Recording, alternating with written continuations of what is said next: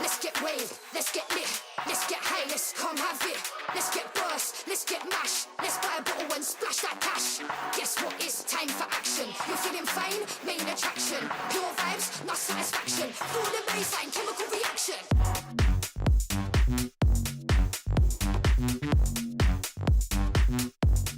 Chemical reaction.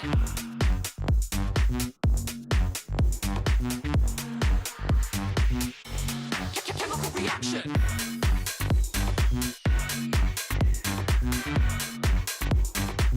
Guess what is action?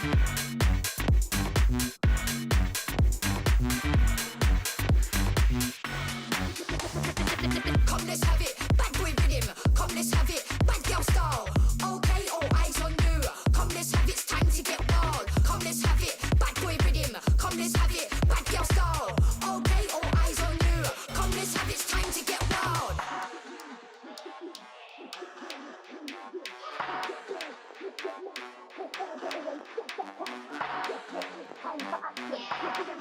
Main attraction. Pure vibes, not satisfaction. Feel the bass. Chemical reaction.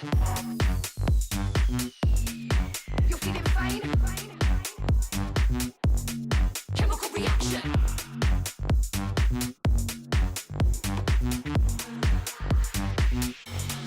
Chemical reaction.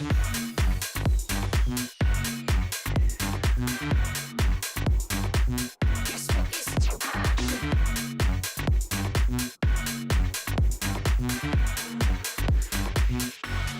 Chemical reaction.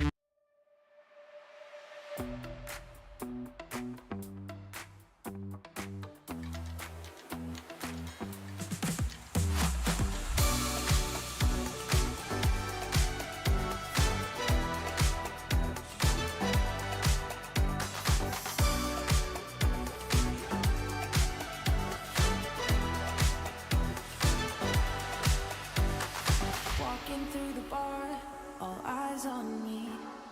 People picking up my energy. The music never stops. They play my song on repeat, on repeat. I'm flying till I hit the sky. The melody is getting high. You know how to free my mind. My mind. When I'm with you, my world is golden, so golden. Baby,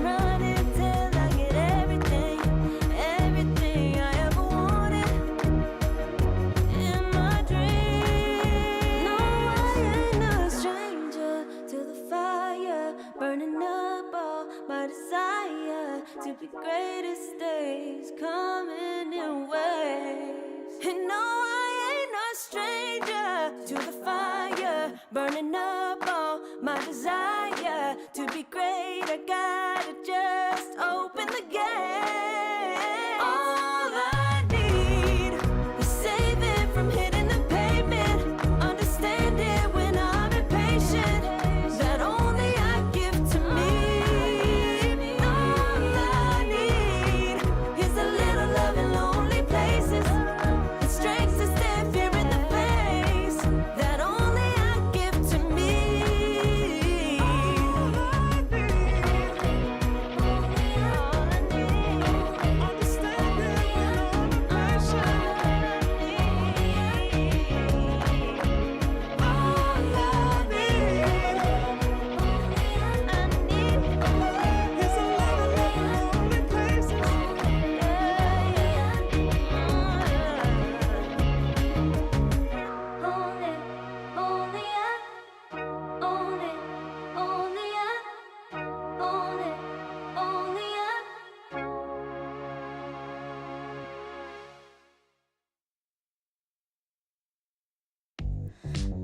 type of girl that turns logic into atoms. Think you know it all, but then you let me get inside your head.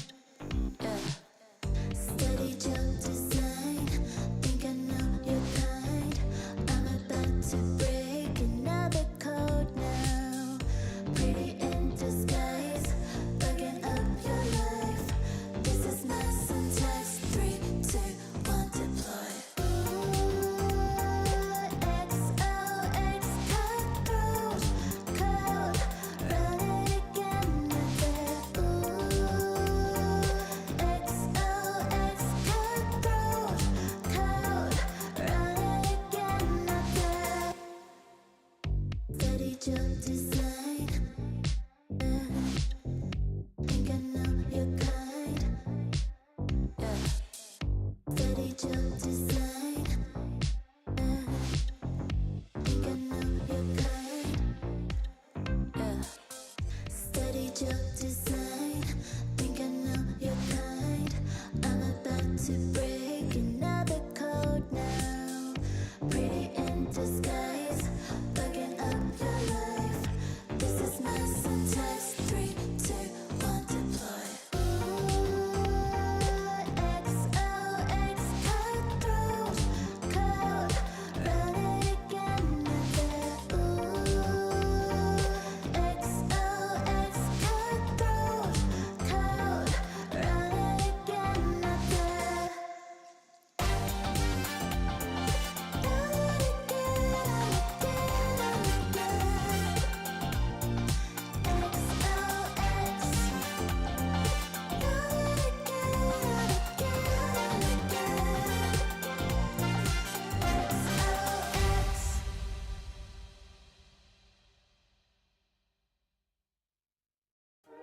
You waited all night for me to come back.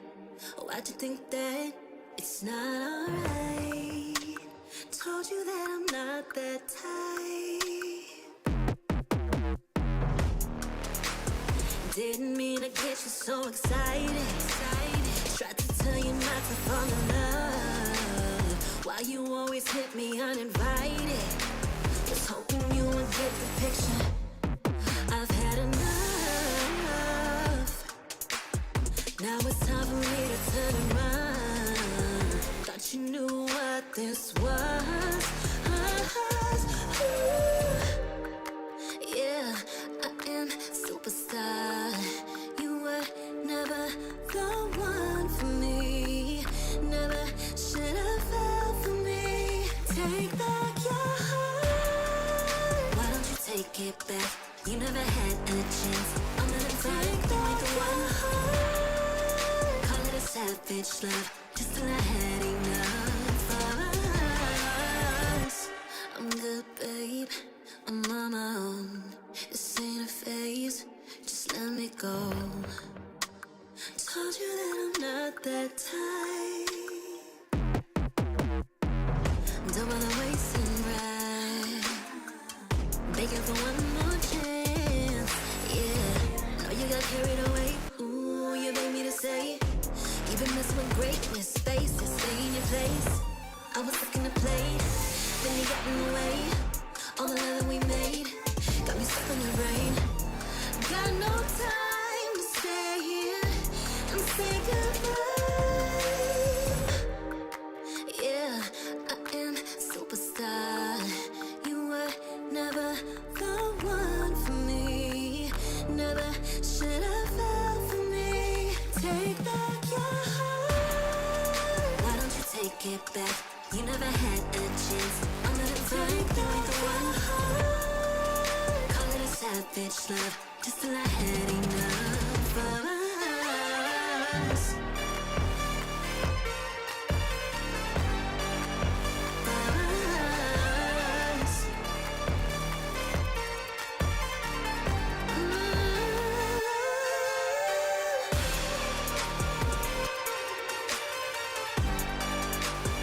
Take back your heart.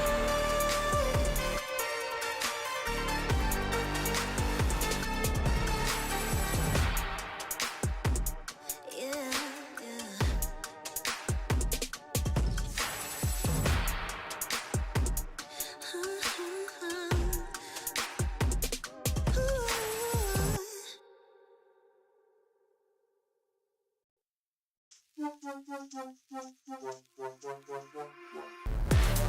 it more, give it more, give it more right now, right now. Give it more, give it more, give it way more, way more. Yeah, we give it all that we got. Measuring what's in our pockets, then we give it a lot. Cause we've been hustling for years, now we up at the top. And no, it's still not enough, so we ain't gonna stop. Cause that's full throttle, zoom, zoom, hop, skip, jump. Gotta eat it up, but the goal is lunch. I'm the big goose, so I never duck, duck. Just keep our head up and yeah, we going up, up, but don't call it good luck, luck. Earning what we got, cause all we do is give it more. Yeah, we going up, up, but don't call it good luck, luck. Earning what we got, cause all we do is give it more. Give it more, give it more, give it more right now, right now. Give it more. Give it more, give it more, give it way more, way more. Give it more. Give it all we got, we give it all we got. Oh yeah, give it more. Give it all you got. Now they know about our dedication. Not just hard work, it's also patience. Stripped away, edit, ignore the hate. And now we big time status and it's us for the taking. We eat, dream about it every time we sleep. Making moves, just look at my feet. Yeah, we bring the heat. We make every situation sweet. Now all we need is yeah, we going up, up, but don't call it good luck, luck. Earning what we got, cause all we do is give it more. Yeah, we going up, up, but don't call it good luck, luck. Earning what we got, cause all we do is give it more. Give it more, give it more, give it more. The Snapdragon Pro Series is brought to you by Snapdragon Elite Gaming and DHL. All right, ladies and gentlemen, we are almost at the end of the entire group stage. So far, the groups are looking messy, at least in Group B for now. But if you want to find out a little bit more about how Group B will look like here in Stream A, you gotta stay tuned to find out a little bit more. I'll catch you guys in a bit.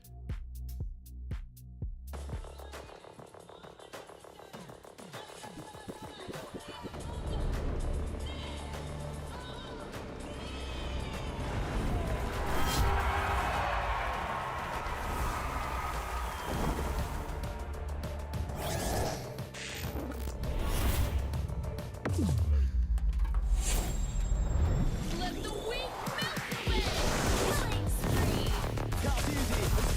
away.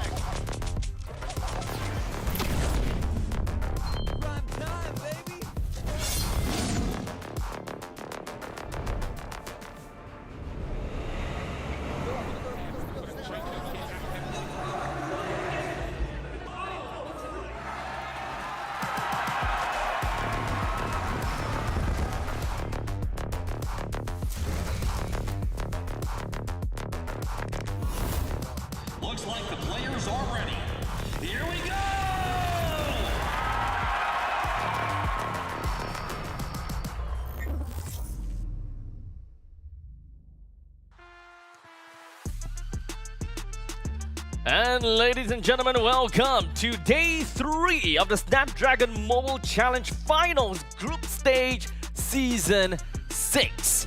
We had a pretty long week already. Well, 3 days, not exactly full week and such. My name's Astray anyways, and of course with me here on the other side of the couch and other side of the room, we have Sadafa and Mirko. They will be our handsome casters for the very first game, or rather first series of the day. We'll tell you guys exactly which games we are gonna be airing very soon. But in the meantime, so far boys, what do you guys think about the tournament thus far? I think some things have gone exactly to expectations, and a lot of other things have gone beyond expectations, right? We went into it thinking Group A was going to be very competitive with so many different champs. Turns out it's actually pretty one-sided. Group B ends up being more of the group of death. As you mentioned, everyone really tight, really close. We still don't actually know who's going to be making it through. Yeah, I think same for me, man. I had a certain level of expectations for a lot of these teams, players as well. One team in particular has failed me quite a bit. That would Best be team in the world. Best team in the world. So hopefully today they make things up by getting that match that is very important for them to qualify to the next stage. Oh. But that requires them beating SRG. The third best team in the world. You are correct. But you know what? I think we still have the better chances. You know, just based on how things have been going, right? Listen, on like you paper, mentioned, on you've paper, been stop, disappointed. stop. On You've been paper, disappointed stop, for a stop, reason. stop. Yeah, On paper. Yes. we'll let them continue going on about because we do have the standings that we're gonna have to talk about so far when it comes down to the Group A and Group B and all that kind of jazz.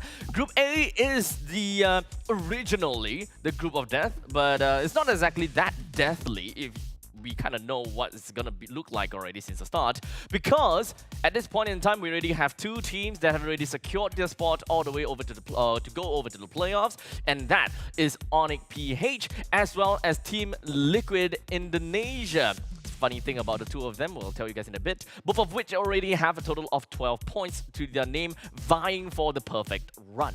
Well, in the meantime, third place, we've got SRG with a total of 6 points at this point in time, followed by the best team in the world, Bigatron Alpha, with a total of 5 points to their name. And finally, on the lower parts of the bracket, you know, kind of scooping up for scraps, we do have Team Flash from Singapore with a total of 1 point to their name, and finally, See You Soon, which unfortunately did not pick up a single point. At this point, still 0.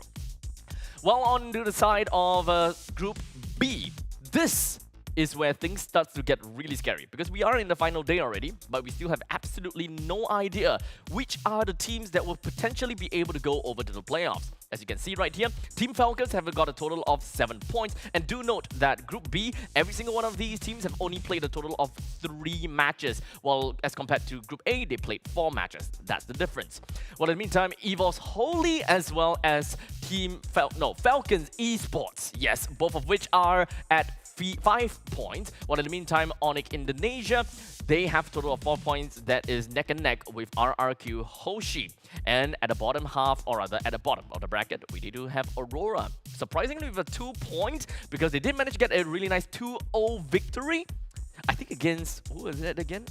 Was it Aurora? Aurora. Aurora got a 2-1 against A ONIC. 2-1. That is definitely something that we weren't expecting, because we kind of came into day 2, right? Thinking, Stream B, that's a 2-0 day.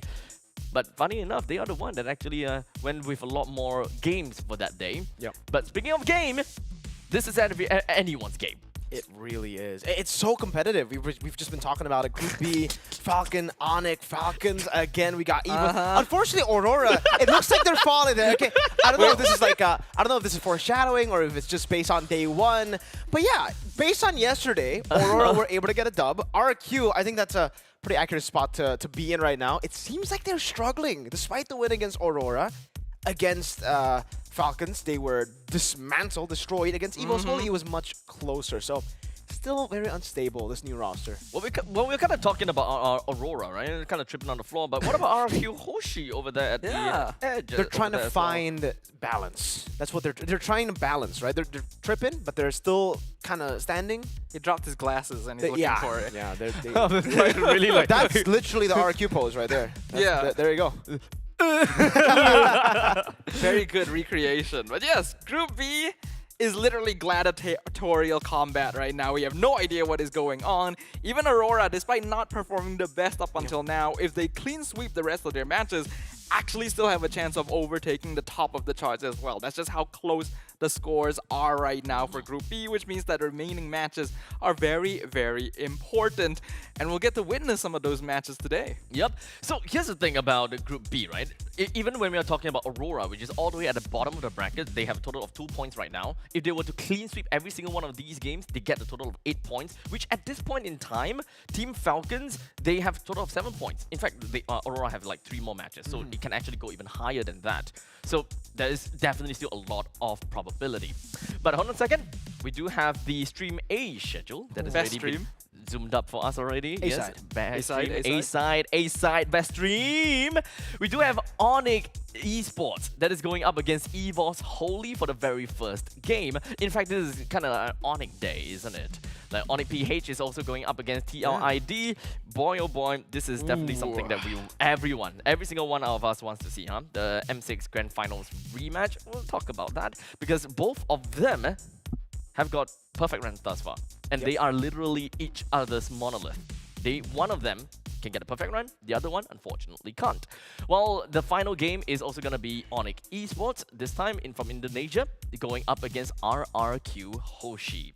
Stream B, though, at the other side of the room, which clearly doesn't have the better games than us, they do have Team Falcons going up against Aurora. That's a pretty good match. Let's not talk about No, that. no, we don't have to give them anything. Yeah, Okay. Right. We got See You Soon going up against Team Flash. Any comments? Best match. Best match from the bottom. From the bottom, yes. Yeah. Exactly. And EVOS wholly going up against Aurora. That's a good matchup too. Shut up. Horrible matchup. Whose side are you on? Hey, we still have the better. We don't have to put them down for us to be better. You know, like we got Wow. ONIC PH versus TLID, guys. We don't really need to do much here. It's already the best matchup. You know, you pose a very convincing argument. That is true. That is true. When was the Yeah. last time we ever got like words of wisdom from Merkel? Every day, best team in the world. Come on, what do you mean? What do you mean? I think it was before he started this best thing in the world thing. I think it's before, Yeah. yes. Very fair.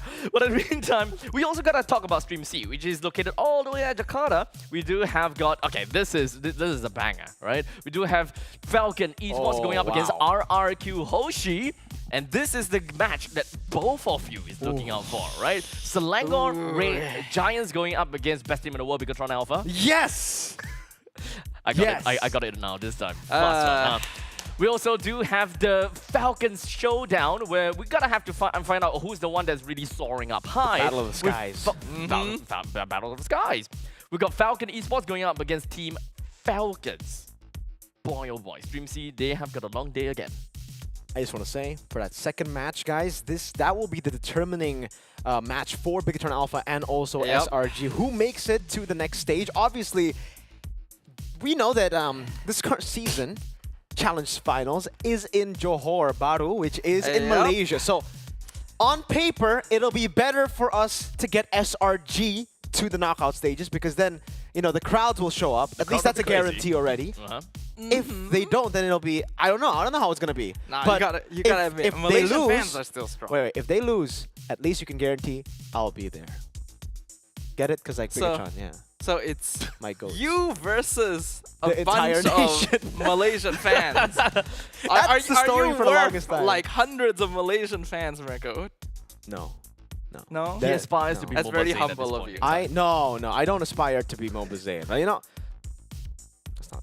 let's not go there. Let's not go there. Let's not go there, man. But no, on paper, I just want to say, Malaysian fans, SRG lost matches, lost games at M6. Bigatron didn't. They were undefeated at M6. Actually, M1 to M6. Best team in the world. Yeah. Best team in the world.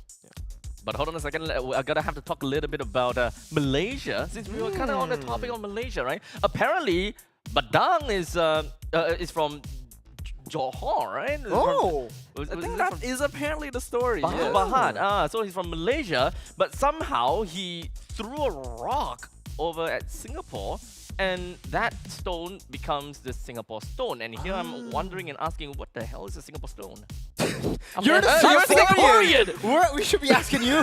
That's what we wanted to ask you. That's the thing. So now the question is, if Badang actually threw a stone or not, it's kind of like the same case whereby is he actually a roamer or is he actually an EXP laner? Because down here we do have quite a visual where Badang Roam has net him a total of 3 wins, 8 losses. Well, in the meantime, on the EXP role, he's got a total of 7 wins and 4 losses. Funny that we have this because Stream A, day number 1, we've seen a lot of Badang Roam. None of that worked out. Yeah. Day 2, we're starting to see Badang EXP that surfaced in our stream. And they all worked out. No Badang.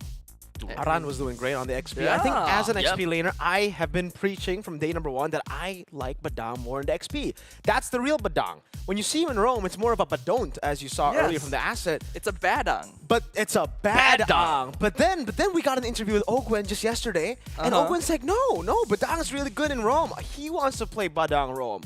But the thing is, right, I think actions speak louder than the words. Who said it, by the way? Ogwen. The fact that he has never played Badang Rome yet means that he's trying to make all the other teams play he's the throwing, Badang role. he's He sh- throwing them off his scent. Exactly. Yeah. Exactly. But the thing is, when it comes down to the Snapdragon Mobile, right? There's kind of this thing whereby people say one thing and then it doesn't really happen for the other thing. That's cute. You know, remember, you know, the juicing. Oh, we've got an answer to juicing. And then now the Badang is great in Rome. Yeah. That was a nice one, Ogun. I'll give you that. Now a Yeah. lot of people are gonna still try to make it work. Also, Lucas Jungle, like that's even worse. That's so strange to me. Like, I get it, you know, it's an assassin. If you build him damage, he will one-shot people. He did one-shot him on. He got his first victory yesterday. The first out of like who knows how many games, right? So it's still not consistent. Is I it played by still don't- Flash? Yeah. Yes. Oh, I it is think Flash is the only They're the team only who's ones who- played yeah. Lucas. No. See you soon. In the soon. jungle. In the jungle. Oh, in the jungle. Okay, okay, fair. Specifically yeah. Hades. Specifically it's only Hades. him himself. Hades does whatever he wants. That's true. That's the true. devil. That's true. Technically speaking, both the devils does whatever the hell that they want. Back then when But Diablo, the other devil, the other devil, if he was still here, he would have a meta pick. exactly. He would Yeah. knock it right out of the park. What a shame. Where are you, Come on, Diablo? Diablo. He's on vacation or something like that. This is your season, man. This is your season. You could have beat ONIC PH. Yeah. Yeah. Yeah. Literally the guy who would play Badang when he wasn't even a consideration Right. is not around And when now- Badang is meta. Yeah, like, come on, man. It's Come like how on. Mirko dodges every Bigatron game on stream. Oh man, you know, it's funny how we were talking about Team Flash as well, right? It's always out. When it comes down to Team Flash, right? It just so happened that they were a victim. It's very unfortunate. They were a victim to a savage off stream of Stream A. As such, Oh man. Oh, okay. All right. okay, we got the Savages. Savages. We got the Savages. Savages. Featuring Kelra and Iman. Looking good. They're looking good. They're looking a bit Johnny Deppy. I would call that. Maybe Kelra is a little bit of a Kelra deep, and then Iman is more of like Johnny. Captain Jackaman. Yeah, bro. The very first highlight here we have, unfortunately, is going to be Team Flash that fell victim to the best team in the world, Bigatron. Iman is just rolling up with that like Granger. Abstract. Yeah, I'm picking it up. He's really, really good. Obviously, I think for the longest time, I've been a big glazer of Iman. I really just think he's a very, very good goal laner. But I think on the other side, this Kelra, you can't really compare With Kelra Granger to again? anyone else. You can't really compare Kelra to humans. This guy is the god in the gold lane. He's just picking up another monthly Savage. He's gotten a Savage every single month. I think that at this point in time, Savage is just absolutely mean nothing to him. No. It's just his monthly bill, basically. His name is the Filipino Savage, the god in the gold lane. Is this really surprising now? Seeing Kelra getting a Savage is like seeing Abstract with a white suit. We've seen it twice now. Technically, the Panthers. Yeah, fair enough. Yeah. Look, Shouldn't the number be higher? Once on a big day. oh, I mean, yeah. See, this is technically speaking my wedding Exactly. fit. Minus the batik, but because I'm in Malaysia, right? So Ah. gotta rock the batik. Yes. Nice. Completely last minute, by the way. I have absolutely no idea I'm wearing this. But anyways, when it comes down to the Savages, I gotta have to say, things were amazing. That was day number 2. We've got 2 Savages in day 2, maybe 3 Savages in day 3. That's definitely something we gotta have to look out for. Day 3, jam-packed. Tons of amazing action. Group B, anyone's game. Group A, But we are gonna be back with you guys in a short little bit, as we do have some time before the very first game starts. And that just so happens to be ONIC Esports going up against EVOS Holy. Make sure you guys don't go anywhere too far. We'll be right back with you.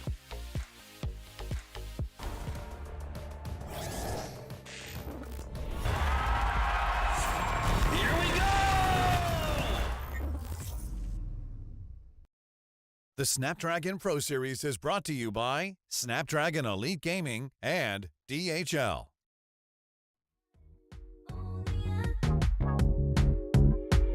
Like a moth to the flame, I'm attracted when the doubts start saying my name. I can go there easily.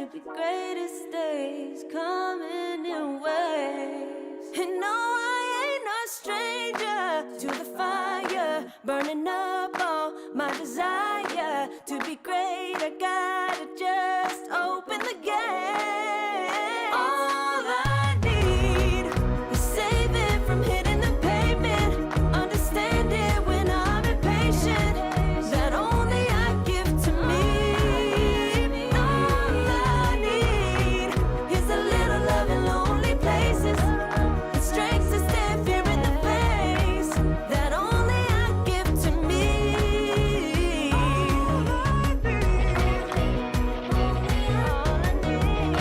understand it when I'm impatient. All I need, is a little love in lonely places.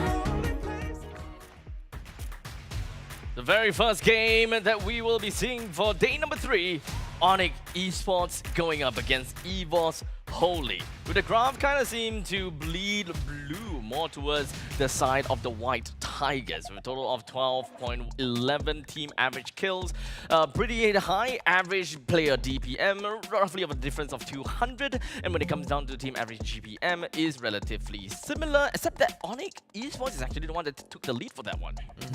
I think, you know, it's interesting the fact that we have not seen a single ONIC Esports or ONIC ID match in Stream A. So this is going to be the first time we'll see the new version of ONIC ID here. No CW, it is Savero who's in the gold lane, unless they make some last-minute changes here. And Lutpi is back in the lineup, not Rez anymore. Yeah, it's very interesting to see the kind of changes that they have made to their roster thus far. Unfortunately, ONIC Esports hasn't been having the most stellar performance so far here in SPS, a team that has previously achieved global success throughout their peak era, now struggling a little bit to catch up with the times, especially against more rookie squads that are up and coming, like TLID and EVOS Holy. Sometimes there are definitely questions of people asking about ONIC Esports, if whether they are actually, you know, past their prime. They had a pretty long run, to be exact, about a year or so. 2023. And suddenly they just kind of fell flat. So hopefully we'll be able to see the resurgence of ONIC Esports soon, but with this brand new lineup, what do you call it brand new? But Mirko, walk us through this. Yeah, we got Lutpi in the XP lane, the XP laner that was able to get them another trophy. It was right before MSC. Kyrie in the jungle as usual, Sans, Keyboy, and the newcomer Savero in the gold lane. This is, again, the new ONIC ID lineup. We haven't seen them at all before Snapdragon. This is the first time that we are seeing this lineup, this version of them. And so far, I think they have been quite disappointing. I think a lot of people looking at this lineup were thinking, all right, we're going to get Prime ONIC back again. Hearing the rumors of scrim results, hearing the rumors of just how confident they are as well behind the scenes and on cam, we thought really this could be the reawakening of 2023's ONIC run. Honestly, I feel like it's a bit of a harsh opinion, because while I do get that there's plenty of old ONIC fans who want to see them reach those heights once again, they are going through a very similar thing to many teams here in SPS, right? The growing pains of a new lineup. Even if not most of the players are still like from before, that synergy still needs to be rediscovered every time a new person is added to the roster. When it comes down to ONIC Esports and of course their detailed team statistics, thus far their win rate 44.444444 recurring percent. ONIC Esports definitely is not having the best time. At this point in time, when it comes down to being in their bracket, ONIC, they have unfortunately a total of 5 losses and 5 wins, which gives them a total of 4 points if I'm not wrong. So all in all, I gotta have to say that definitely something needs to change. I don't know exactly what has to change though, right? Because we've seen picks that here are the picks that we are generally going to be associating Lutpi, Kyrie, Sans, Keyboy, and Savero with, and you can see the most picked heroes as well. The Hilda has really been a top priority pick for ONIC Esports, and that's something that's really weird because back in the playoffs of MPL Indonesia Season 14, and the last time we saw them, we don't really see too much of the Hilda, at least back when Yeb was the coach. Now that Adi has picked up that mantle, I can bring back my memories from IESF this year when Indonesia played and when Adi was the coach. It was also when Hilda was the priority for him for Team Indonesia. Yeah, Hilda has been a prio hero for a while, but has recently been nerfed, right? So that adjustment has really affected her pick rate overall. Many other teams are leaning away from her in general. Now, of course, ONIC Esports, they have got pretty good picks all the way through, and of course, quite a bit of very nice respect bands over to them as well. But in the meantime, we gotta have to talk about EVOS Holy, the White Tigers. Of course, since both of them are Indonesian teams, I'm super excited to see how this is gonna be like. But Sadafa, walk us through this. EVOS Holy, a team that has surpassed all expectations and become the true dark horse of SPS. Reggie, Albert, Deficit, Key, as well as Erlan comprise a mix-up of veteran players as well as new faces to the international scene, and yet have blown everyone out of the water, not just matching up to many other more experienced lineups, but straight up outperforming them the same way you have seen the rookies from TLID do. Their potential is very, very high, and I love the approach that they have been taking. You can tell that they're not really gonna back down even when they're up against more experienced players, and they are willing to take the game in their own style. EVOS Holy, this is a team that I gotta have to say have the most promising progress as well, as you mentioned, very similar to TLID, right? They are a they're not a MPL team, am I right? Yep. EVOS Holy. Yeah, EVOS Holy are EVOS the Glory. Liga Nasional team. They're the national league team from Indonesia here for EVOS Holy. So they, well, here you can see the surprise contenders here as well. EVOS Holy is not an MPL team, but they are currently second in the Group B standings. However, I do want to say that this has been confirmed by EVOS themselves as well, that this will be the MPL roster. Ah, so it's an MPL in the making, except that they kind of got that sequence the other way around. People go from MPL to international, they went from international to MPL. So the real context is during the challenge season, the qualifiers for challenge finals, they had two EVOS teams that qualified, EVOS Esports and EVOS Holy. Right. Whoever did better would then be the MPL team. So EVOS Holy obviously were the ones who did better. So what? Okay, so that's Glory, right? EVOS Glory. Yeah, the MPL team, EVOS Glory. Perfect. Now, okay, let's take a look at their team statistics as well, with a total of 55.5 recurring percent as well.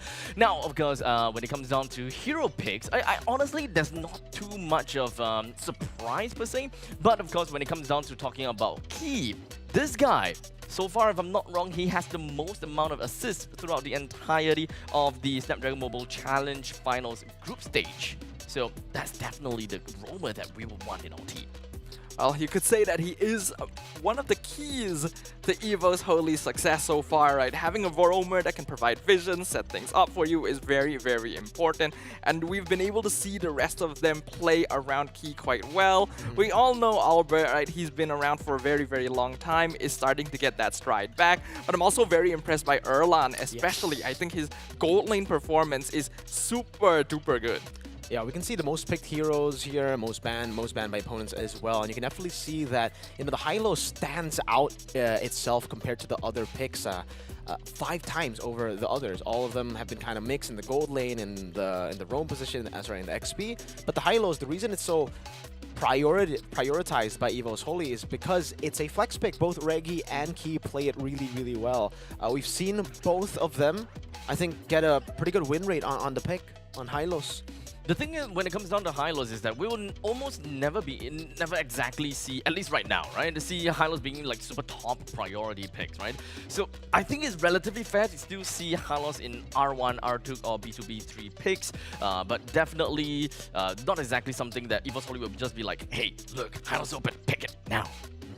I don't think it's that prio, right? I don't think it's going to be like the first pick prio. I think the first pick for EVOS is Loyi. Whenever the Loyi is up for grabs, they will always pick it up. Whether it's on red side first pick, blue side first pick, they don't care. They love getting the Loyi. What if there's Juicen? I think the Juice is still, gets Yeah. over the Lo Yi. Okay, But okay. in a normal game, both Lo Yi and Granger and Fanny should all be banned. And then Lo Yi comes in. Now, of course, I mentioned something about the most amount of assists. I digress. K actually have got the second most amount of assists instead, 79 total. Yeah. And you know what's funny about Key is the fact that back in Bigatron Alpha, when he played for Bigatron Alpha, his nickname, the moniker given to him was El Momento. El Momento, because he would be the one to not be that active around the map early on, but then later on in the game, he would be able to find that one play to turn the game around, that one play to end the game. So he becomes the El Momento. He finds the moments. Now he becomes the reliable. It's like a shift of play style for Key. Is that Spanish? I think so. Probably. El Momento. So, yeah, the L. It's the El L. Momento. Yeah. Yeah, it's definitely not an L though. It's a W for him right now. He's doing super W well. Momento? Momento. W reliable. Momento, yeah. Hey. Reliability is a key factor in this position under the current meta, and we have seen a lot of that. And when we look at our predictions overall, a little bit of a flip here with me and Mirko predicting ONIC and you predicting EVOS. Yeah, I thought this is pretty interesting, right? I mean, the fact that we all respect both of these teams well enough for it to spend all the way to 3 games. Yeah. But yeah, I guess the previous comment about ONIC esports kind of past the prime thing may or may not come from me. I see, Abstract. May or may not. I'm not confirming anything, right? I still believe in my boys, man. Yeah. I'm a big fan of all of them. All of Every single. Maybe not Severa because he's just joined, He's so just I'm not joined, okay. invested yet. But Yep. this roster is just.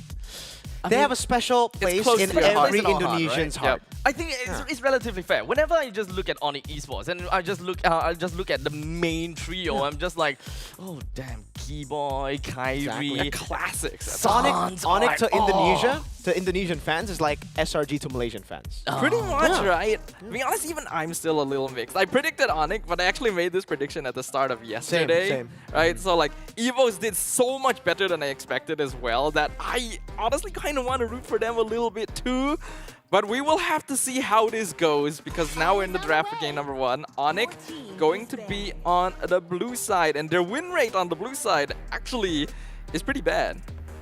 Yeah, this is just, for some reason, by the way, I want to bring this up as well. ONIC Esports, they've just never had the best win rate on blue side, even back in the Yeb days, even back in their prime, they would always want to get red side. They would always prefer to get red side because they get the counter picks and they're able to build through comfort picks as well on red side, through cheese picks in the end.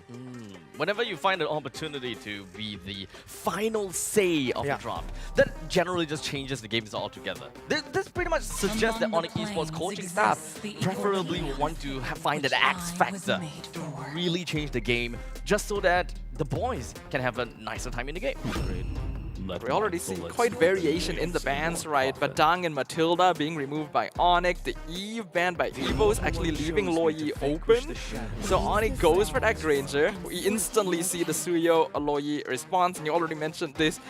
EVOS likes this Lo Yi pick. Oh, they love it. They don't just like it. They really, really love it. And Deposit has shown how good he is on the Lo Yi. On esports, the pick for them here. I really wonder if Kyrie's going to go back to the Hayabusa here, going up against the Lo Yi and also the Suyo.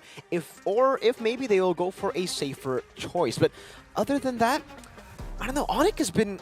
Do they want to prioritize mid lane right now against the Novaria? Do they go to the Novaria Granger composition that we've seen from RRQ that worked up against EVOS Holy? No, they decide to take away the Hylos from EVOS, and they do go for Kyrie's signature Hayabusa. I think it's very necessary for Yeah. EVOS to have some kind of enabler as well as disengage here, and Hylos fits the bill very well. And Hayabusa is just one of the safer options up against a Suyo. So far, ONIC gonna be leaning more into the safety side. Like you mentioned, we've already seen a lot of the Novaria Granger to counter out the Lo Yi, especially here on Stream A. We've seen TLID do it twice now, I believe. That EVOS responds with the Harif to have a good gold lane matchup. So from this point onwards, with 2 bans remaining, I would suppose that looking for counters into the roam for the side of EVOS Holy will always be great, but there's also one thing that we're gonna have to consider. Since EVOS Holy have yet to show any of their roamer nor the EXP lane, and that kind of puts quite a bit of a question mark over to the side of ONIC Esports. Yeah. Big question mark now for ONIC Esports is where the Hylos is also going to go, right? I think this is also a very, very good flex pick. It would kind of be a waste to put the Hylos on Keyboy, unfortunately for me. I would agree. Yeah, actually. it's like Keyboy is the El Momento now, forever as well. He always just finds the moments, but he's reliable, very reliable on top of finding those big moments. So putting the Hylos on Lutpi would be a solid choice. It becomes a Jawhead ban as well. So again, setting up for the Hylos to give the Hylos space. We've seen many times that the Jawhead has been able to beat the Hylos, and same goes for Navaria. A great choice to go up against Loyi, and a proven choice to go up against Loyi. RQ beat EVOS with the Granger Novaria. Oh, no. ONIC Esports actually banning out the Jawhead. So at least when it comes down to Keyboy, whenever I think about Keyboy or I look at Keyboy, first thing I think about Cho, and then Jawhead. So the very fact that the Cho is currently still available, I would really like to believe that ONIC Esports is probably heading towards that direction, but there also could be a chance that EVOS Holy might want to snap that for themselves. It's a possibility for ONIC right now, but I feel like it would reduce the amount of potential AoE crowd control that they have to play with, right? Cho can be very good at locking down a single target, but if the Harif picks up a Purify, then all of a sudden you are left without a lot of tools to play with. I think ONIC could still be looking at something like a Gatot as well. We've already seen the combo of Hylos Gatot with Novaria. Novaria's taken out now, but still works, especially against a Harif, since you just AOG into Zaman Force to make sure that he's not able to play the game. EVOS is focusing on artillery mages though, because Loyi wants to play that range advantage. So would that actually would that also help EVOS Holy anything, or would that suggest a specific move with the fact that ONIC Esports kind of not have any high ground to really work with? Yeah, I think for EVOS Holy, they don't really... I was about to say the glue would be an amazing choice.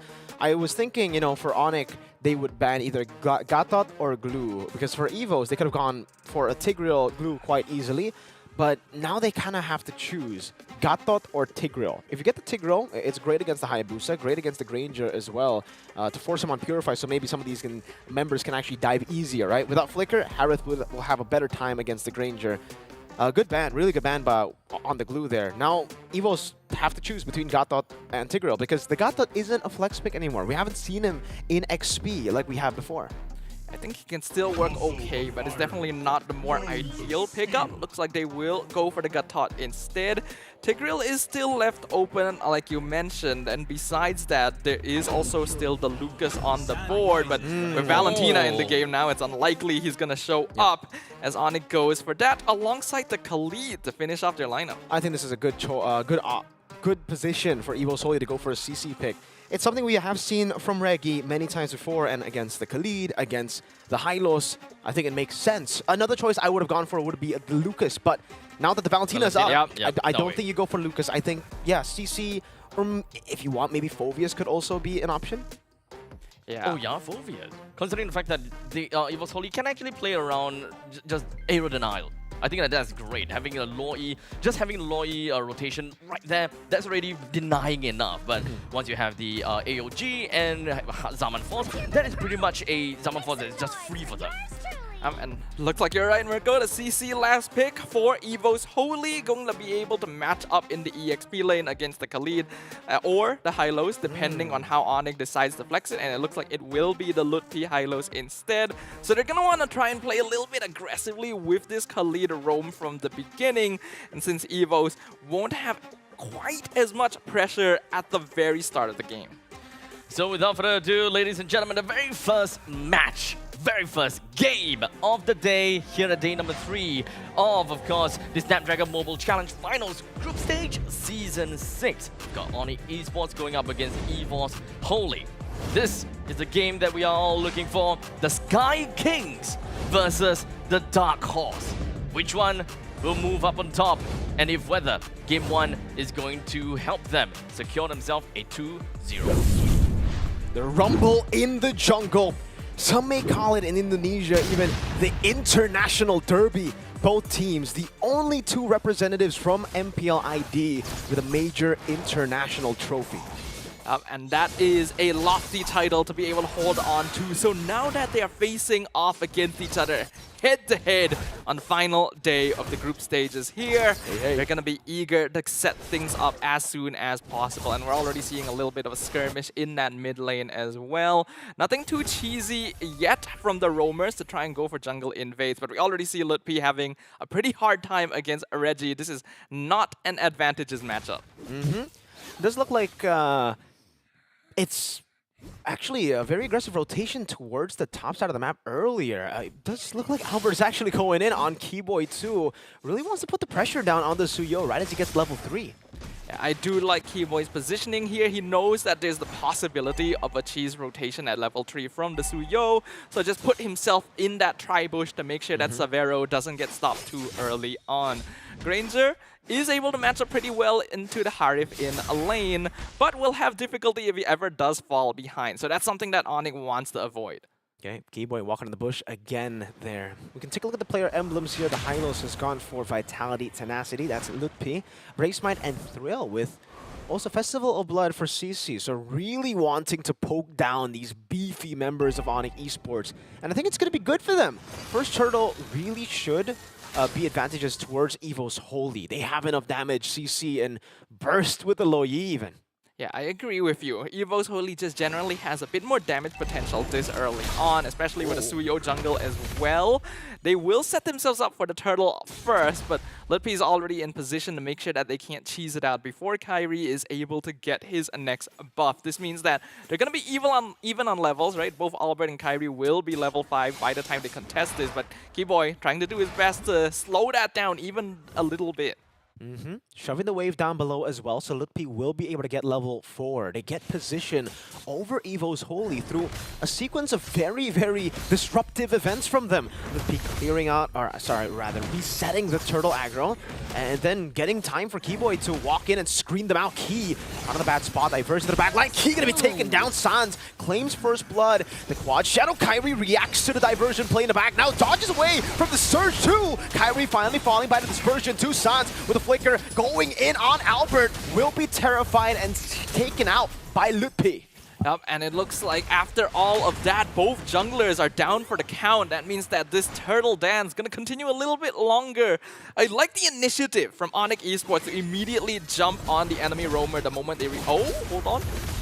Should still be good. Dispersion again. Keyboy taken out. K picks the kill up back to level on the board. Yeah, underestimating the burst damage of a Loyi there. Keyboy has been doing a good job of invading and just harassing Albert thus far, but now that he no longer is on the map, Albert should be able to get this. Yes, he does. Key still wants to go for more. Gets the taunt onto Sans, as well as the curtain call from Reggie. Turtle for EVOS. ONIC decide, okay, that's enough from us. They're gonna slow things down here. We have to note that ONIC is probably a slightly more late game leaning team, but they have tools in the early game to be able to try and harass EVOS and slow down their farm in general. However, it means that individually, they're going to be a little less capable of making plays across the map. They gotta go for the more team fight oriented positions, and that gives EVOS a bit more room to play around the map, especially with this diversion on their side as well. They caught ONIC off guard because they full committed to bursting down Key before the turtle fight started, and even though Kyrie managed to sidestep the Blade Surge initially, he was still caught out because his cooldowns had been expended. So those are the kind of interactions we're going to be expecting from these two teams before the mid game. And back again for EVOS Holy. They really aren't in any rush. Glorious Pathway gets placed down. Good disengage. Deposit forced to use Flicker. Quad Shadow did land on Deposit, but Kyrie will decide against the idea of jumping in under tier 1. I'm a little bit worried for ONIC. They will always have scaling potential with Savero. Diversion. Ooh. Trying to go on Lutpi. Doesn't have the Glorious Pathway. Is kind of vulnerable now. Diversion stolen as well. Lutpi with the... Okay, no. It doesn't really work out in the end. EVOS Holy take care of him quick, even with Revitalize. And this is why Deposit loves that Loyi, right? EVOS are able to rotate around the map so quickly with it. Sans had stolen diversion, but it came a little bit too late, and Key even was prepared for it, actually positioning himself in the brush so that he could scout out any potential teleports and stopping ONIC before they could back up Lutpi. Key in the bush. Looking for the taunt there. Keyboy will go in, gets punished for it by the CC, and it's taken really low. Luckily, Quicksand Guard gets him back to, should be full HP. There you go. Turtle number 2, contested, secured, should be by EVOS. Savero just got the Sky Piercer as well. He wants to join fights, but not this one, as Evo still has control over the Turtle, and I don't think ONIC can really approach. Yeah, Keyboy caught in the bad spot, gets punished by Erlan, and that's the Turtle to Albert. Reggie gets a kill too! Mid lane Sans falls with Flicker. And this is what I was talking about, right? EVOS, their heroes are individually stronger. They have way more burst damage to play around. If ONIC is not grouped together, if they're not playing their classic front to back, it's very easy for them to be caught off guard. Again, I do like what Keyboy is trying to do, but he's a lot less tanky than he used to be on this Khalid. And EVOS are able to consistently punish him if his team is not ready for the backup.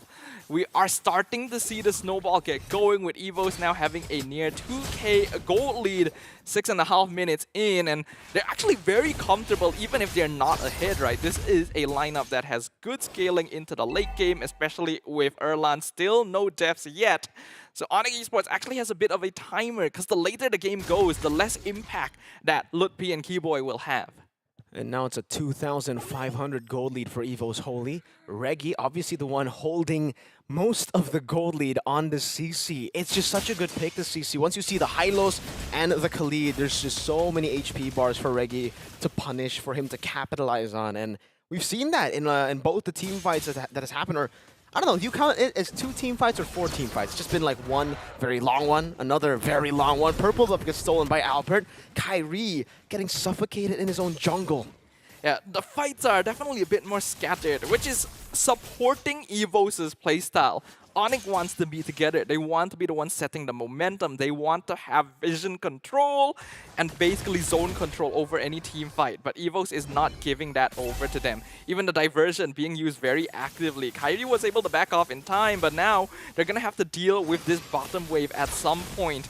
And the Turtle is coming up in 5 seconds. EVOS has done this strategically to make sure that either someone has to be sent to defend the wave, or they'll get a free tower for this neutral contest.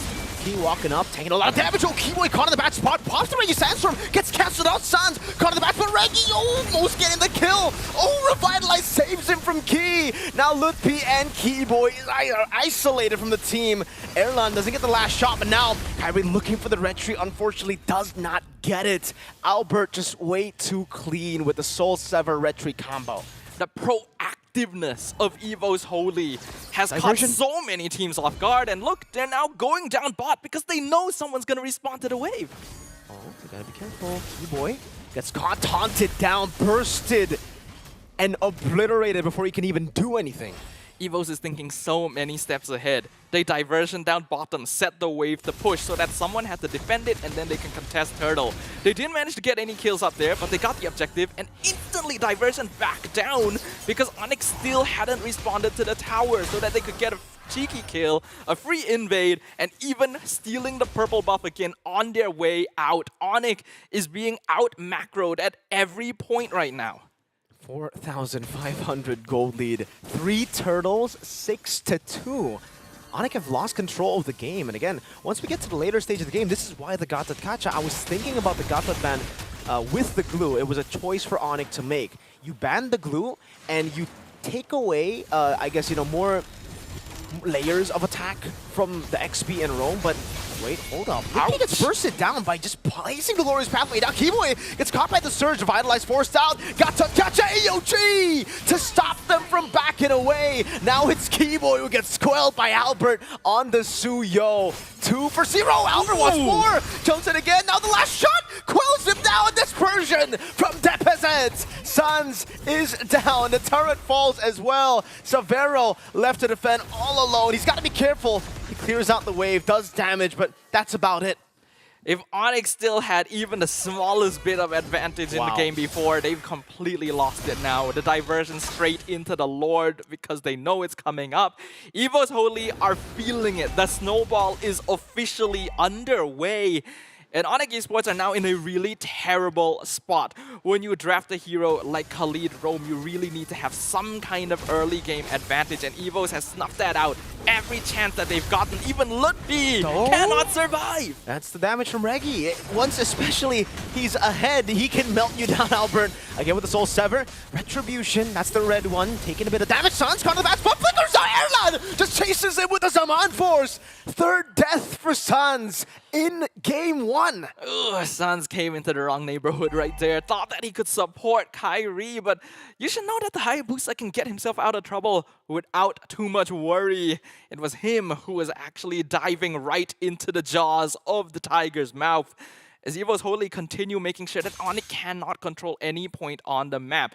They now have to hedge all of their bets onto Savero specifically. The Granger so far is still 0-0-0. No deaths so far. Just finished his 4th item, so his damage is there. But his team is not able to survive long enough for the Granger to actually whittle down EVOS Holy over time. And that's usually how this hero wants to play. It's more of the finisher and poker rather than committing to a full-out team fight. EVOS are actually more comfortable in that regard because Key with the Revitalize is able to tank a lot more damage than you would expect. And now Reggie just got the Oracle, so he's even more capable of frontlining for them. Diversion, AOG, Savero is able to kite away. Kiwi taking low, Lutfi again.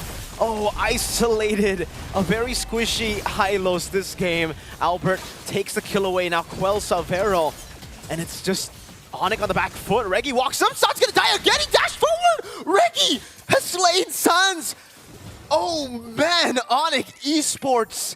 They are everywhere. CC is such a good last pick on the red side because this hero can be countered, but if there's nothing that can be drafted to deal with it, and it's in the right lane, you just can't stop it. Savero barely able to escape, but the base can't say the same thing. It was a quick game 1 from EVOS Holy. EVOS Holy, boy, holy moly. Holy moly. Holy moly. ONIC Esports is really unfortunate how they wasn't... I wouldn't even say that the game was terrible for them.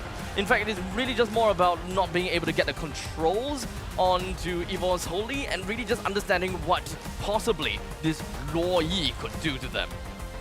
Yeah, if you ask me, I think EVOS Holy already had an advantage just through the draft itself. The heroes that they picked up were really advantageous, gave them lane priority and map control through Deposit's signature Luo Yi. Didn't die a single time the whole game, by the way.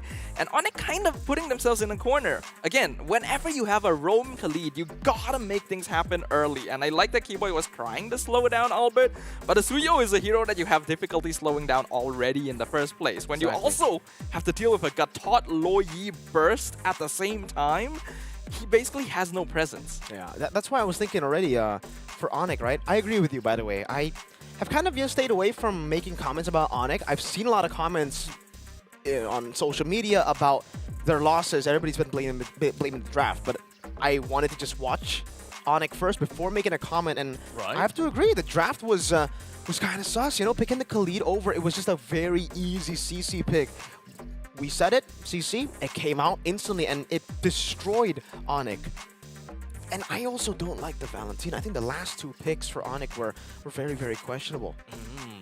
When it comes to the last 2, at least from the blue side, B4 and B5, generally you want to get a pretty decent X Factor that really controls whatever 4 picks that EVOS Holy already had. And that was pre-CC pick. When it comes down to Valentina, one of the main jarring few things to really look out for is the fact that Valentina may have problems coming close to the wave to even clear it out, especially since Luo Yi wants to wave clear that as fast as possible. But probably the only upside to that is stealing ultimates, I guess. But what ultimate are you going to steal, right? Aside AOG. from the diversion, AOG. Well, maybe the diversion, that's it. But then all the other ultimates, you can't really get the most value out of it. AOG, you don't want to be the one diving in on the Valentina. Yeah, no. It's not really the best choice. The thing is, we saw in the statistics that ONIC, up until now, actually has a 0% win rate on the blue side. And I think their drafting style... Actually 0. Yeah. But that's only 2 games. They have like 7 games on the red side. So you can tell that they prefer that side. And really Mirko's already mentioned that historically they love red side as well. They approached the draft really safely. I agree with you. Like Khalid, Valentina, 2 last picks. felt more like just safe fallbacks rather than actual answers to what EVOS was bringing out. And that's a bit of a problem. You never want to be in a reactive position in the game or in the draft.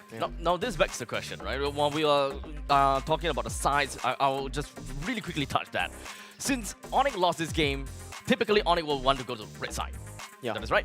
So at this point in time, in the event that ONIC actually won, then EVOS only would be the one that chooses the side and it goes over to the red side. That will put ONIC back to the blue.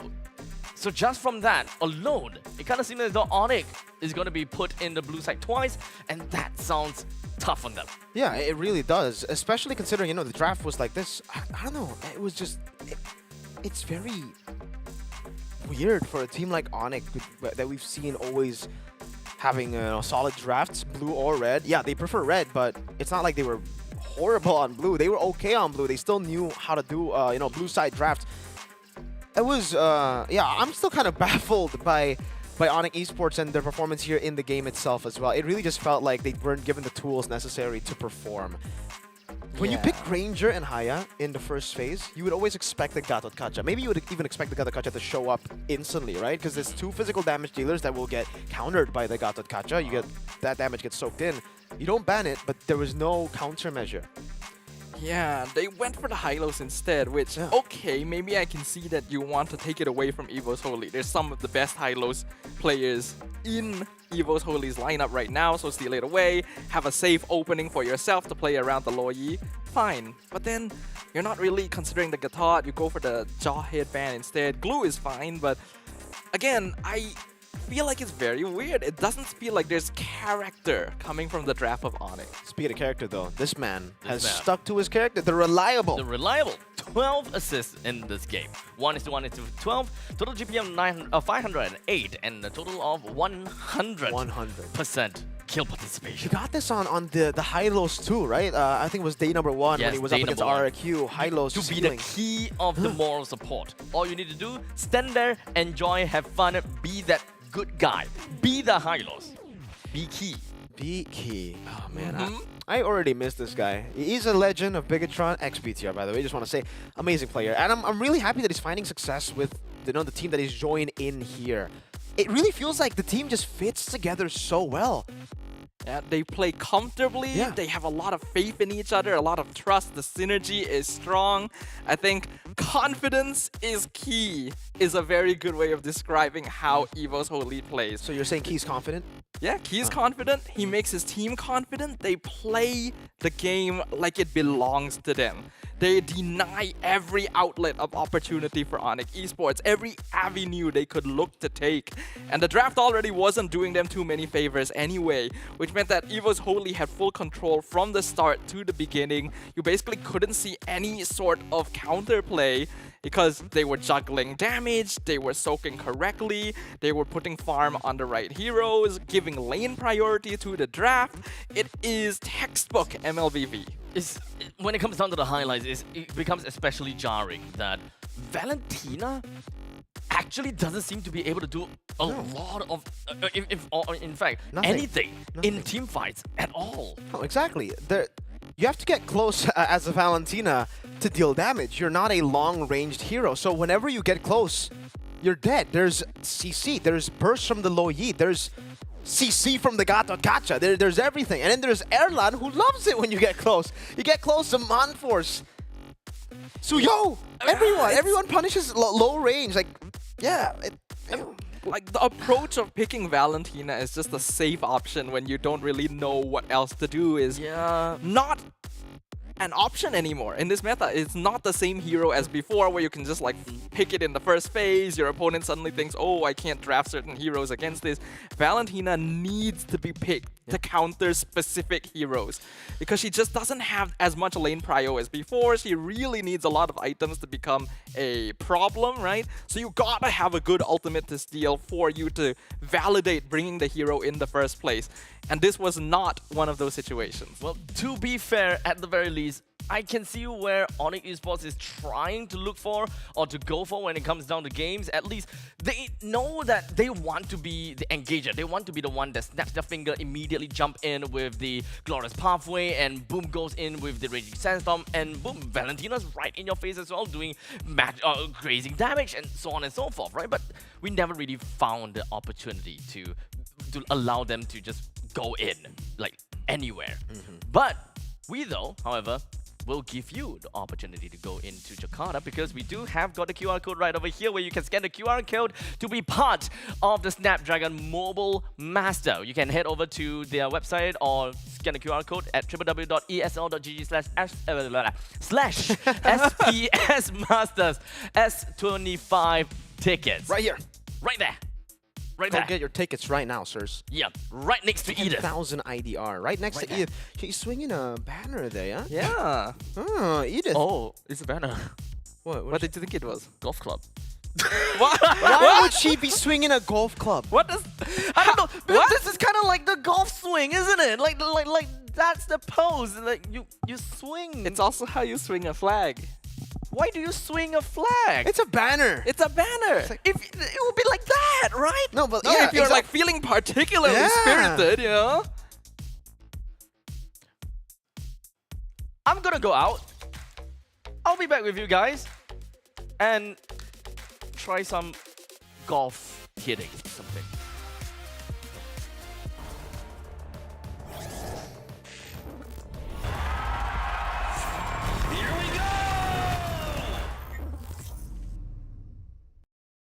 The Snapdragon Pro Series is brought to you by Snapdragon Elite Gaming and DHL.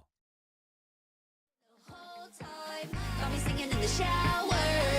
Baby, are you all mine? Baby, I'm your four-leaf clover. Your rabbit's foot, your charm bracelet, horseshoe.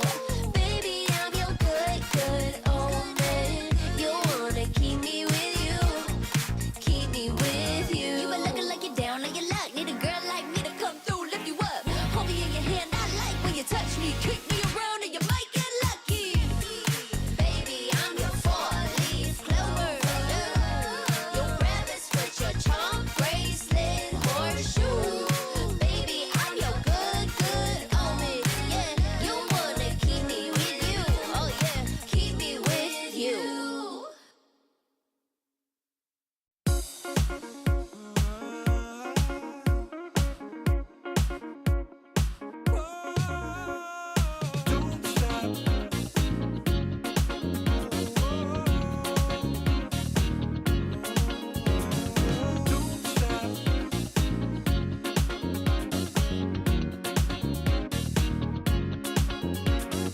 Don't stop, gotta get it going.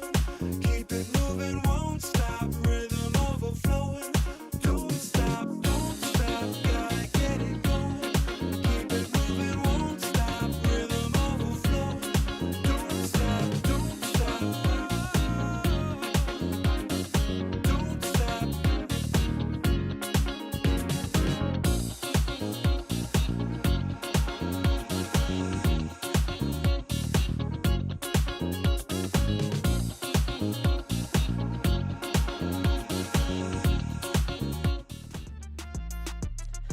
And ladies and gentlemen, welcome back once again to the Snapdragon Mobile Challenge Finals, Group Stage Season 6. We've just concluded the game number 1 between ONIC Esports versus EVOS Holy, with EVOS Holy managing to clinch their very first game. That is onto the red side. So this time, we're kind of switching things up a bit, and very likely ONIC Esports is going to be onto the red, while EVOS Holy is on blue, which is, well, definitely going to be a higher success and winning rate for ONIC Esports. Yeah, it's the comfort side for ONIC Esports. Now, is it a guaranteed win? No, No. unfortunately not. Even in their comfort side, their win rate isn't 100%. It isn't even 80%. It was 60? 50-ish. I think it was like 60, 70 actually. Oh, 60? I'm not okay. I actually don't remember for sure. No! Oh, Oh, wow. They decided to stay on blue. These did.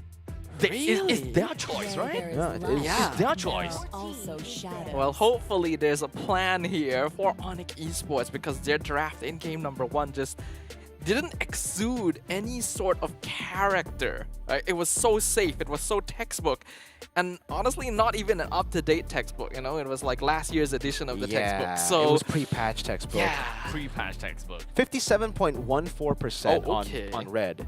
lower than I thought. So exactly, it's not like a guaranteed win. It's not. Yeah, it's better than 0% on blue, but it's 57. It's like not even passing grade in some schools. Wait, really? Yeah, mine was like 72. 72 is... Wait, why specifically 72? I have Indonesian schools are weird, man. That's kind of weird. Yeah. 50% is like the way to go, but... Oh. Among the Yeah, you planes just get exists 51%. the Good, I passed. I don't need to care about this subject anymore. Never failed. What's failure? What's failure? Failure is what you define it. Ah, I like that. I Wow. like that. So we got wise words from me, wise words from Staffa. Now we're just Never. waiting on. Yeah, it's now Never. your turn. Never. What do you mean? You never say never. Justin Bieber. He's so wise. Throw these flashcards right in your face. But anyways, we may not have the graphics for you guys, but one thing is for sure, we can tell you guys exactly what's going on here. There we go. Oh. First pick Eve. When Granger's out. Sir. First pick Yves. Is that really the like when Harif is still? I They mean, go yes. purple. It's a purple draft. I mean, that's the trend. Remember, ONIC are fighting for their lives here. I do love me some good purple though. If they lose another, it's going to make it very, very difficult. Then they're also going to have to hope that the other teams lose for them to make it out of group stage. They are currently at 4 points. Yeah. The moment that they lose this one, this will mark their 4th game in, and even if they win their final game, that will only net them a total of, if it's a 2-0, 7 points. That's not gonna get you anywhere. Yeah, exactly. You're going to have to rely on other teams losing too if you end up losing here. So Yeah. the fact that they've gone for maybe game 1. Okay, game 1 we were saying it was safe. Game 2 might be a bit too dangerous. This, I don't know. But is it dangerous for a good... what's the good reason, or rather, what's the good part of this danger? What are they looking out for? It's still somewhat alright because Eve as a hero actually enables you to be quite proactive, right? The RWM instantly gives you teamfight control, lets you slow things down, lets you kind of limit movement around the map. And that's something that ONIC Esports can play around. Then they drafted the Phoveus, right, to counter out the Hayabusa and the Harif. But then the Hylos gets let through, and we've already mentioned that this is a hero EVOS Holy likes a lot, and the Glorious Pathway also gives you a way of playing through the death box of the Eve. Then the Moskov, I think, is just comfort, right? Because up until now, I don't actually think we've seen like a very large hero pool from Severo, so ONIC Esports are trying to go kind of in the middle, where it's not too safe, but still playing comfort. Still waters run. No, I legit thought when they picked up Phoveus, like Phoveus, I was like, all right, so they're going Matilda. They go for the Moskov instead, right? So it's not... Is it a like hero pool issue? Usually it's a... No way it's a hero pool. You got Sans, Keyboy, and Kyrie in the same team. There is no problem with heroes for here. Severo specifically. I don't think so. No, I don't think so. I think Severo has shown that he's played Harith before. He's played Moskov before, Granger as well. And Lutpi is pretty flexible. So I don't think hero pool is a problem for any of the ONIC members. But again, I might be wrong. We might not be seeing it. When you listed that was 3 gold lane heroes. Well, that was 3 gold lane heroes, but then you see the other, like the Grangers there. Granger's too. banned. Like, Harith but like, is yeah. taken. I don't If think they the Moskov don't is pick the only Moskov choice. here- I don't think Moskov is the only choice against the Harith for Severo. But then We've seen why him would play they so many draft like ways. this? In MDL, in Liga Nacional, there's so many picks he goes for. That's a Ling ban. Yeah, at this point. Interesting. Wow. So there's already suspecting possibilities coming out of ONIC here. With the Suyo ban, the Fanny gone, the Ling gone. I gotta have to look out for something that really baffles our mind when it comes down to the jungle, right? Since the Hayabusa is already taken from the side of EVOS Holy, what is something that would work out for the composition very well? Because right now it kind of seems as though what ONIC Esports want to play is area denial. They want to take control of an area and just completely play that for themselves. What's a jungler that fulfills that role? Oh, I don't know. The safest next meta jungler after all this would be Alpha. Oh, but the Nolan is going to be the choice here for ONIC Esports. I mean, it has good maneuverability, but I'm actually not sure if it's going to be enough here. Gatot with the Eve is actually a good amount of team fight power. It actually enables ONIC to fight 5v5 against EVOS better than they will with the Hylos Badang. Then we see the Valentina being picked up as the final pick, and that means that EVOS will also have an RWM to play with. What do you guys think? With this final pick, Nolan, Gatokacha? The only questionable pick for me for EVOS is Badang, because again, I'm a Badang Rome hater, man. But it is Rome Badang. Okay. It is Rome Badang. It's currently a horrible win rate for Rome, guys. It's amazing for XP. I thought again they could swap that out. You know, they have a Hylos and Badang. But yeah, other than that, I like EVOS. Let's see what ONIC can do. Maybe they surprise us. Maybe this time we'll be able to see something a little bit different when it comes down to the Badang Rome. Notoriously bad win streak or notoriously bad record as the Roma here in Stream A. This time, do note match point in favor for EVOS Holy. Ladies and gentlemen, it's time to see whether ONIC's dangerous and very unorthodox draft can get them a win against EVOS Holy, still fighting for their lives in Group B, the group of death according to most people as they watch SPS. Let's get into the land of Dawn for this one. Even if the draft is a little bit more unorthodox, I prefer ONIC going for this rather than just like playing it slow and safe, because that's what ended up losing them game number 1. So sometimes you gotta be willing to be a gambling man when you are in a tournament like this, and ONIC Esports have decided to put it all on the line with a slight mixture of proactiveness and comfort in their hero pickups. I don't think there's anything too unusual in terms of the emblems as well. And I think that the heroes they have this time will give ONIC a bit more tools to work with, especially towards that early mid-game. Again, when it comes to clear, I guess for the Gatokacha plus Eve combination, you will not lose out. You're going to have proper wave clear, actually, way more than the Valentina, obviously, and also the Badang in the early game, right? So for EVOS Holy, technically, Badang needs to scale up for the power spike. We've also heard from Ogwen, the guy who's defended this pick, that you need to wait for the power spike. Oh, the taunt! Albert gets away with the quad shadow. Barely. Deposit terrifies them away. Still gets poked by Sans, but for Albert, he's all good. Can go back to his own jungle and clear some camps out.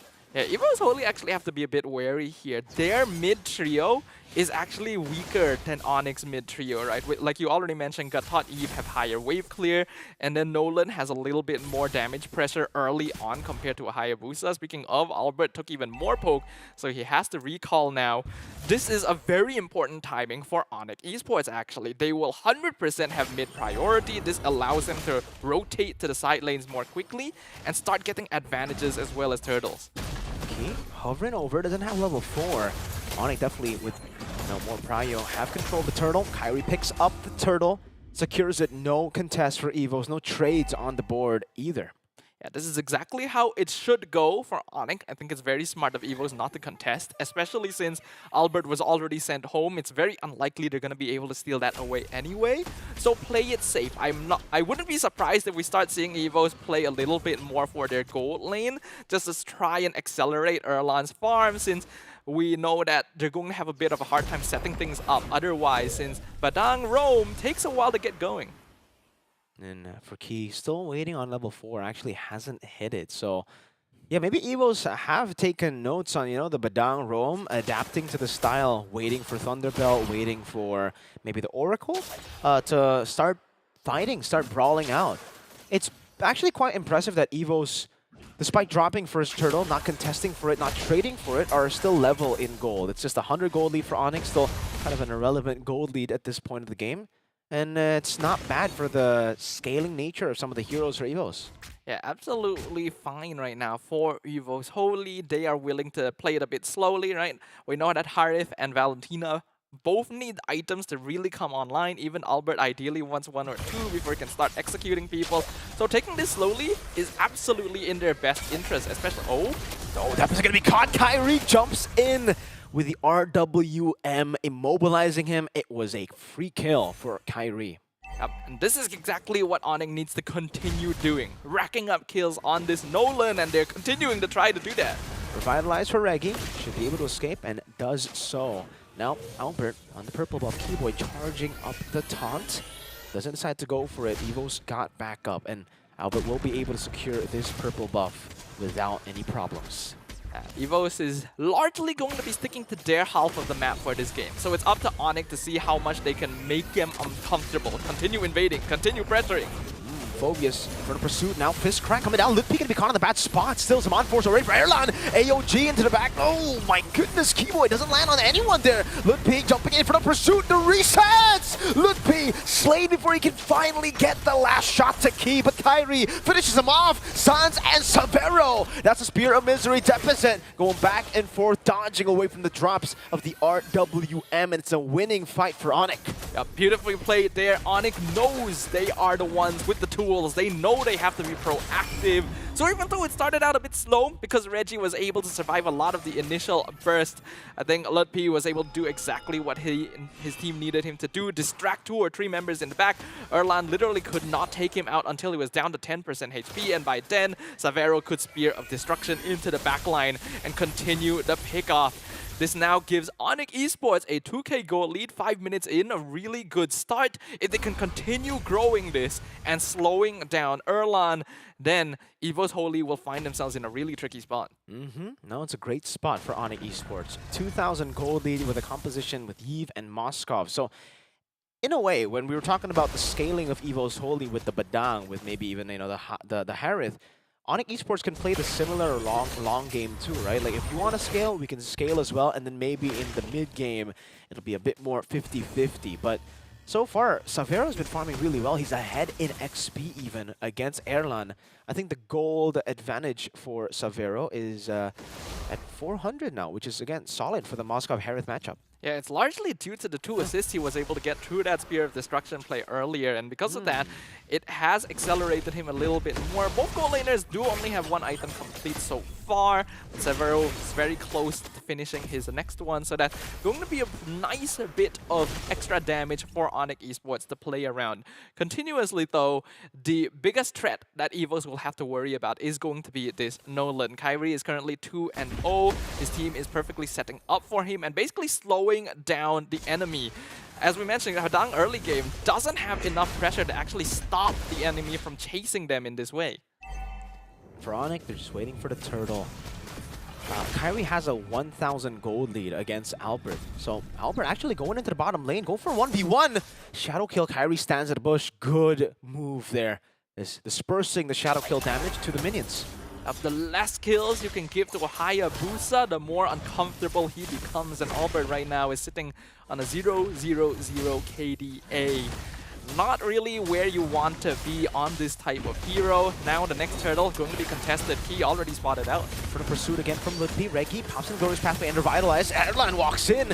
Retribution on point for Kyrie. They all fall under the real world manipulation. In for the pursuit again. Lutpi going in SOD. Whips there. AOG deficit forced to flicker. Key falling to the hands of Kyrie in enemy lines, and Kyrie wants more. Erlan's next to the chopping block. Albert still waiting. The purple buff looking for a shadow kill comes in. Savero pins Erlan to the wall. The taunt from Keyboy finds Albert, and ONIC Esports take 4-0.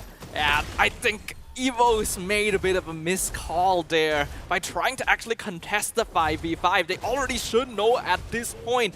They just don't actually have the damage to be able to directly duel ONIC Esports. And when they already lost the members, they found themselves in a situation where they could no longer disengage because they committed Glorious Pathway and RWM aggressively. So ONIC could just continue chasing them down into their jungle. Things were a little bit dicey for EVOS before this, but now things are dire. As ONIC is continuing building up that gold lead, Kyrie, Sans, and Savero all have not died yet, so the farm on all 3 cores is going to be snowballing out of control. For Savero, he's very, very safe here. Oh. That's actually Spawn Force over forward. Erlan gets caught again, taunted. RWM takes him out. In the back, oh, Sans flickers out of the shadow kill. Key now caught in the under the turret. Albert quad shadows back towards Kyrie's hands. It's a mega kill for Kyrie, and now it's Lutpi and Kai chasing the horse down. all the way back to base. Bit of a failure to adjust here. EVOS is still trying to get some kind of advantage wherever they can by getting kills, but they're not able to open the map. They don't have vision to play around with. They were hoping that the rest of ONIC were pushing the rest of the map, but no, they were still gathered around the bot side and instantly punished EVOS for overcommitting. You gotta realize there is an RWM and an AOG on the ONIC esports side. If you commit too hard, it's so easy for them to cut you off, and Erlan was already just bursted down to 0 at the very beginning. Couldn't even use the Purify because there would be no point. So all this time, EVOS have tried to contest the neutral objective. Now they decide maybe the gold lead is a bit too big. Key still stands there, gets taunted, puts down. Okay, Key just gets picked off.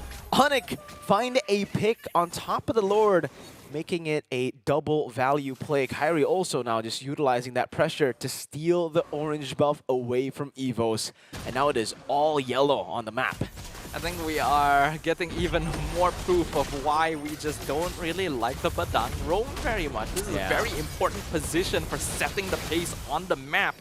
And Badang just doesn't match up to other frontliners in the early game. You really gotta hit that 2 to 3 item power spike before it becomes a true problem, and that's more than enough time for a team to take complete control of the map, the same way that ONIC has done now. Even the Wishing Lantern for Sans, because he knows he can play aggressively for just straight up DPS. 10 minutes in, and the kill score is 13-2, and Erlan nearly dying just through the puncture spears of Severo. Severo doing really good on this pick here. 13-2 it is right now. 10 minutes in. ONIC Esports looking to siege down the base turret. Again, the poke, the siege potential of a Moskov and a Yves is phenomenal. You can see the constant poke over the deposit. Glorious Pathway gets laid down, but it's only a mid-turret taken by ONIC instead. Another turret falls down below. That is 2. Melfic gunner in for Severo. Again, jumps in forward. RWM there. Erlan jumping back and forth. Purifies out of the way, but the base is quite open. Depis is still able to find a kill onto Keyboy, and EVOS stay alive. Oh, it's fist crack from Key on 2 members. Sans flickering out, and now it's the turnaround from Severo. Able to get 2, and that's the unstoppable for Kyrie. A quicker response from ONIC. The lead is just way too big for ONIC Esports at this point. It is very easy for them to just survive anything that EVOS Holy could throw at them. And now it looks like we're going to be getting a game number 3. Well, I will definitely say that none of us did not expect this, because, I mean, we all respected it. It is definitely going to be a series where we'll go all the way to the 3 games. But after looking at the fact that, number 1, on the esports started on the blue side, number 2, they started off with a Yves first pick, I thought that it was all doomed. Yeah. But, hey, this is where execution really plays a very big part. It really, yeah. Oh. Execution and Badang roam. Yeah. We did mention it too, right? We're like, okay, I don't like ONIC's draft entirely, but then what I don't like even more is the Badang roam, and I think we have the stats to push that agenda even more now. Yeah. I think at this point in time, we cannot even evade that anymore. We cannot even kind of put this off, because this is just jarring. And a Badang roam equals to loss. This is a pattern, man. There is a pattern. It is a pattern. But from a more logical standpoint, right? It's these Badang two roam. teams, well, That's yes. logical. But from a more analytical standpoint, Fair, okay. These two Go teams on. like to fight. They like to brawl. The 5v5 is a tendency for them, and they prefer a bit more aggressive positioning on the map and in contesting neutral objectives. When you want to do that, the key point is initiative. You need to have heroes and tools that allow you to be proactive in gaining vision and rotating around the map and setting up positions around neutral standpoints. In this case, the Eve first pick, while we questioned it, lets you open up a box straight away. Then you have the Gatot and the Phoveus to distract. EVOS Holy, and the issue with Badang Rome is that he cannot do this until you have like 2 or 3 items. Before that, all he can really do is slow things down. He's not really tanky, so he's not really able to like walk into bushes and hold positions. You have the high-lows to do that, yes, but Reggie is just getting bursted a lot of the time because EVOS doesn't have enough damage to back him up either. Yeah, and I think this is for EVOS Holy. I think it's a very similar problem that ONIC had in Game 1 when it comes to the draft. I think we can criticize that for EVOS Holy as well. The last 2 picks just were not very convincing. Yeah, the Valentina again. I think it's a safe choice. This time at least we understand that you can get RWM. Yes. But the main problem for Valentina is still the same from Game 1 that we saw from Sans. The range. And if you notice, this is also a horrible composition to go up against for a low-range hero like Valentina. You walk up, you get speared to the face, you get pinned down, you get info pursuited, you get smacked by Keyboy on the Gato, and then the range advantage of Sans. Yes, when when you steal the RWM, it's fair play, but level 1 to 3, What are you gonna do about it? there's nothing you can do. Just not enough early game pressure. Especially with a And Badang. Badang. Yeah, but right. how the hell are you supposed to clear the way fast enough with a Badang roll? I thought when they picked Badang and Hylos, I thought for sure Hylos Hylos. XP, Badang roam. Sorry, No, Badang but XP, the other way Hylos roam. And then when I saw Badang on the hands of he, I was like, okay, I don't like that.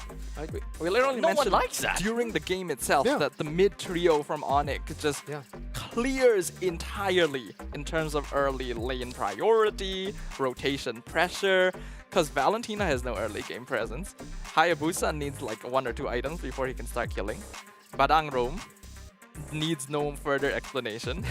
Compared to Gatot, Eve, and Nolan, they move so quickly. That is true. The main thing that you want as a Nolan is pacing. You outpace every single assassin as much as possible, and you make full use of all of that. And one of the best ways that the opponents can really stop you is based on the mid-wave push. As long as the mage can clear the way fast enough, they will be able to defend their own jungle and do whatever that they can to stop the approach of Nolan. But right as Mirko said it, Valentina stuck out there. How are you supposed to clear the wave with a Badang roam?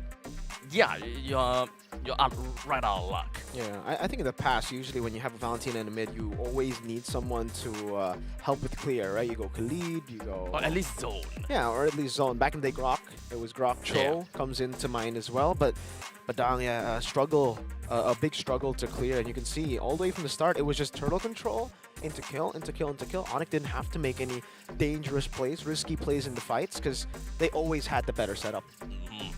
So, with that all said, we do have got the MVP Savero. 4:0:9 with a total of 887 GPM, a total of 81% kill participation, almost full slotted. But let's remember that this game only lasted for how long? 11 minutes. Yeah, very quick game. One of the faster games from ONIC actually, remembering the post-stat screen. I think their fastest game up until now was also somewhere around the 11-minute mark, so maybe they have a new record here. Win fast, And lose fast. I like how during the In a draft... flash. In a flash. Right, in a flash. During the draft, I literally highlighted the Moskov wondering, like, is this a hero pool issue? Yeah. It's obviously comfort. We knew that it was picked up because it was comfort, but is it a problem if he doesn't have a big enough hero pool for them to go something else? They didn't prioritize the Matilda in exchange for this, and Severo probably heard that in the back of his mind, is like, let me show you why I picked the Moskov. Yeah, I will say though that should not be a hero pool problem really for any of the members for ONIC. I have seen them play multiple times in MDL and Liga Nacional, even for Lupi and Savero, the newcomers, and they have shown to be very, very good on a lot of different picks. Again, in the gold lane, anything that's meta, you can put these picks in the hands of these players and they will be able to make it work. So it really just boils down to some of these mysteries. It was a strat. It was a strat. Eve. Ye first pick was a strat. Eve is good. B1 strat. Okay. It was a strat that was so unorthodox that EVOS were like, wait, this was not in the papers. How do we do that? What do we do? This doesn't usually Confuse happen. the enemy. Yeah. You know what they say? Confuse yourself so that you can convince your enemy. If you don't know what you're doing, the enemy team won't know what you're doing. But I think in this case, Truer they words knew, have never been they spoken. knew what Seemed they like were they knew doing, what they were and doing. EVOS were just like, wait, this is not what we prepared for. So let's just do it all over again. Let's put some random guy into first pick.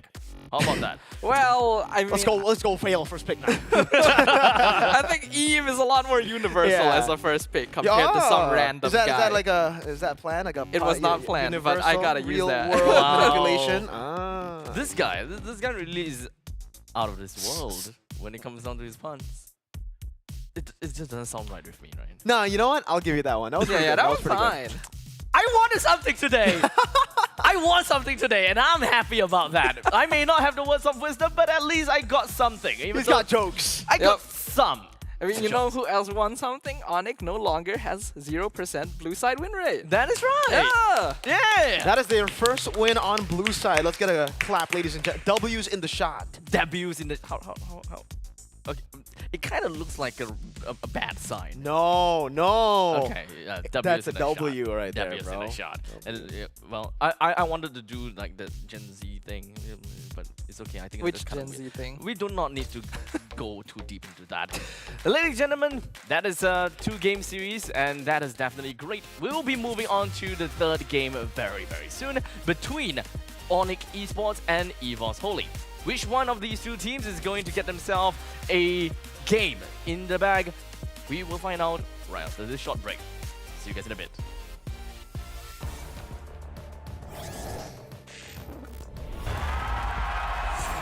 Here we go!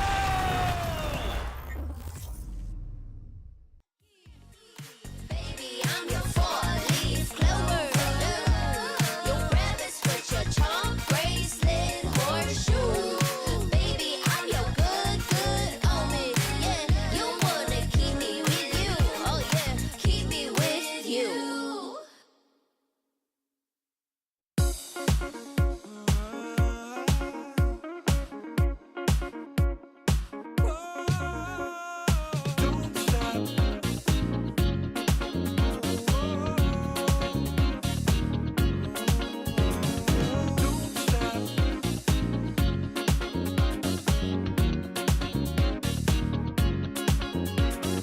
Don't stop, gotta get it going.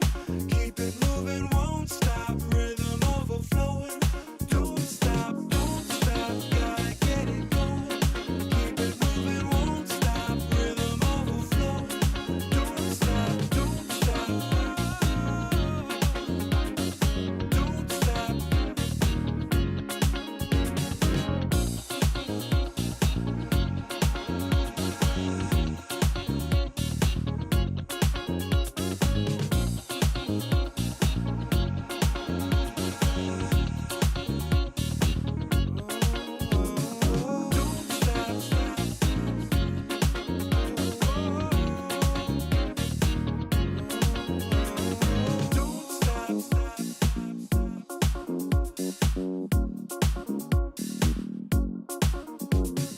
Don't stop, gotta get it going. Keep it moving, won't stop. Rhythm overflowing. Don't stop, gotta get it going. Keep it moving, won't stop. Rhythm overflowing. Don't stop,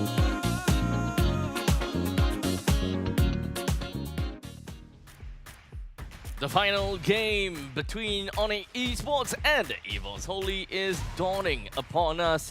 Here at the studio at Kuala Lumpur, we are very comfy here on our set of Stream A, as you can very well tell. While in the meantime, Stream B has got their bar stools. And Stream C are done. Huh? They're done with their match. Oh, they're done with Game their one. match. Yeah, match one. Wait, their match RQ one. just beat Falcon 2-0.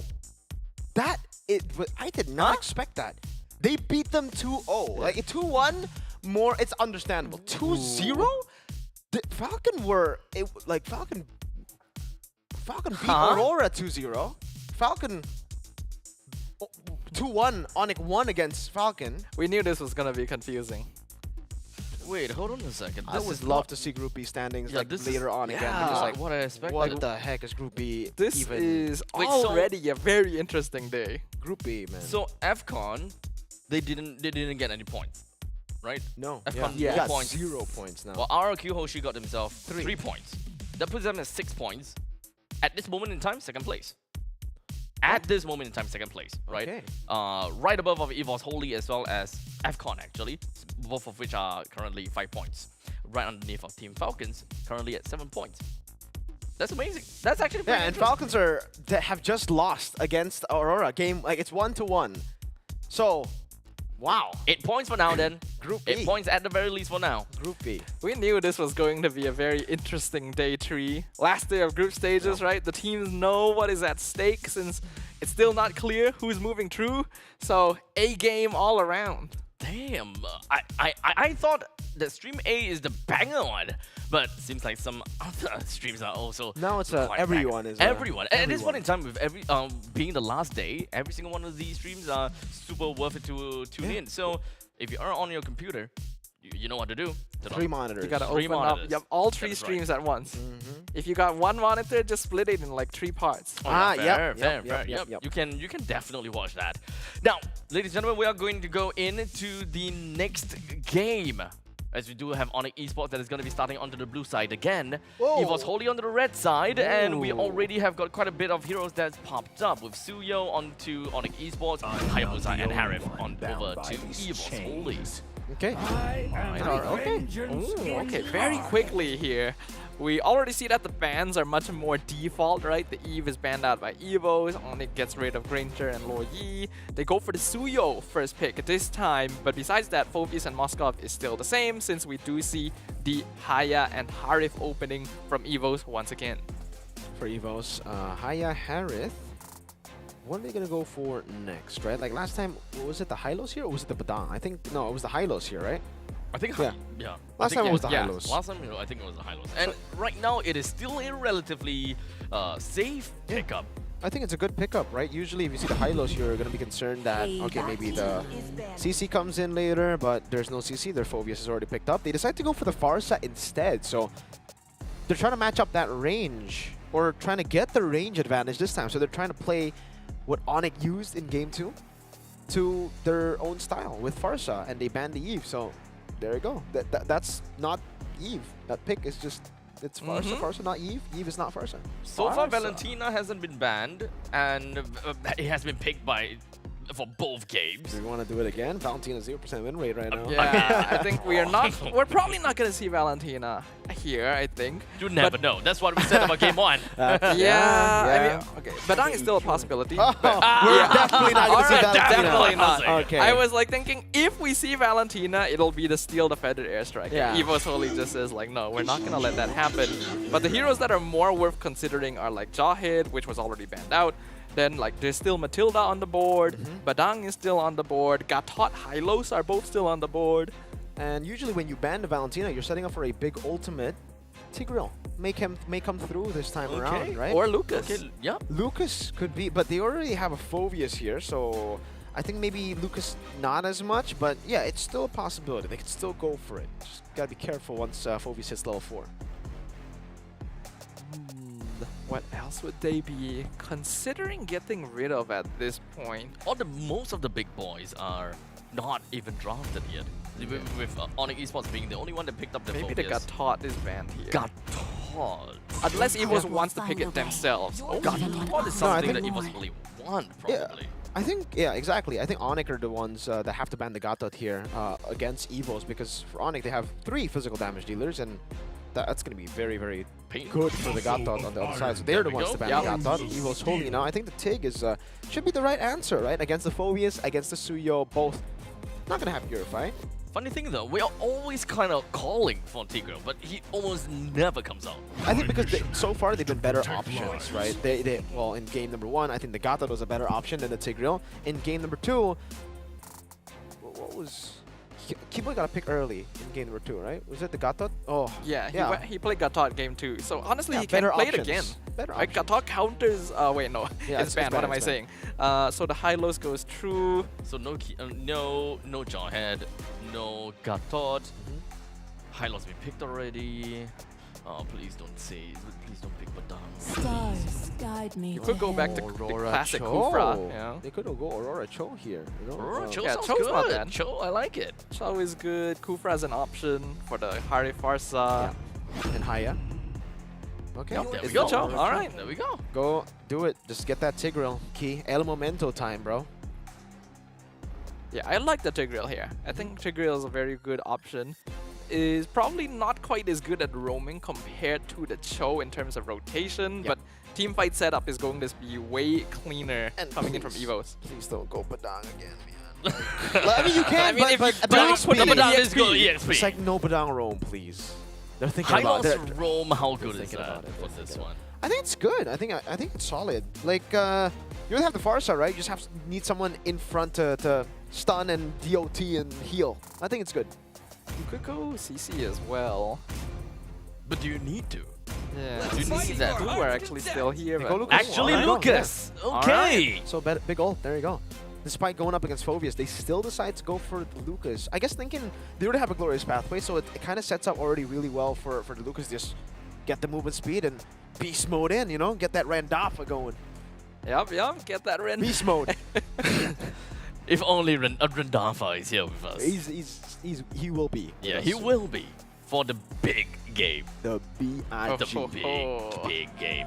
Now, of course, speaking of big game, this one is a pretty big game in my books as well, as the Sky Kings going up against the Dark Claws comes down all the way to the T. And this is literally the final game that we gotta have to see for this very series itself. Down the wire, which team would it be to be able to get themselves yet another point in this group stage? Would it be ONIC Esports, or would it be EVOS Holy for the Kingdom? Whoa, Badang! Oh my goodness, now that's new! Punching the sky to reveal the Snapdragon Pro Series logo. Ladies and gentlemen, welcome to an absolute banger of a game, because at this point, every match in Group B will be a banger. Every game, we don't know who's going to the knockout stage from Group B, and it's all in the hands of ONIC Esports and EVOS Holy. Their fates need to be sealed right here. Do they go and win, or is it a 1 point unlucky for them? Turns out this whole time, Group B stood for banger, right? As these teams just want to bring it all the way to the finish line. Looking at the emblem setups right now, nothing too out of the ordinary. Reggie actually going for Concussive Blast with Vengeance here, so no Brace Bite, just going straight up for lane clear as well as straight up tankiness, so that he is able to form the secondary front line for EVOS Holy. B for Badang as well, maybe, right? We've seen a whole lot of Badang. Kyrie, True. lethal take. Goes for the Surge too. Has already committed the Retribution, but knows he has the advantage when it comes to just level 3. Will walk up onto Albert. Another Queller, and oh, Albert is the one who picks it up, I believe. But it looks like Kyrie actually still has that slight EXP advantage thanks to the Suyo clear speed. So things are still pretty even for now. In terms of lane priority we're looking at here, I think the mid lane prio is actually more even this game. So we shouldn't see either side having just straight up superior rotations, but Reggie now in trouble. Yeah. Oh, there you go. Lucas getting bullied by the Phoveus is already something we knew, but you add a Cho in and it's the double bully now. So much pressure, so much tempo on in the first few minutes for Cho in the mid lane. That was He waiting, goes over to Sans, Shunpu away from 1. Now goes back in, and Sans should be already at level 4 with Litpi. Albert trying to look to steal this, but there's so many members of ONIC here at the Turtle Pit. Weller charged in, Retribution on point from Kyrie. Reggie walks up. Litpi, no pursuit. Reggie should be able to walk away. Still Keyboy, no level 4 just yet. Vengeance already baited out. Reggie will use it, but still, it's too much damage from Kai. Litpi, ooh, flicker forward there. Depes at good wings by wings to escape from it, and it's an orange buff take on top of a turtle for ONIC Esports. And this is kind of an issue that we have seen with Lucas throughout SPS, right? He can be very effective in displacing and being a secondary frontliner, but once you're in, you're not usually going to have much of a way out. I think if he used the Vengeance earlier, maybe he could have survived a little longer, but it wouldn't have made much a difference in the end, as ONIC already had full control over the Turtle Pit, some great positioning from... Oh, and that's the Soul Sever, right? Suyo has so much inbuilt damage that even heroes like Hylos have difficulty dealing with him. Oh, Keyboy! Great kick! G2, no flicker! Did they just read that out, or did he scout Albert before? Keyboy! I mean, that's just classic Keyboy right there. That's just Keyboy! He hasn't been having the most consistent performance in SPS, but when he shines, boy, does he burn bright. Catching out Albert on his rotation, getting the kick right in place, and even giving an assist to Savero to help him get some extra gold instantly. We see ONIC already having that 1.5k lead before the 4-minute mark. So this is one of the biggest gold advantages we've seen so far in this series. And ONIC is going to want to continue building up on that. Keyboy on this show is very clearly out-rotating Key right now. And you can see, even the observers want you to pay attention on Keyboy here. To Keyboy. Turtle number 2 spawning in 10 seconds. Kyrie securing the Hunter Strike. And for EVOS Holy, I don't know. Again, with the high-lows, you do have ways to move on the map, similar to the Cho. But again, for me, I really just like having at least a Tigreal here to at least be able to force out some fights. He's been very passive on the high-low, so the Turtle will be taken from by Kyrie. No contest. It's a trade down below. Savero in a bad spot, gets taken down. Keyboy walks up, Deficit flickers away. Now kick back on their concussive blast there. Keyboy might be able to get the assassination. Shunpu out of the way, still stunned up and taken down by Erlan. So the Turtle gets traded for 2 kills. I like the choice here that was made by EVOS. It's very textbook MLBB. You're not able to contest the neutral objective, so you try to make something happen on the opposite side of the map instead. Slowing down Savero, even managing to pick up Keyboy and saving Deficit with a really nice entrance timing from the high-lows. Glorious pathway, keeping the Farsa topped up with the Revitalize meant that ONIC could no longer prolong that fight. This is the way that EVOS needs to approach this game, right? They already know for sure they don't have EXP lane priority. I can't believe Key didn't get cancelled there. Yeah. But yes, EVOS has ways of responding. They just gotta continue playing the map in this way. And for ONIC, it is back to what is the neutral objectives then. Conceal. Keyboy knows there's no flicker. Jiku no flicker, Keyboy clean with it. And the follow-up is there from Sans. Frigid Glacier, a free pick-off on Deficit. The Farsa used to flying, but not usually at someone else's command. As Keyboy is able to find a really nice target. Deficit saw him, couldn't even respond in time. We have to note, the Farsa did go for Flicker over the Purify. So that does mean it's a lot easier for the Cho to be able to catch her. Now they're looking for the turret up top. They know the Lucas was spotted last time in the bottom lane. Keyboy will hold that position to stop Reggie from walking up. Actually, he does let Reggie walk up. He knows that Kyrie will still be able to get a turret, no problem. And now they can rotate down below. Kyrie 3 levels ahead of Albert. Yeah, I was just about to bring that up if you didn't. Whoa. Level 11. He's literally 3 levels ahead of everyone else in the game. Kyrie is farming so fast off of that early lead that he was given. Already has the War Axe. I'm pretty sure that's like his second item after the Hunter Strike as well. Make that 4 levels now. Oh my lord. This is the biggest jungle gap I have seen in a while. You're right, man. Now it's Reggie walking up Keyboy. Gonna go for Jiku. Now jumping again, Lutpi in front of pursuit. Turtle gets reset it. Erlan pops into Zaman Force. Now as Key walks up. Feather Airstrike faded out. Lutpi flickers out of that zone. Kyrie Immortal form taking some damage, but it's the damage reduction. Keyboy walking back again with a conceal. Now it's the jump back line. Erlan together in the back, trying to cut away from Lutpi. Now it's Avero who joins in with the SOD. Dealing damage, but not enough. That's a stun on the Lutpi. And Albert secures the Turtle. Keyboy walking back. Lutpi isolated. Clinical from EVOS. I was already preparing myself to say that ONIC is taking this fight so smartly, right? The disengage, the timing is good. Wow. But Reggie, in a single fell swoop, disrupts their positioning entirely. We mentioned Lucas can have his weaknesses, but he also has some strengths to make up for it. That flash combo pushing away 2 key members of ONIC and bursting them down to half HP, letting Albert finish off Kyrie with the Ogi Shadow kill, immediately boosts him up 2 levels, narrows the gold difference to nothing for ONIC Esports, and that's just how quickly the game can swing nowadays. Kyrie, he still has the EXP advantage, but ONIC Esports now actually does need to respect their positioning in these neutral standpoints. And also, it's the fact that EVOS were able to bring Lutpi to the back. Once Lutpi went in, you could see a clear split in the team fight. And if, again, the Lucas doesn't get matched up by the Phobias, it'll be very easy for Lucas to just dive in onto the rest of the team, right? You saw that earlier. Kyrie couldn't really respond properly to the Lucas, and again, Lutpi wasn't really able to create the same impact as Lucas if they're split up. I think the Phobias now for Lutpi, he needs to try to adapt in a way where he plays together with the team. He needs to be the one to disrupt the movement of Lucas, to disrupt the all-in of Lucas. The funny thing is, the job of Reggie and Lutpi in this game are kind of similar in that they both want to dive the backline and just buy as much time as possible from multiple members, right? So Lutpi, up until now, his job has basically been to target Erlan or Albert if possible. But now, as you mentioned, Mirko, he might need to pay a bit more attention to Reggie specifically to make sure that the Lucas isn't able to funnel ONIC into a tight spot the same way as before.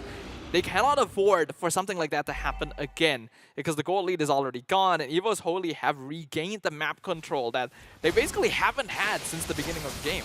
Keyboy again with a conceal, goes into the back, Deficit gets kicked back, there's no follow-up though. Frigid Glacier goes wide, Keyboy taken down, Reggie on the other side, able to go and bait out some skills, but in the end still gets soul severed by Kyrie despite the vengeance.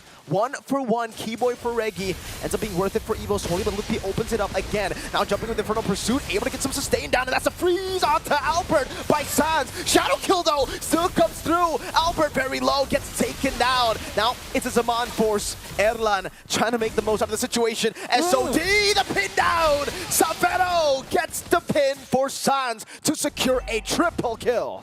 So many things just happened right there. The fight started with Keyboy trying to kick Deficit, got cancelled by Reggie. Evo stick around, continue taking the fight, but without their frontliner, ONIC can now die. And Keyboy, he's got a personal vendetta against Tepes that every single time he sees the Farsa, it's a kick to the face.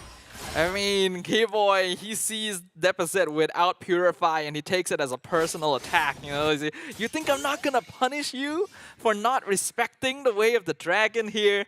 And that's exactly what's happening. Deficit getting a bit of a feel for what Sans was experiencing in Game 1. The moment you get anywhere remotely close to ONIC, your life is forfeit. And Sans looking a lot more comfortable now as well. 4-0-4 on the Aurora, able to stand in the backline and continue freezing and setting up. EVOS Holy has good burst damage, but they're not able to control the team fight well enough because Sans is just a consistent thorn in their side. Mid lane turret siege for ONIC Esports. Keyboy, no flicker just yet, but it will be up in just a bit. Kyrie constantly putting the pressure down with the poke. Erlan finally securing the Holy Crystal 11 minutes in. Lord up top, Holy Defenses have been popped in. I don't believe the top side Holy Defenses, but actually it has by just the minions. So still for ONIC, they're trying to just shove it in. So 2 Holy Defenses popped already, and I think for ONIC, that will mark the end of the siege. The end of the siege, but the beginning of the end for EVOS Holy. Those Holy defenses are very important for being able to hold later waves, which are going to get just tankier and tankier as the game goes on. And they're already lacking damage at this stage. We're 12 minutes in. ONIC still sitting on a very comfortable 5k gold lead. Malefic Gun just completed on Savero, so now it's even easier for him to be part of the fight. Exploit contest here. They really want to give Alpha this purple belt, but I don't think it's possible.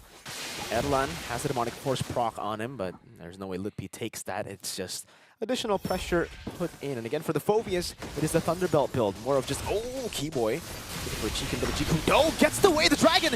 Is it going to be followed up for Glacier? Sans finds the ankle. Albert is down. Lutpi now holding Reggie back, stunned by the surge. Not frozen though. He gets away with the anti-CC built in the kit, but still Albert is down. That is the epitome of experience and faith. Keyboy baiting out the Ogi Shadow Kill, going for the kick regardless of angle, knowing his team is there. Vengeance is still down, Sans! The glowing one tick gets him down. Now 6-0-4. ONIC Esports looked at EVOS. They thought that they were in a comfortable spot after winning Game 1, and Sans is just saying, hey, chill out, guys. We're still here to play after all. ONIC Esports has just too much teamfight control. They have too much burst. Their lead is massive. BOD completed for Kyrie as well. I don't know if EVOS Holy has what it takes to be able to return this game anymore. Their course is... Oh, hold on. Losing immortality for the airstrike down. Glorious Pathway gets placed in as well to slow him down for the Feather Airstrike to deal more damage, but Keyboy flickers out in time. Now, EVOS holding control. They've used quite a bit of resources here. 3 ultimates down, so they cannot push on forward despite getting Keyboy to recall. That's 3 ultimates spent just to kill the immortality on the enemy roamer. You have to imagine just how that really looks from an objective standpoint, right? EVOS Holy, they're very behind. They do have the damage, but they gotta take their initiation so carefully. Keyboys thus far has been dictating the pace of every single engagement. Key now trying to get in some of the action. Zaman forcing for the airstrike again, but this time it is baited out again. 3 ultimates.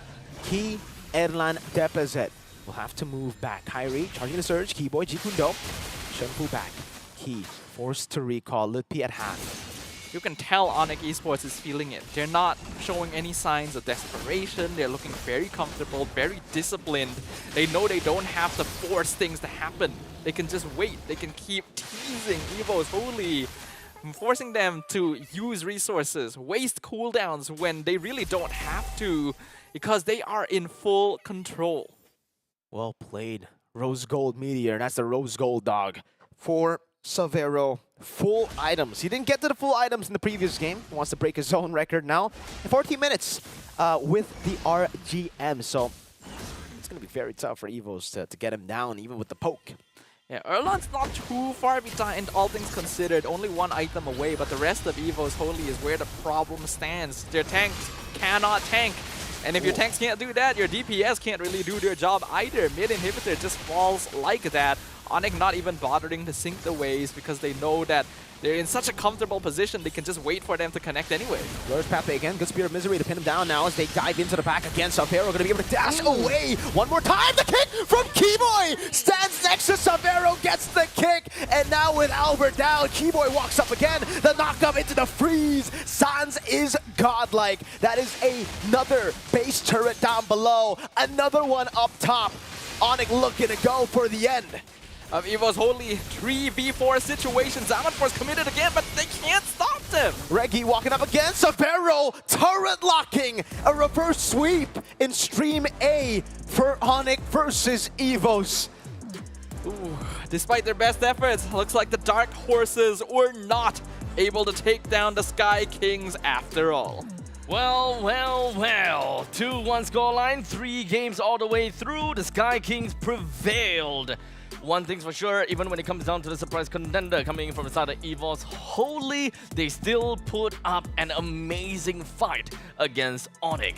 In fact, even though EVOS Holy is the surprise contender here, I will say that ONIC Esports is probably the one that is a little bit more surprising to me, as they actually came into this game at the lower half of the grouping in Group B with a total of 4 wins and 5 game losses. So to see them being able to take on EVOS Holy like that, definitely an amazing thing.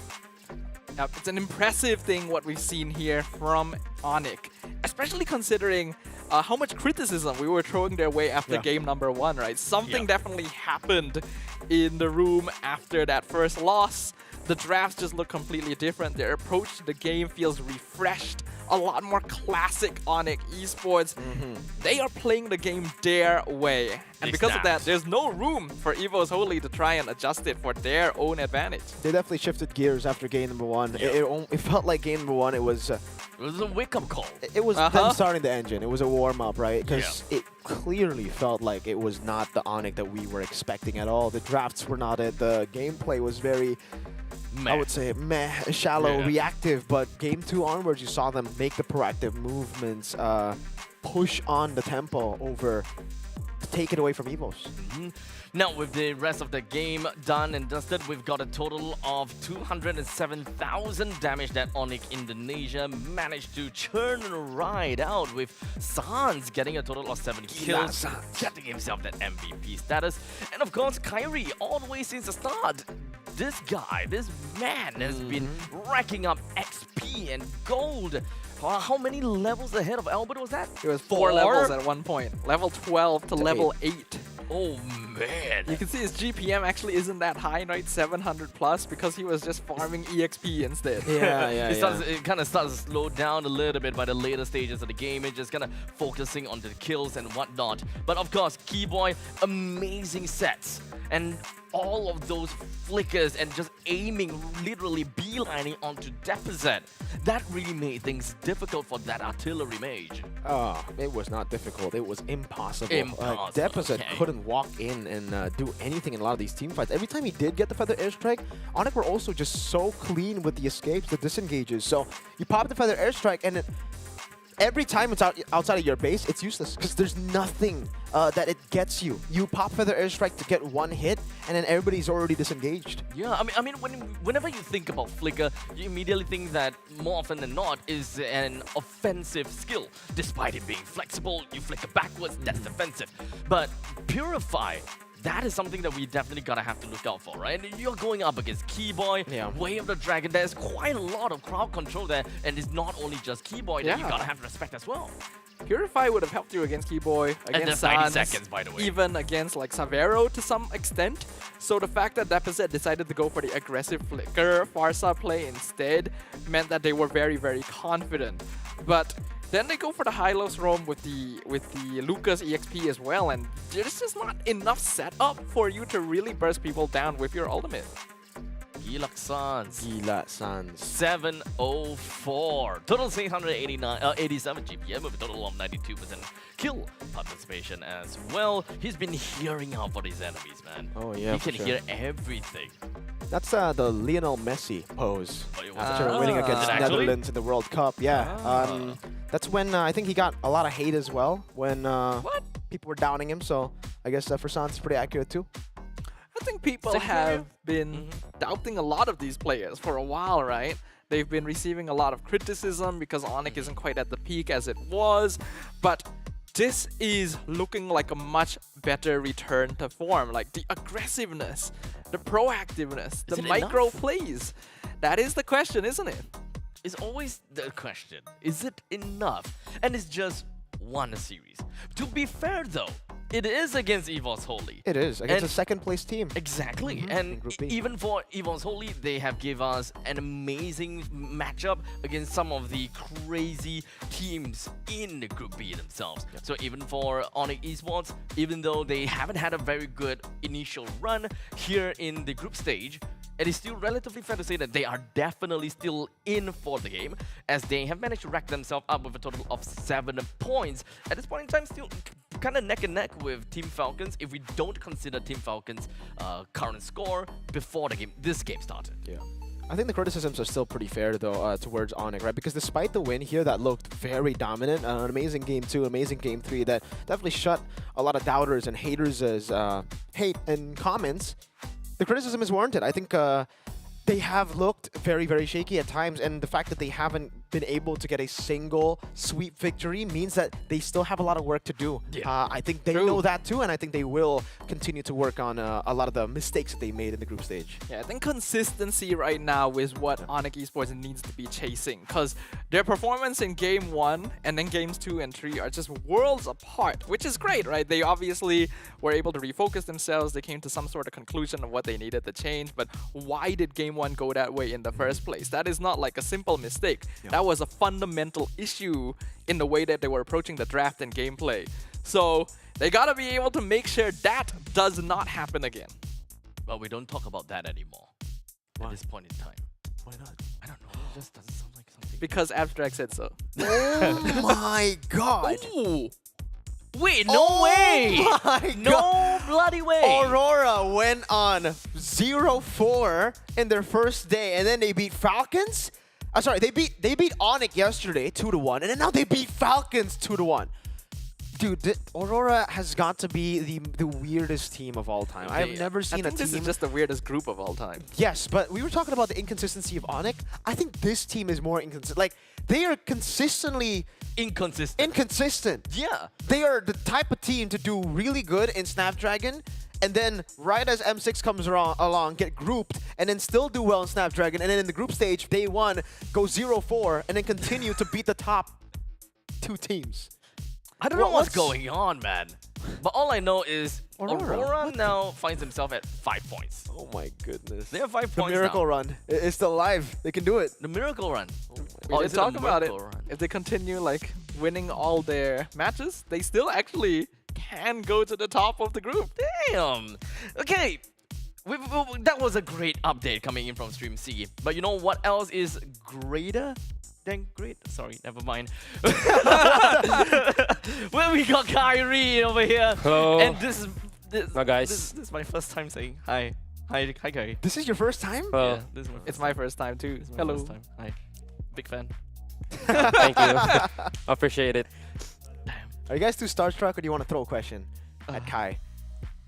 I'm fine. Alright, you know what? I'll ask the question here. Yo, Kai, game 1, what happened in the matchup against EVOS Holy? It felt like ONIC, the whole team were kind of lost. What do you think happened in game 1? I think we just had a lot of problem with our communication in game 1.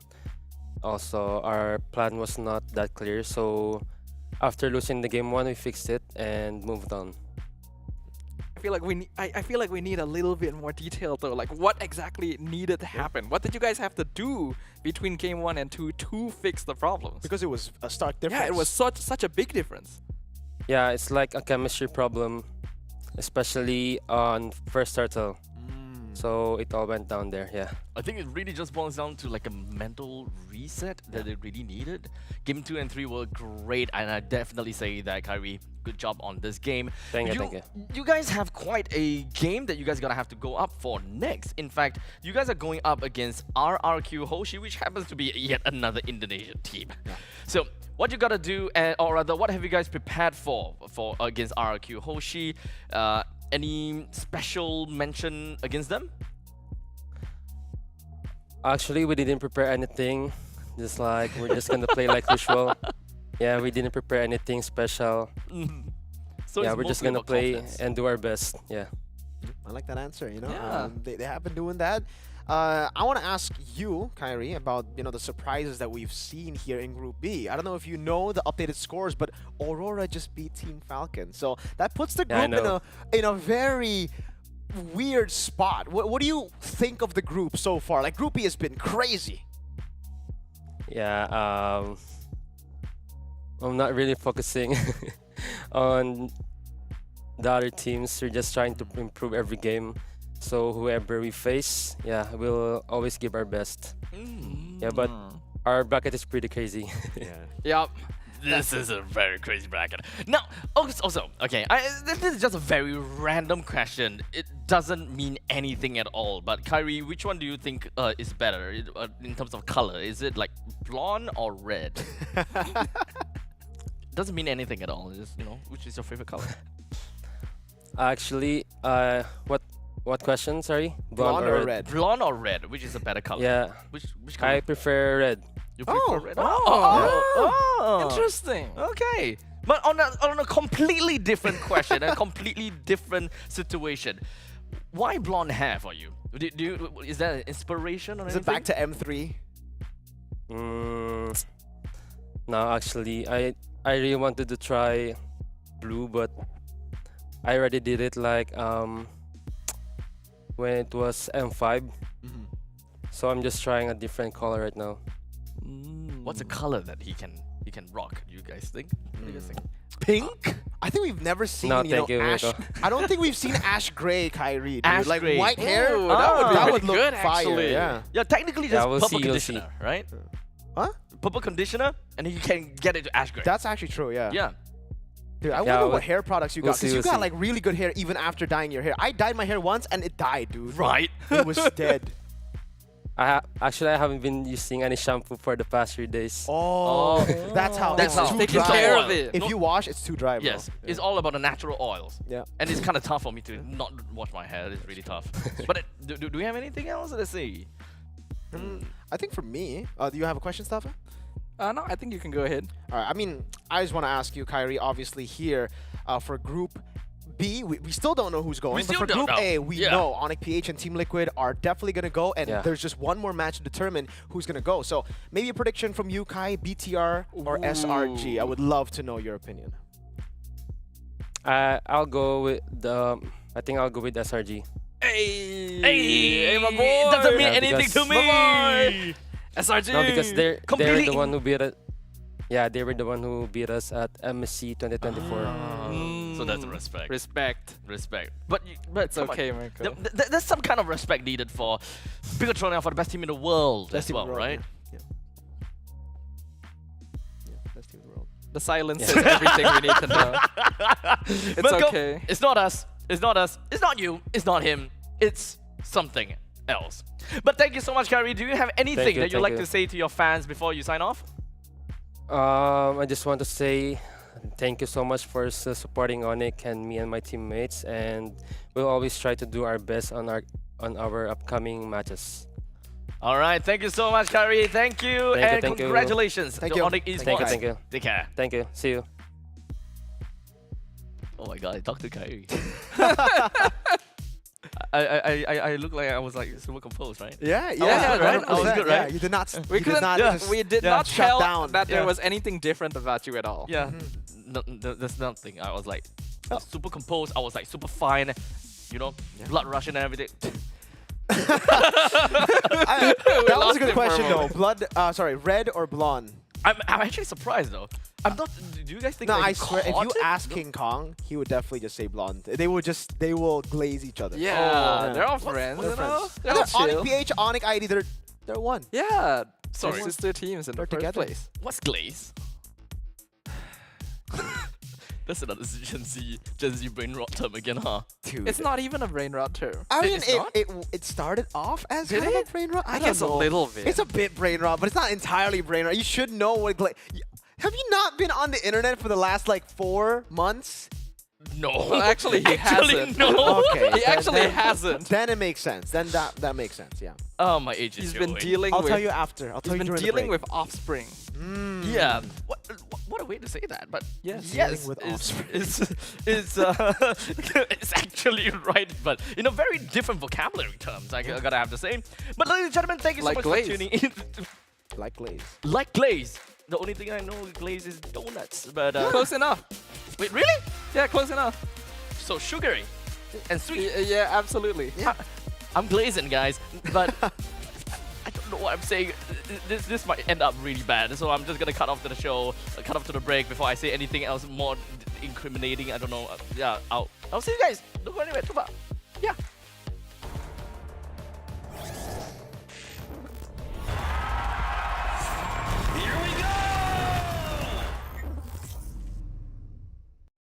The Snapdragon Pro Series is brought to you by Snapdragon Elite Gaming and DHL.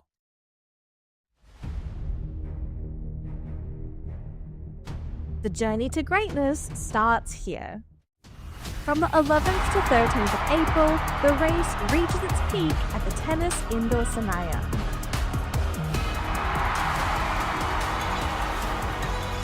Tickets are live. Be part of the climb and secure your spot now.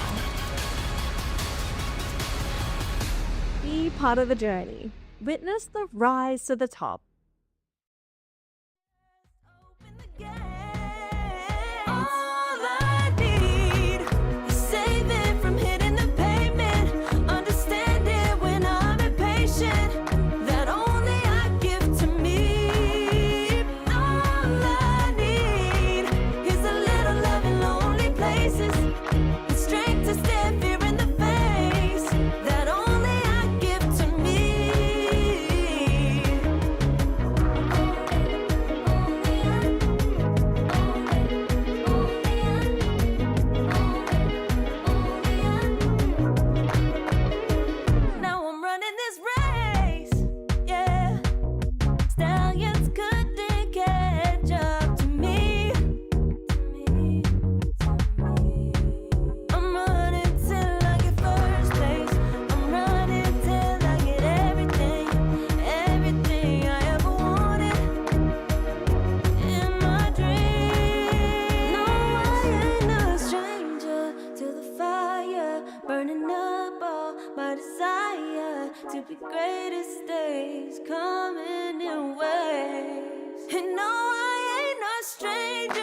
to the fire, burning up all my desire to be great. I gotta just open the gate. All I need is saving from hitting the pavement, understanding when I'm impatient, that only I give to me.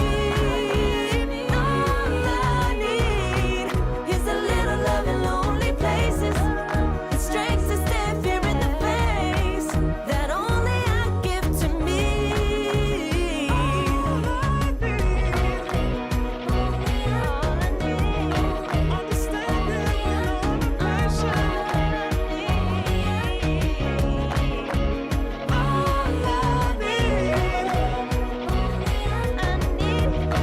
is a little love in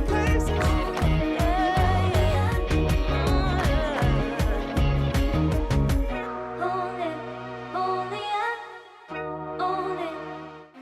places. In the pace, looking for the end moments. Feel idea clear out the wave, and Kelro will be able to escape with King Kong down with him. Oh no, the minions are starting to push it. They're running out. It's Warrior! Being as the world champion enter the Snapdragon series, people are gonna look them as the highest benchmark. So they're gonna show that they are really the real deal here, and they're gonna show that they are the strongest team in the Snapdragon. Looking at their performance during Snapdragon, it looked like it was easy for them. They looked dominating. And it's not like dominating from one or two roles. Every single player is a very big problem. So I feel like the way that they play is exciting. It's explosive. But it's really not fun for the other teams to fight against them. Pendapatku ONIC, ya kita semua tahu lah mereka emang salah satu tim terbaik di dunia, bukan di PH doang ya. Kayak belum ada yang bisa ngalahin dia. Kayak jangan kasih dia mendominasi terus. Tingin ko ngayon may mga in-improve silang mga bagay lalo sa mga kinulang nila nung time na naglaban kami nung Grand Finals ng M6. Pero wala sigurong specific na idea kasi hindi na namin sila naka-scrim ulit eh. Siguro mas expect ko na mas papahirapan kami ngayon ng Team Liquid kasi nung M6 nung finals tsaka nung mga laban namin hindi kami ganoon nahirapan. Parang sobrang luwag nung game na kalaban namin sila. Kaya expect ko ngayon na parang ready sila na kalabanin kami. I think Liquid ID they show some persistence throughout this tournament. So I think their current roster very fresh blood. Looking at the players, I feel like KLID they can do it. I feel like they can be stronger than they were a few weeks ago, a few months ago. Pas di final itu pas kita kalah campur aduk sih, kayak kita kalah tapi emang yang udah beda aja gitu levelnya, bukan kalah yang ada faktor X yang emang dari segi game kita. Sedih, seneng, semua tuh campur aduk lah intinya. Tapi kalau misalnya persiapan buat ngelawan ONIC lagi di turnamen kali ini, mungkin kita mulai membenarin cara latihan kita sih. Tuh, yang kemarin-kemarin salah kita benerin pelan-pelan. Similar lang sa sinabi ko kanina na hindi kasing dali nung game namin sa M6. Kumbaga ngayon, alam namin kung saan kami lalamang, pero i-expect namin na may mga bago rin silang ilalabas ganun, tapos marami rin silang improvement. Ekspektasi kalau lawan ONIC sih tetap sama ya, kita 2-0 tuh biar ngeboost mental kita juga, cuman ya balik lagi apapun yang terjadi kita hadapin bareng-bareng. Kay Fabian, siguraduhin mong makakabawi ka.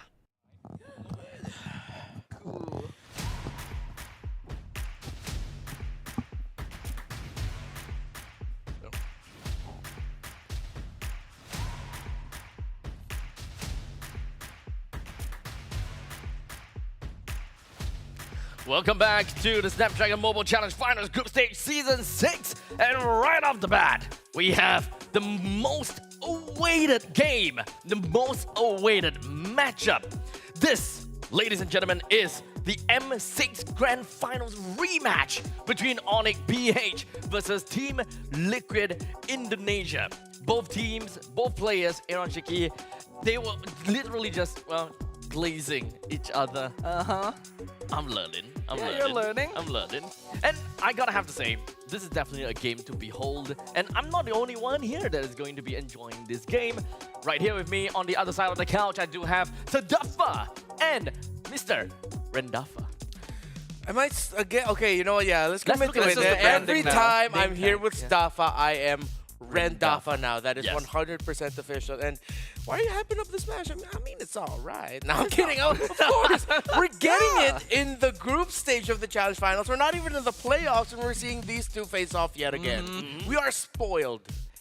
literally a rematch of the M6 Grand Finals. The first time these two teams will be facing off ever since, what happened all the way back then. So I'm sure we're all eager to see what kind of evolution they've been through, how much growth they've been through. Is it a repeat of history, or are we going to see a subversion of expectations? So much potential in this match. Well, for some of the audience out there that is kind of wondering, how does that look like between Team Liquid Indonesia and ONIC PH? As you can see, the matchup history so far, and unfortunately, for Team Liquid Indonesia, they have yet to get a single victory 4 times in a row against ONIC PH. And their matchup history is a 2 wins, 10 losses spree. All the way starting from the M6 Grand Finals, Upper Bracket Finals, we've got a Swiss stage, as well as the Season 6 Open Finals, is all went towards the side of ONIC PH.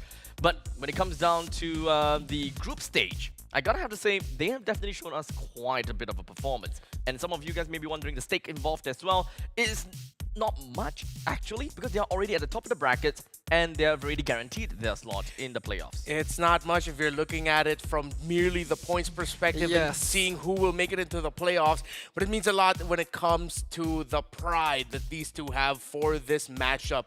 The interesting thing is this rivalry began here in the Snapdragon Pro Series in Season 6 for the Open Final, but the real ones know it really began in social media when both of these two would trade a lot of interesting jabs and banters. Actually, in real life, they're all very close friends. That's why they openly give each other ish, Ish. Yeah, leave it at ish. I still want to keep my job for a few more days. For a few more days. For a few more days. Just a few more days. Just a few more days. Fair enough. One thing we also need to remind everyone is the very potential perfect run here for the group stage, right? Every single one of these games that ONIC PH as well as Liquid Indonesia have won, it is all in a 2-0 sweep. And right now, I think it is very impossible for us to be able to see a complete perfect run 2-0 between these two. We gotta have to respect that. It will be a 3-game series, but to whom? That's the question. A lot of people, it's going to be the favorites going in of ONIC PH, of course, since they are the world champions. We already saw their history, right? Only 2 games lost out of 12 against TLID in M6, in Snapdragon. Thus, they are very used to dealing with them overall. Like Renwar has already pointed out, TLID has actually been very impressive throughout SPS. There's been some times where they're shaky, but they have a way of winning games when you least expect them to be able to. And that has, that's just like carried them all the way through this way. So maybe something unexpected will happen. Maybe they could actually pull the rug out from under ONIC this time. Man, this came a little bit early. I was hoping that it will be like the final game of the day. But hey, in the middle one, it will wake us up. And that will prepare us for more of an exciting game later on. And it just so happened that it's also going to be a Indonesia game versus Indonesia game. But we'll get to that in a bit, because whenever it comes down to Indonesian games, somehow Merco is always like not there. But at least it's not Bigatron this time. But we can kind of move that point on. But anyways, both of these teams we've mentioned playoff bound. As you can see, they are already going on towards the playoffs. And this is all about the ego. It's all about the perfect run. It's all about the rematch. There's so many things that we are just layering on top of one another. But these players, they know exactly what they are here for, and that is to give themselves a great run and to see how they can further improve themselves for the playoff. Yeah, and these two teams know exactly who they're going up against. They've all been very vocal about how leading up to M6, and I'm not sure if it's still the same when it comes to leading up to SPS. They scrim a lot, really, they're all very close, a lot of messages exchanged between these two. So the familiarity is there, and when it comes to the familiarity, the advantage obviously has to go to the side of ONIC PH. The multiple times that they've defeated Team Liquid ID in broadcasted international tournaments, they always say the same thing. We faced them already. We already know how they play. So TLID really has to come into this with something different rotations, something that'll shake off ONIC PH and throw them off so that ONIC PH will feel like as if they're going up against a different team. Will today be a special day for Team Liquid Indonesia? Well, we're gonna have to watch to find out, as now we do have got the caster predictions. It seems like when it comes down to Sadafa, he's the only one with the 2-1. Well, in the meantime, the both of us just went 2-0. Now, hold on, Abstract. Earlier, when you were opening the show, you said this would definitely go to 3 games. What's all that about, sir? Something's not quite right. So yeah, You also predicted a clean sweep, though. No, yeah, I mean, I am Rendafa. I am your beast mode. If Stafa goes 2-1, 3 games, Rendafa beast mode goes, this will be a clean sweep for ONIC PH. You know what? Why do you keep that makes sense? You keep disappearing I more and got more. something that I got something. Did you drop? Your suit is white, man. Don't get it dirtied up. Well, no, the floor is clean. Where is that? Seriously, dude, what happened? Now the Dodo's going there. All right, so the Dodo's gonna be the host now. This is the perfect chance for us to All right. take Abstract's job. Okay. But let's talk about ONIC Philippines, all right, Renma. What do you know about this, guys? Well, one of these men here has Savage already in the Snapdragon Pro Series Open. Not Open Finals, Challenge Finals. And his name is Kelra, and I mean, best team in the world. World champs. Oh, what else I gotta say? They just still look so good, and it's not like it's been a completely clean run for them. Yes, they haven't dropped a game, but it got quite shaky in game 2 up against SRG, where it looked like SRG could have forced a game number 3. But despite being down, at one point being down 4-0, maybe even more in terms of the kills, they were able to turn things around. So ONIC PH sort of like reminded the rest of the world that yes, we're known as the team to dominate early on and just ride it out from the early all the way up to the late game. Well, question is, can their opponents even get to the late game? But they've shown that they can come back if ever they need to. Yeah, on Stream A, we've gotten a lot of games of TLID, and we've always talked about how this is a very rookie lineup that surprised the world by rising the ranks into second place. But in a similar position, ONIC PH are actually quite new as well. You know, they don't actually have that much MPL experience and yet have risen through the ranks to become the strongest of all time. There's a reason their initials are literally OP. This team is all busted. Completely overpowered, as we have got ONIC PH. They are the one that recorded the very first Savage in the challenge finals. Of course, credit over to Kelra. This guy, boy oh boy, are they scary and are they strong. I have no idea what Kelra is doing, but it seems like he is really breathing in the air. In the meantime, it is also a win streak for them, as they have not lost a single game since the challenge season. TLID, boy oh boy, they have a tough and very, very steep hill to climb. Yeah, wow, ONIC PH, what else can we say?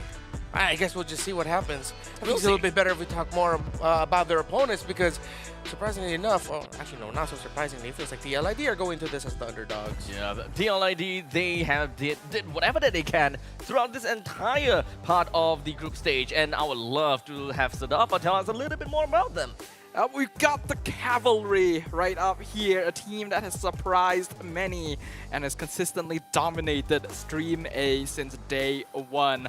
Aran, Fabian, Yehezkiel, Witty, and Aaron Shiki have surprised the world and captured the hearts of many with a very aggressive and bombastic playstyle. This is a team that knows how to bring their own personal charisma to the Land of Dawn, and it oozes through the way they approach the game. However, they are not a perfect squad by any means either. There can be shakiness, and their tendency to play in an aggressive and sometimes scrappy way leads to gaps in the armor that can be taken advantage of by a more solid lineup. And up until now, Fnatic, ONIC PH, no longer Fnatic actually, that's why they are, you know, rebranded, have been able to find those gaps. Now, when it comes down to TLID, I always look at them and be like, yeah, the way that they play is very reminiscent to Cambodian playstyle, where all they want to do is team fight and not just normal team fight, scrappy team fights, which somehow actually works, which is kind of the same thing for Cambodia. They're the Brawl Kings. Brawl Kings. Yeah, and now that that's still very evident for TLID, with what Stafa said, maybe ONIC Philippines will be able to capitalize on that. But Fabian has a 100% win rate this season with his Suyo. So Fabian, as Sigma always, Suyo. yeah, his Sigma Suyo. As always, he needs to start with the draft, and even, you know what? There might even be a chance ONIC Philippines might still just give the Suyo, see what happens. I think so. But sometimes it's hard. That's a hard thing to read with ONIC PH. You could go into it and think that, oh, they're so strong, they don't care about the comfort. But then multiple times that they've shown they do care about the comfort. And even there are certain heroes that, let's say in a game number 1, looked like it wasn't causing them problems. Surprisingly, when we head to a game number 2, we see that they're banning that hero that we thought was overlooked, but for themselves was actually additional problem. So ONIC PH, a lot of respect comes from different angles. Now, one thing we gotta look out for, definitely 100% win rate though so far, so we gotta put that away. But one thing that is interesting to look out for is their game duration, because we talked about how when we talked about ONIC PH, the way that they play the game is they dominate in the early stages, and they would want to be able to really solidify the deal at the late stages. While TLID, they power through the early stages with their fastest game at 12 minutes on the blue side, and the average at around 15 minutes. But what is very interesting and unique about TLID is the fact that they're not really an early game aggro team. These are players that, like you mentioned, Abstract, are somehow able to power through even when they're behind and just overpower their opponents through pure micro mechanics. Their first tower rate earlier actually was very, very low. It was like 12% only, but they're still able to get advantages very cleanly throughout the early to mid game. And I think that kind of affects the kind of heroes we see picked and banned from them. Yeah, another thing about Team Liquid ID is something that's been evident with their playstyle. They really understand the power spike that comes in at around 6.5 minutes up to the 8-minute window. Teams going up against Team Liquid ID always need to watch out for that time. If you are in the lead heading into 6 minutes, you have to bank on the idea that somehow, somewhere, Team Liquid ID will find an engagement that will allow them to get the lead and allow them to retake momentum in the game. They're just so good at that. I had to double check a fact just now, actually. ONIC Philippines right now, alongside being undefeated, are the only team that each of their 5 players have garnered a game MVP. So all 5 have been an MVP at least once in their games, while for the challenge finals alone. While for Team Liquid ID, majority of their MVP honors actually goes to Aaron Shiki and Fabian, which doubles down on the idea of just how good they are at fighting, because you need damage, so that means they're a little bit more carry focused. Actually, that is very true to what LaFell said, right? When they are looking at ONIC PH, every single one of these members are a problem. It's not just 1 or 2 star players. Everyone knows their role very well and play it to the T. And I think that is the small difference that really allowed ONIC Philippines to consistently come out on top against TLID. But we can't deny, TLID has been getting better at playing together as well. Literally, when we interviewed Fabian the other day, he no longer was the type that would be like, oh, I'm gonna solo kill King Kong. They're playing for the team, That's personal growth. Now, when it comes down to the team statistics for ONIC PH, the one thing that we did a comparison about is the game duration, so let's do the same for this one. As ONIC PH fastest game was 9 minutes and 6 seconds, with their average at 12 minutes, shaved all the way down to 12 minutes. That's a difference of 3 minutes between ONIC PH and Team Liquid Indonesia. Yeah, ONIC PH aren't just a team that play fast, they play so decisively.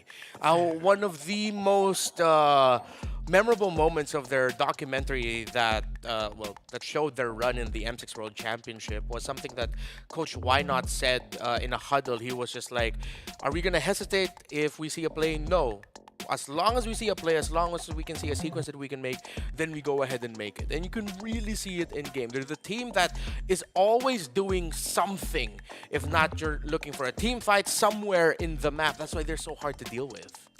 Now, when it comes down to the heroes, this is something that we can definitely talk about too. Moskov, Granger, and Joy. Top pick 4 times. Hilda and Jawhead coming up onto 3. Well, of course, when it comes down to the most banned heroes, we can pretty much expect the same thing when it comes down to Fanny, Loi, Ju Sin, and so on and so forth. But these, when it comes down to ONIC PH, they don't care about what other heroes that we have seen before, such as the Badang or the Lucas. Although it will be pretty fun to see that.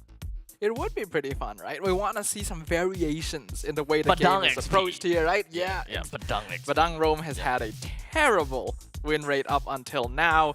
So let's see if we'll get to witness that once again in the draft for game number 1. Looks like ONIC Philippines are going to be on the blue side with Team Liquid taking the red.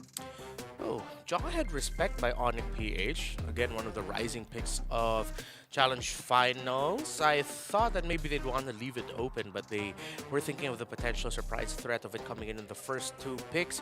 Considering that ONIC PH would want that early game, they'd rather not face up against a hero that's great at shutting down early games while making a good early game for the team that has him. Also, getting rid of the Phoveus immediately makes you think that they want the Joy. So Team Liquid ID, they had the choice of letting it through or not. They'll decide to ban the Fanny instead. So I'm pretty sure they're gonna give King Kong the Joy here. Otherwise, like maybe they're first picking the Harif or the Granger. It's still open, but Phoveus seems very, very specific. Yeah, or the Suyo. I mean, if they are gonna fall down the idea of respecting the undefeated pick of Fabian so far in the challenge final, so all the power picks are available, but that means that's a 2 power pick swing for the side of Team Liquid Indonesia. ONIC PH were tackling the Aran problem, so they pick up the Granger. They deny a comfort for Aaron Shiki. Ooh, going for the Granger instead. This means that Fabian can pick up the Joy if he wants to, but I do think he's a little bit more comfortable on the Suyo overall. And there's always the worry that if you pick up the Joy, then the opposing team will just draft like the Tigreal or the Belleric to immediately counter you. These 2 teams are quite evenly matched up, so that can be a pretty big risk. Yeah, first 3 picks, Tigreal, Valentina, if ever they get a little bit too greedy with the first 2 picks here. They do pick up the Joy. If it's Joy Harith, it's a little bit too greedy. So they go for the Eve instead. For sure, everyone would want thought that it is going to be a Suyo over to the side of Team Liquid Indonesia. But that means that ONIC PH now has the opportunity to pick up the Suyo for themselves. And of course, go for another comfy pick. Quite literally, a lot of heroes that can really fulfill that B3 pick if they want to go for the safe pick. Hylos can never go wrong. Yeah, Hylos is pretty safe against Eve, but I don't think ONIC is the team that typically wants to play safe. They go for the Cho instead for lockdown on the Joy, and then the Hayabusa instead. So Suyo just not going to be in contention for game 1. Interesting, but the Hayabusa makes sense with the Eve on the board. They needed the backline access that could threaten Eve's placement in team fights. And at the same time, you also have a great option for splitting safely. Well, we've seen teams try to actually answer ONIC's iconic 4-1 split where they leave 4 around an objective and then 1 to just split push and macro the map. Hayabusa would be great as the 1 spot. Team Liquid ID, though, will pick up the Badang. Flex pick still, still feels a Aran pick though. Yeah. Aran already made a huge play with the Badang yesterday. So I think we're all definitely hoping that it's going to be the Badang EXP. If any team is going to do well on Badang Rome, though, I would expect it to be Team Liquid ID, so they can still keep it somewhat flexible.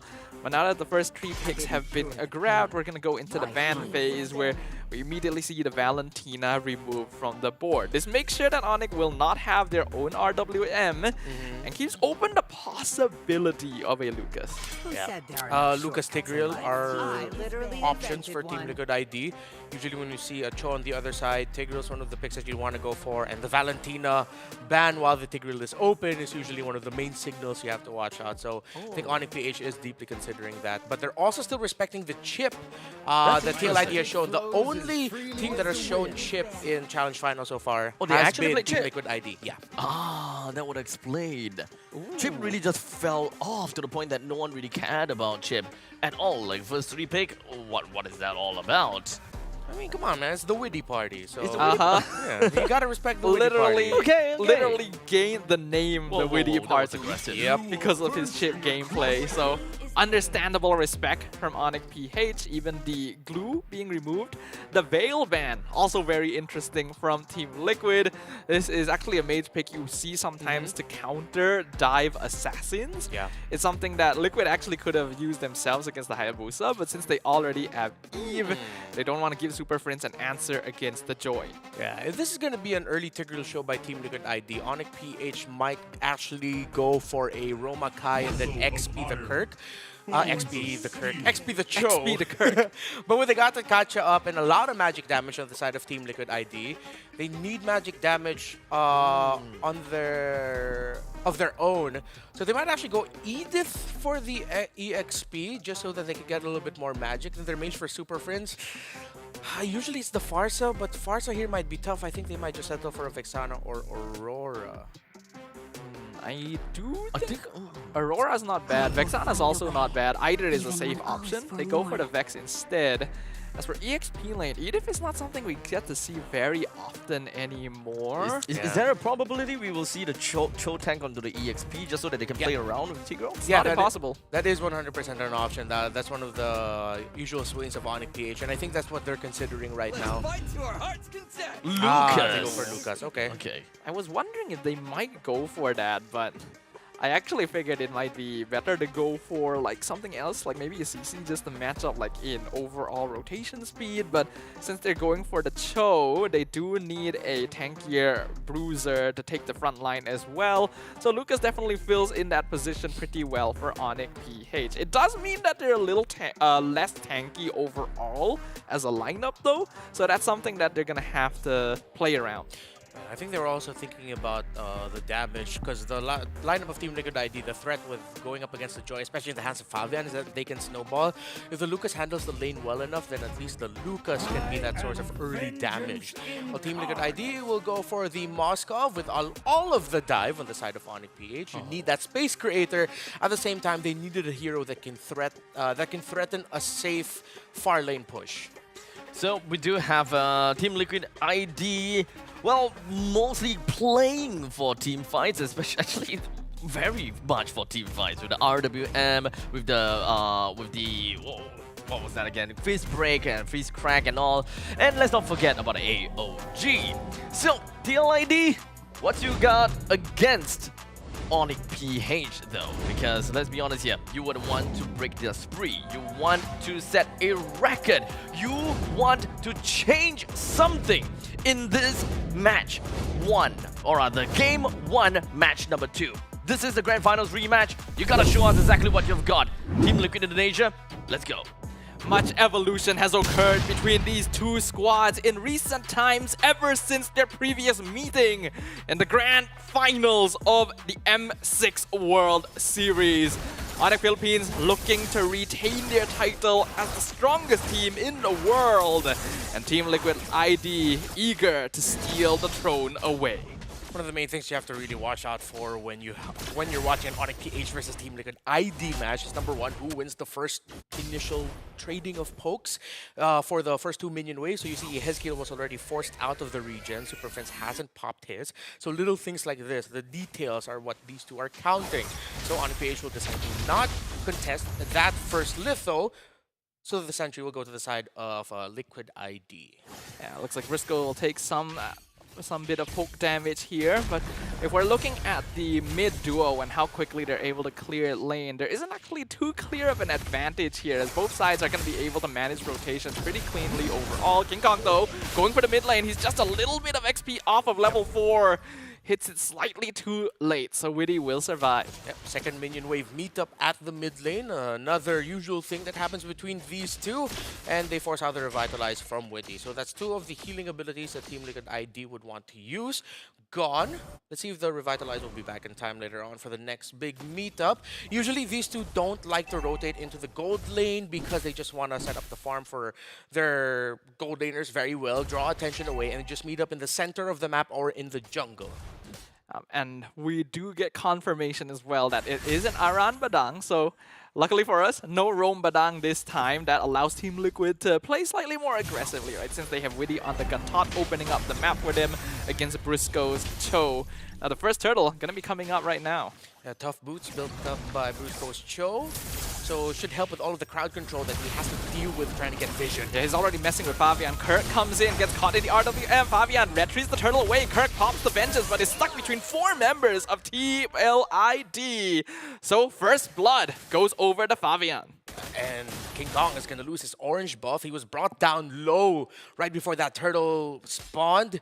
Kirk just tried to trade something. That's a ONIC PH thing to do. Just find the trade. Luckily, Team Liquid ID decided not to invade the orange buff, so he'll still be able to get that. But this slows down the snowball of ONIC PH just a little bit. Yeah, you already mentioned as well during the draft, Renmar, that Team Liquid has a better team fight combination. And right, AOG, RWM, they got the Fist Crack as well. So it's going to be very easy for them to just 5v5 ONIC overall, who on the other hand, kind of have to play around pickoff, right? Since they have the Cho, Lucas doesn't actually tank quite as much as Gatot either, so they need a bit more finesse. Joe and Granger, they see each other. Oh, Fabian! He found Kelra, who was trying to get the Scaled Lizard on his side, but Fabian was able to read the rotation that Kelra usually wants to do in lane to balance out and get a little bit more farm. Yeah, great timing and rotation knowledge here. Being able to cut off Kelra while he's trying to get a little bit of farm behind his tower. So even more advantage going over the TLID now. Yeah, Thunderbelt rush for Aran, so he's going to start building up stacks as the Badang. Because of that little trade, it's 600, nearing on 700 gold lead for Aaron Shiki in the gold lane. Kelra rushing the Hunter Strike. Let's see if the Golden Savage is able to balance it out a little bit in terms of the farm, because Team Liquid ID are supplementing Aaron Shiki very well.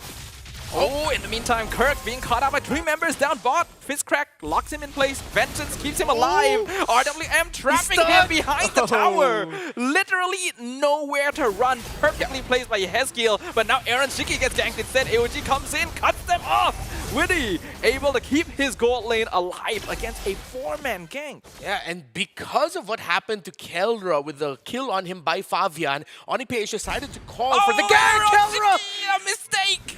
He still got caught by Kelra, and just like that, in the snap, this is what we were talking about when it comes to ONIC PH. They love to trade around the map. Yeah, the turtle now being traded. Fabian steals it away and bursts down. King Kong killing spree to the Joy. Now chasing Kirk and Briscoe, but doesn't have enough stacks of skill 2 left to continue chasing. Witty and Yehezkiel are here. The flash combo knocks up 2, but Kirk doesn't have enough damage. And because of that, purple buff is stolen by Fabian. Kelra wants a kill, but Revitalize means he cannot get it. Yeah, and just like that, Team Liquid ID answer back. Fabian sees Kelra again. Yep, he's going back in. Electrifying beats the fist break. Traps 2. Another double kill to Fabian. Flavor Fave, too sweet for the Filipinos to handle right now. 6-1. And it looks like the string of losses that Team Liquid ID has garnered against ONIC PH has bubbled up into this. Them in the lead, considerably so. 5 minutes into the game.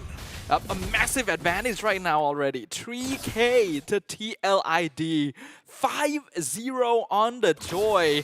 We have enough. Oh, RWM in the mid lane looking for Super Prince. The 2-man knockup with the Eternal Guard. Yehezkiel gets punished as ONIC collapses.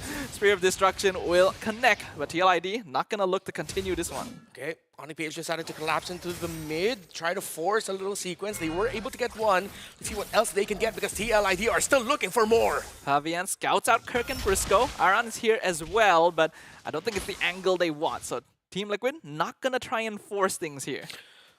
Both mages already have their first item, Glowing Wand. Starlium Scythe already built up by the Joy, while King Kong just finishes on Hunter Strike, 1,300, and climbing, or closer to 1,500, is the gold lead that Fabian has up against King Kong. 5-0-1 already.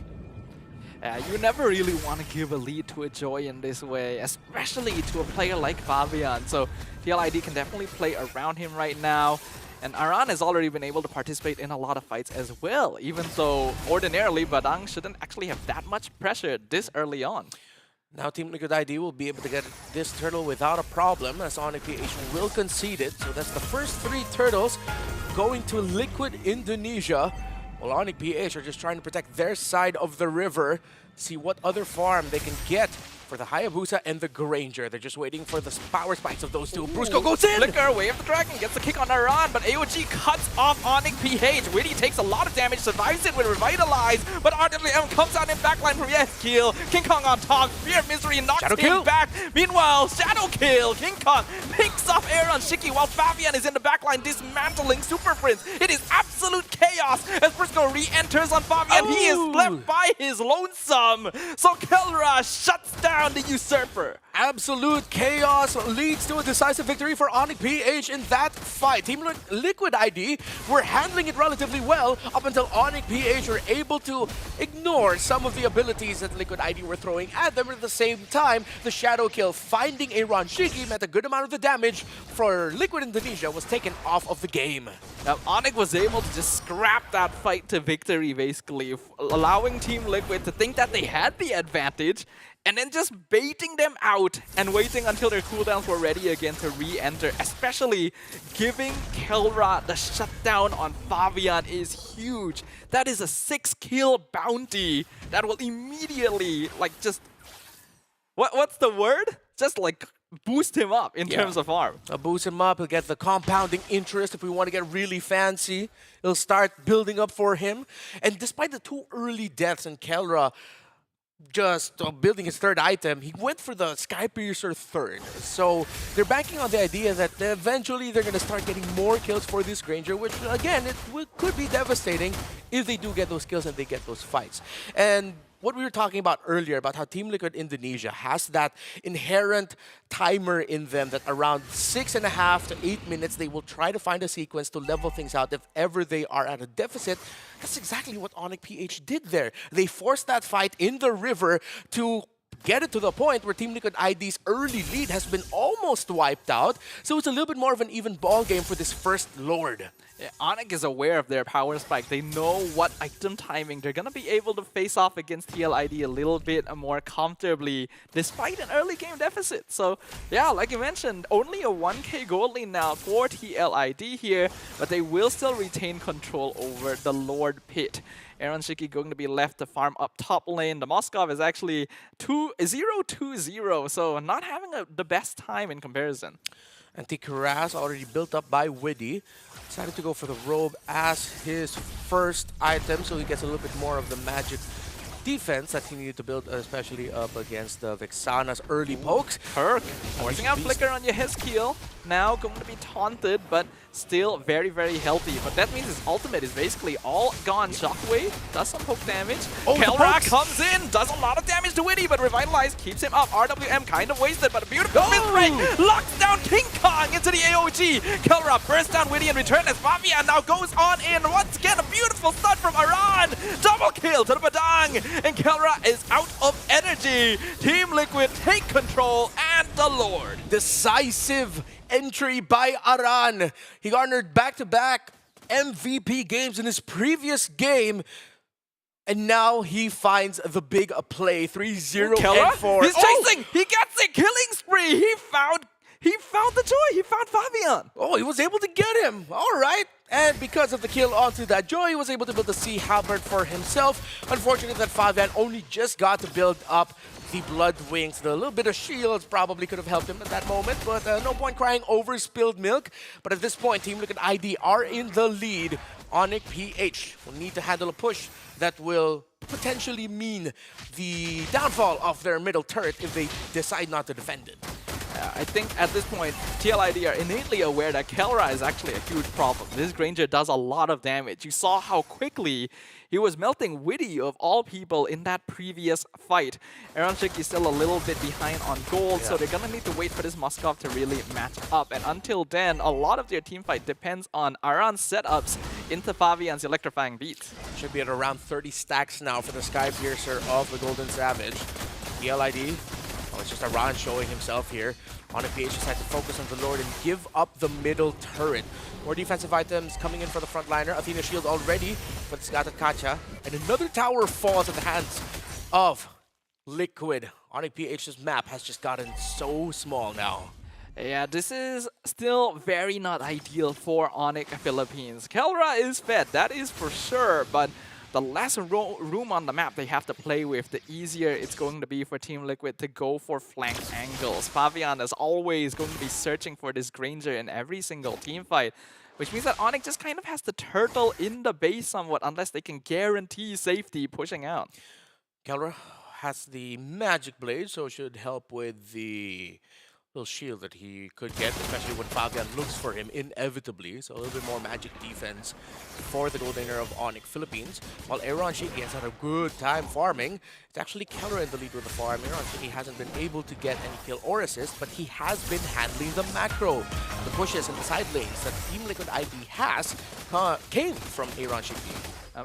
Team Liquid still continuing to be aggressive. Fabian was able to steal the purple buff away once again. Rose Gold officially means Kelra's build is complete unless he intends to switch out his shoes later on down the line. The Lord coming up in another 20 seconds, and TLID already setting up macro on the other side of the map. There's a hungry Hayabusa right now as Team Liquid Indonesia go for a 5-man distribution in the bottom half of the map. See what ONIC PH will do in response. Okay, they're going for their 3-2 split now. They're in the objective, and of course Brusco just hovering around to help Kelra get a little bit more farm from the minion wave. ONIC PH, I'm pretty sure they know at this point that Aaron Shiki is threatening the side lane push. Let's see how ONIC PH will commit into this, seeing that they know where the Moskov is. Yeah, Team Liquid ID can feel comfortable letting Aaron Shiki push bot lane since Spear of Destruction can just bring him into the fight whenever it is necessary. Now they're positioning aggressively.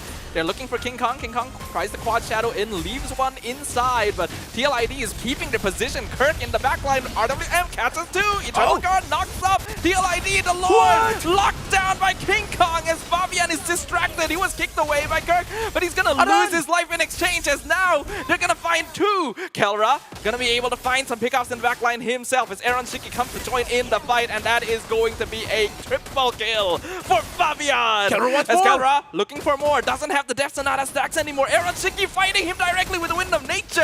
Kelra dashes forward once again, that might be a mistake. Aaron chasing him, flickers forward, not able to finish off Aaron Shiki, and Fabian gets the shutdown. The control that Aaron Shiki showed, he could have stayed, he could have tried to get that kill, but Team Liquid ID told him, hey, you've got us and we got you. While Fabian has gotten Super Friends. The unstoppable streak for the usurper, for Flavor Fame himself, as Team Liquid ID prolong the fight and bait ONIC Philippines into facing him directly. The Lord is cleared up eventually, but that is a momentum swing back in favor of Team Liquid. Liquid ID able to balance out the fact that King Kong stole that Lord away. It diminished what could have been a massive win for Liquid ID, potentially even a game-ending win. But they were able to get the kills that they needed to get. But with that sequence, it is a harsh reminder for them that yes, Kelra's damage as the Granger really hurts. But it's also a reminder for ONIC PH that they gotta be a little bit more careful because Liquid ID are more careful now. So calculated. 11-2-4 is Fabian's Joy, fully built already at this point. And Kelra just got hit with a poke damage from someone. Was that the Eve of the Moskov together somehow? Was that just the Eve? But that hurt. He was getting juggled basically by the remaining members of Team Liquid, which is unfortunate, but ONIC actually had a good idea of starting that fight, right? They entered with Kirk, baited out resources, then Brusco timed his way of dragons perfectly so that Fabian couldn't retrieve the Lord, but then after that, they're kind of spent, right? They're split apart, and Team Liquid can just pick them off one by one. So they still got to be able to balance out their gameplay somehow. 4,000 and climbing is a gold lead of Liquid Indonesia, but at this point in this game, just a 1 or 2 item advantage, and ONIC PH will have the resources to balance things out or even commit a fight if ever. But yet again, no purple buff for this Hayabusa. Liquid ID has been starving them. Who was able to get it? Oh, Super Friends was able to get it though. At least that's something for Yeah, ONIC PH, something. but you don't want to be in a position in a game where you have to say like, hey, at least we got something, right? Especially being ONIC Philippines, the champions of M6. Renmar, what do you think they need to be able to do in this position to turn the game around? Well, usually they will play for trying to win it around the fight, sending the 4-1 split, try to balance it out with the turrets, and they just hope that the 4 left around the objective are actually going to be able to win and get the kills. So far, Liquid ID have been executing the team fights a little better, so now they just have to bank on the fact that they need to play the team fights better. So both have gone for a 4-1 split, so 4-4 around this objective. Fabian already sees Brusco! Brusco! Immortality is gone! We see King Kong trying to save him, but he's not going to be able to do so. Ogi Shadow Kill, though, shuts down Fabian. In the meantime, Aaron Shiki in the backline on top of Kirk. Vengeance, Pop, RWM trapping King Kong. He's picked up. Witty slays Kirk as well. The beast is down. It is now a 4v2. Kelra still alive, looking for Aran. He actually dodges the fist break, and Kelra shuts down the Badang. Continuing the snipe from behind, but his survival was key for ONIC Philippines. Kelra and Super Friends remain, but Liquid Indonesia, they will be able to get this Lord without a problem and without their jungler. Way too risky if Kelra and Super Friends got close, but it looks like, will they? Could they? Can they? Kelra still trying to go in. Eternal Guard misses. Yehezkiel gets terrified as Aaron Shiki tries to jump on Kelra. Once again, the Lord is low, but no jungler is alive. It is a 50-50. Aaron Shiki secures it. Kelra drops low. Spear of Destruction misses, and now Aaron Shiki needs to back off as Briscoe is back, but he gets terrified, dashes out of the Lord pit. Looks like there'll be no further casualties here. Less than 100 HP remaining on the Lord when Super Friends hit it with the Cursed Blast.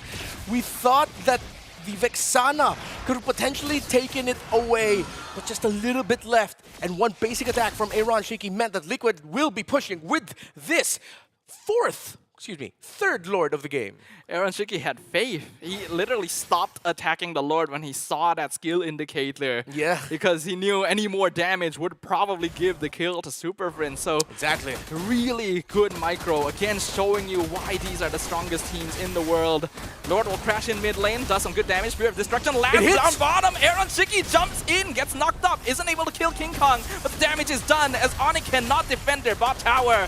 Fabian looking to threaten. Kirk trying to find an angle as Purify is forced out, and Aaron Shiki is able to dash back through, but Kirk comes in! 3-man push, kills off Aaron Shiki, but they're taking so much damage in return. Fabian with the electrifying beast, he gets kicked into the wall, but he's not picked off because Aaron is there to defend Ogi's Shadow Kill as the base is exposed. Witty, eyes on the prize, baby! That's going to be game 1, going to Team Liquid ID. Liquid Indonesia immediately from game number 1 have already destroyed the predictions of mine and Renmar's. 2-0? No. We gotta respect. We have to respect. This game is out of this world, and at this point in time, we would need ONIC PH to execute a perfect sweep, a reverse sweep, in order for them to continue their run as the, continuing on to the legacy of winning TLID every time. Yeah, this is a different Liquid Indonesia. How they were team fighting there. Fabian's entry. There are 2 members of TLID that I really want to give focus on. Hopefully they're not going to get overlooked. It's Aran and Yehezkiel. Their timings. They knew that what their kit brings is, for Aran, hard lockdown setup, really good damage. So he was saving it for the entry of Kirk, for the entry of King Kong. Bring up that wall, bring out that stun and the combo. While Yehezkiel, with the reach that he has, is doing everything he can to take Super Friends out of the team fights. Especially with their last one, Yehezkiel, you can see the skill indicators of the Eve were all focused towards the Vexana, knowing that that was the best tool ONIC Philippines had to clear waves and safely poke Liquid Indonesia, because Kelra was also busy trying to handle other things. Yeah. I think we already knew going into this game that TLID has the better team fight lineup. It's just a lot easier to execute with all the big ultimates that they have on their side, and then the Joy as well, which ONIC Philippines will always have to be dealing with. On the OP side, they do actually need to go for pickoffs, right? They have the Cho, they have the Hayabusa. That makes it a little bit more difficult for them because they need to be the ones in control of the map. And TLID is just not a team you can gain control over easily. It's kind of scary how, because OP, they want to play the macro game. They have a lot of ways where they can make cross-map plays. They have very high mobility heroes. of course, Hayabusa as well as Cho, they all know they can definitely get themselves to places. And of course, you know, that pick-off strategy definitely works well whenever they want to play a macro game. But this doesn't seem to be very true going up against the LID. A lot of these objectives were just not taken. Although I gotta have to say, ONIC PH did manage to take a single Lord, but when it comes down to getting a single Turtle, that wasn't possible at all. They didn't really manage to get any form of, well, advantage in the first few minutes of the game. Yeah, but you saw that ONIC Philippines acknowledged that, and they were trying to win different sequences. They got that lore, they were able to get a little bit of push off of the sides, although they could have gotten more towers, but Liquid Indonesia were covering their map too well. Yeah, they have heroes that can cover a map very easily, right? And they already had lane priority somewhat as well, right? We look at the mid lane, we already know that their mid-roam duo is very good and somewhat even from both sides, right? So there was no clear advantage there. But I think a lot of the early prio has to go to Aran, right? Because he was able to join fights so early on. He was just not bothering trying to match Kirk in lane because he knows that he is such a strong setup for his team. Now with the MVP, Fabian, 13:3:6, of a total of 811 GPM, and of course 95% total kill participation throughout the entire 19 minutes of the game. I gotta have to say though, this Joy has been zip-zooming throughout the entire battle, and we have just been finding so much advances. All the way to the backlines, I'm pretty sure that even when it comes down to Vexana, boy oh boy, Super Prince is having a tough time. Yeah, Fabian, no other way to put it. This game from him was just crazy with that KDA and the timing of his entries. Interestingly enough, ONIC Philippines took this trade in the draft. They first picked the Granger, they gave the Joy, they picked the Vexana into it. Of course, that was one of the last picks that we mentioned. Could handle it well, but Fabian just played this too well. His combinations with Aran, it seemed like they knew that their entries together would cause so much havoc, and especially for the first two highlights that we just saw, it was Aran and Fabian starting things out for Liquid Indonesia. It's extremely explosive the way they went in, and you don't really have a lot of time to react to that as well. Yeah, I think the rotations and timings are just very clean coming in from TLID. Right from the beginning, Fabian was already able to pick up so many like easy early kills for himself just because he knew where he needed to be on the map. And then, after that, there's no real way of controlling it. Even here, I feel like Kelra needed to back off when he still could. I know that is so tempting when the opponents are so low, but they are literally juggling him. They're controlling him there. And then after that, the team fights are so well executed because Witty and Aran are just cutting off paths for ONIC.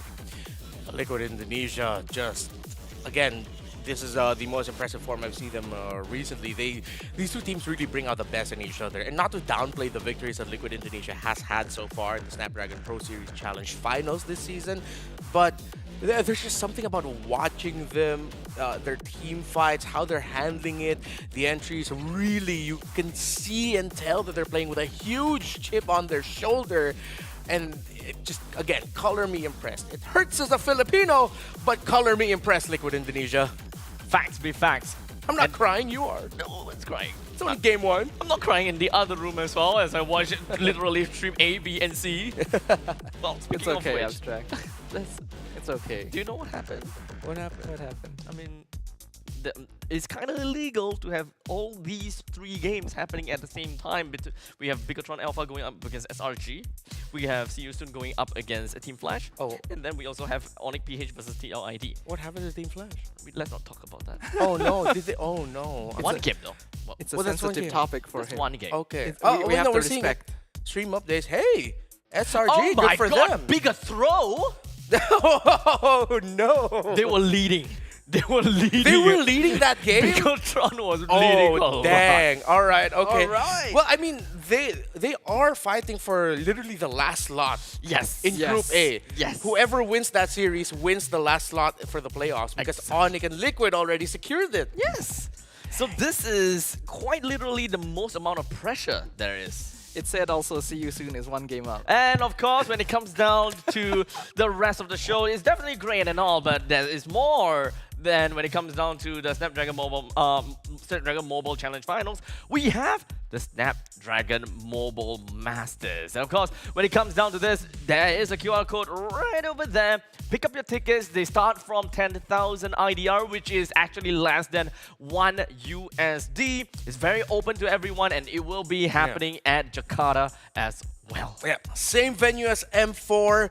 Teams from all over the world. You can count it as a World Championship level event. 80,000 USD for the winner of the tournament. Why not? Just go. It literally is the World Championship event for Snapdragon. So, like, if you guys wanted to watch a tournament that's on the same level as like the M Series in the middle of the year, then that's where you guys need to go. If you guys really want to know which team it will be the best team in the world, that is where you're gonna have to go to, and that's how you're gonna be part of it. But speaking of being part of it, we will be part of the most exciting game here in Stream A very soon after this very short break. If you guys want to stay tuned to how this series is gonna turn out between ONIC PH versus TLID, make sure you guys check back in 2 to 3 minutes time as we are going off for a short little break.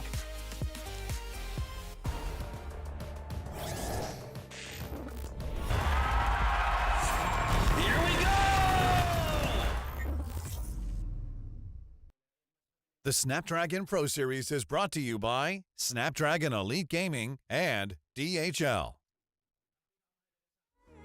Stranger to the fire, burning up all my desire to be greatest days coming in waves. And no, I ain't no stranger to the fire, burning up all my desire to be great. I gotta just open the gate. All I need is saving from hitting the pavement, understand it when I'm impatient, that only I give to me. All I need is a little love in lonely places, the strength to stand fear in the face, that only I give to me.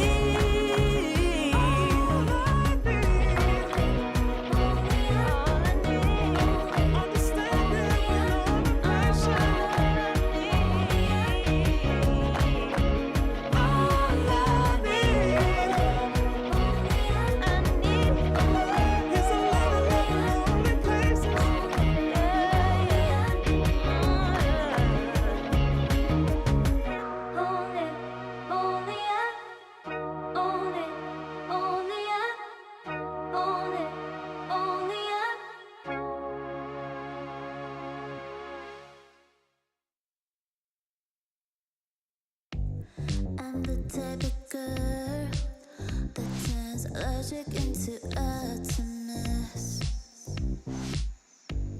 Think you know it all, but then you let me get inside your head. Yeah. Steady jump design, thinking. And we are back again for the Snapdragon Mobile Challenge Finals Group Stage Season 6 Day number 3.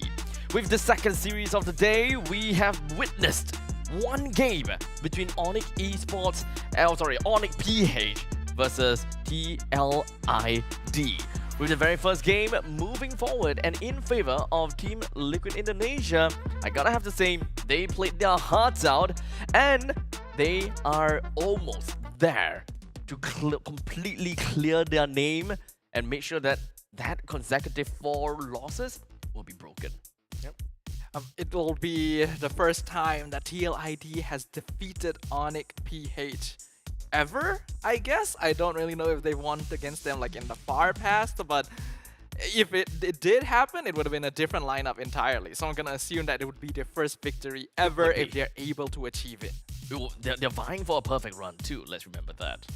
If they were to take game number 2, actually that would be a little bit scary. That would be a statement to the entire world that we too owed the world champion. Yeah. I wonder if ONIC Philippines are probably... I mean, they're thinking about winning the whole dang thing. But maybe a part of them, each and every one of them are just thinking, am I petty enough to really just win this game number 2?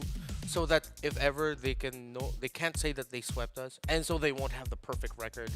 If I was ONIC PH, I would be that petty. That's not even pettiness at that point. That's what you gotta do. You know, you need to win in this position. But for showmanship, technically, give that win and they're like, oh, look, 0-2, they want us, they're better. And then go back to the playoff, it was all a lie.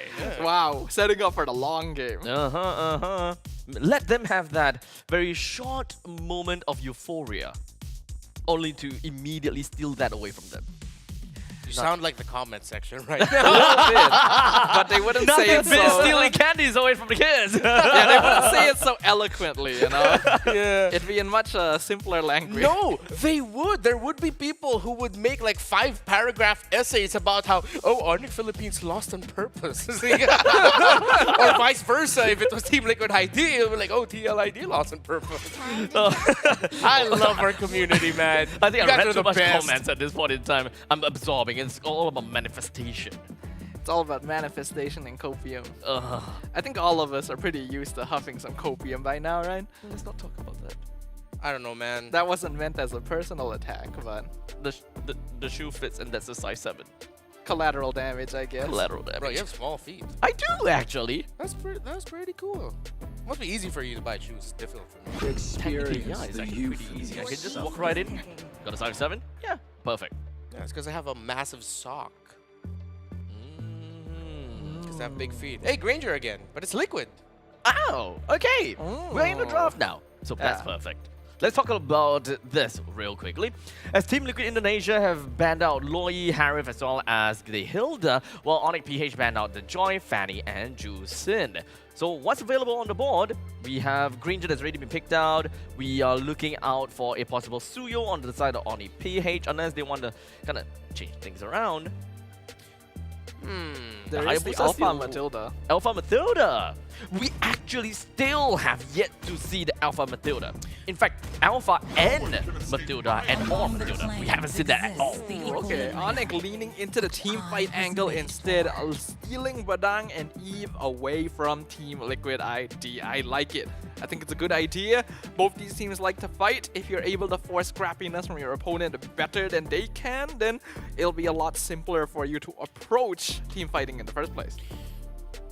Okay, they don't have to worry about the really difficult run pick to deal with unless they're not gonna Phobius at this point because there's an Eve on the other side. Maybe Lucas might just be the best bet for Iran right now. Would it be too early to immediately hop in on a Gato Kacha just for the taunt on the Eve? Oh wait, no, yeah, that'd be a great pickup. And Naran has shown an EXP lane. Gata Kacha, he's one of the few players to do it. So, big time picks. Okay, that is a top global Matilda with a Matilda in his hands. Witty the Wise himself on the Matilda. Now gonna be able to pull people in and out of danger. Literally, it's a great way of saving people from RWM or Fist Break if they get caught out on their own. So, really solid pickup here from Team Liquid ID, even denying the most meta jungler still available. That is the Suyo. So, ONIC gonna go ahead and lock in the Granger counter before it gets banned out. Okay, so with them, with the Irithel, you have someone who's mobile. So whatever mid lane pick that might end up in the hands of his skill shouldn't catch the Irithel so easily. Even for the Suyo, it's not the easiest job in the world to catch an Irithel. Plus, it just meshes. Those three actually mesh well together in team fighting and skirmishing. So they went for the offensive routes first. The Badang is still flexible for the side of Brusco. You also still have to watch out for a CC potentially coming up for Liquid Indonesia. But I love this ban. This could have been a fantastic pick for Yehezkiel in the mid lane, but ONIC PH took out the Navaria. Getting rid of a scouting tool, a way to poke from afar, and we've already seen the Novaria Granger combo many times here, so ONIC not gonna give them that opportunity. As for Team Liquid ID, I think it might be worth considering getting rid of more frontliners. I feel like if you give ONIC a Hylos as well at this point, it'll be very difficult to play around since Gloria's pathway with Iritel makes a hard to catch hero even harder. Yeah, that's true, but part of me thinks if... Okay, they take out the Hayabusa. Does ONIC PH need more offensive tools, or can they just play a little bit more defensively here? Because you already have the Matilda that will almost always get into position first, will 100% break the formation of the real-world manipulation. It can easily send someone alongside the Matilda to annoy Super Friends in the back. So, okay, so ONIC decided to go in that route that Phoveus could still be a problem. They take it out, but now they have to watch out for Savior of Farsa on the side of Liquid. But damn, good balance by Burst potential. Hard focus on King Kong here. Yeah, still King Kong picks gone already. They might be stuck with an Alpha without a Matilda for them. No, they're not. No way in hell they're gonna go Ling. There's still a possibility of a Julian. True. Julian's a bit niche right now, but can be strong. We've already seen it being played by 1 or 2 players. I remember. I don't expect the AA Julian though. I think it's I still feel like gonna be the AA standard. Julian is just D-build now, though. Really? Yeah. I would say, yeah, picking up the RGM may be nice as a defensive purpose, but maybe not full on AA with a Windtalker. Sure. Okay. So Chorom, Badang EXP. Nice. I like that. I like that. If Team Liquid wants to directly win out EXP lane, they can either go CC or go into a tank like Gatot to just like sandbag out the Badang. These are 2 options they can go for since Phoveus is already gone. Otherwise, they're still looking for their mid laner as well, and there's not a lot that can really match the lane priority of an Eve. You can go Valentina to steal the RWM, but it's still a difficult hero to execute in the current meta. Yeah, if they want reach and dive, just go Gotcha and a Savior and or Farsa. I feel like that'd be really annoying to deal with. Oh, they get the Valentina. Oh. Wait, Valentina wasn't banned? Oh. It wasn't. Yeah. Okay. This So is, a free RWM for them. yeah, and that's devastating. This is a fantastic draft by Liquid Indonesia. Winning lane in XP. This is going to be another really tough game for Super Friends, potentially. This is going to be a fast-moving, fast-paced game from the side of Liquid ID. They're most definitely going to be all over the map. And in fact, I think that ONIC PH may suffer a little bit when it comes down to that form of mobility. Yeah, and even if you go Alpha here, it's really tough. Fanny's gone. All the best assassins right now are gone. Unless you go like Guinevere jungle or something. I doubt so. What are they lacking right now? If you're talking about crowd control, that might be the case in an AoE fashion. No, Actually, looks like it's just the alpha pick. All the other meta junglers are gone, so... Great draft by Liquid ID. You could clearly tell just how much they prepped for this. The 2 drafts, how they might play in this game number 2 It's the feels blue team. personal. Oh yeah, it's all blue. Well, I will say, I do feel like Onyx draft is a little easier to play overall. There is a bit of executional difficulty coming in from Team Liquid because they only have the glue as a frontline since they're playing Matilda Roam. Oh, fair enough. So now, we're moving on to game number 2. And this is literally the M6 Grand Finals rematch. And at this point in time, Team Liquid Indonesia, they have went up against ONIC PH, against the man, Kelra, who managed to get himself an amazing Savage. And this is the fight for the perfect run here for the group stage. This is going to be a very amazing game here into the Land of Dawn. History has already been defied as Team Liquid ID strikes first blood, taking a victory away from their rivals who stole their potential throne at M6. Now eager to push it all the way to the finish line with a clean sweep, will ONIC Philippines be able to stop them in their tracks?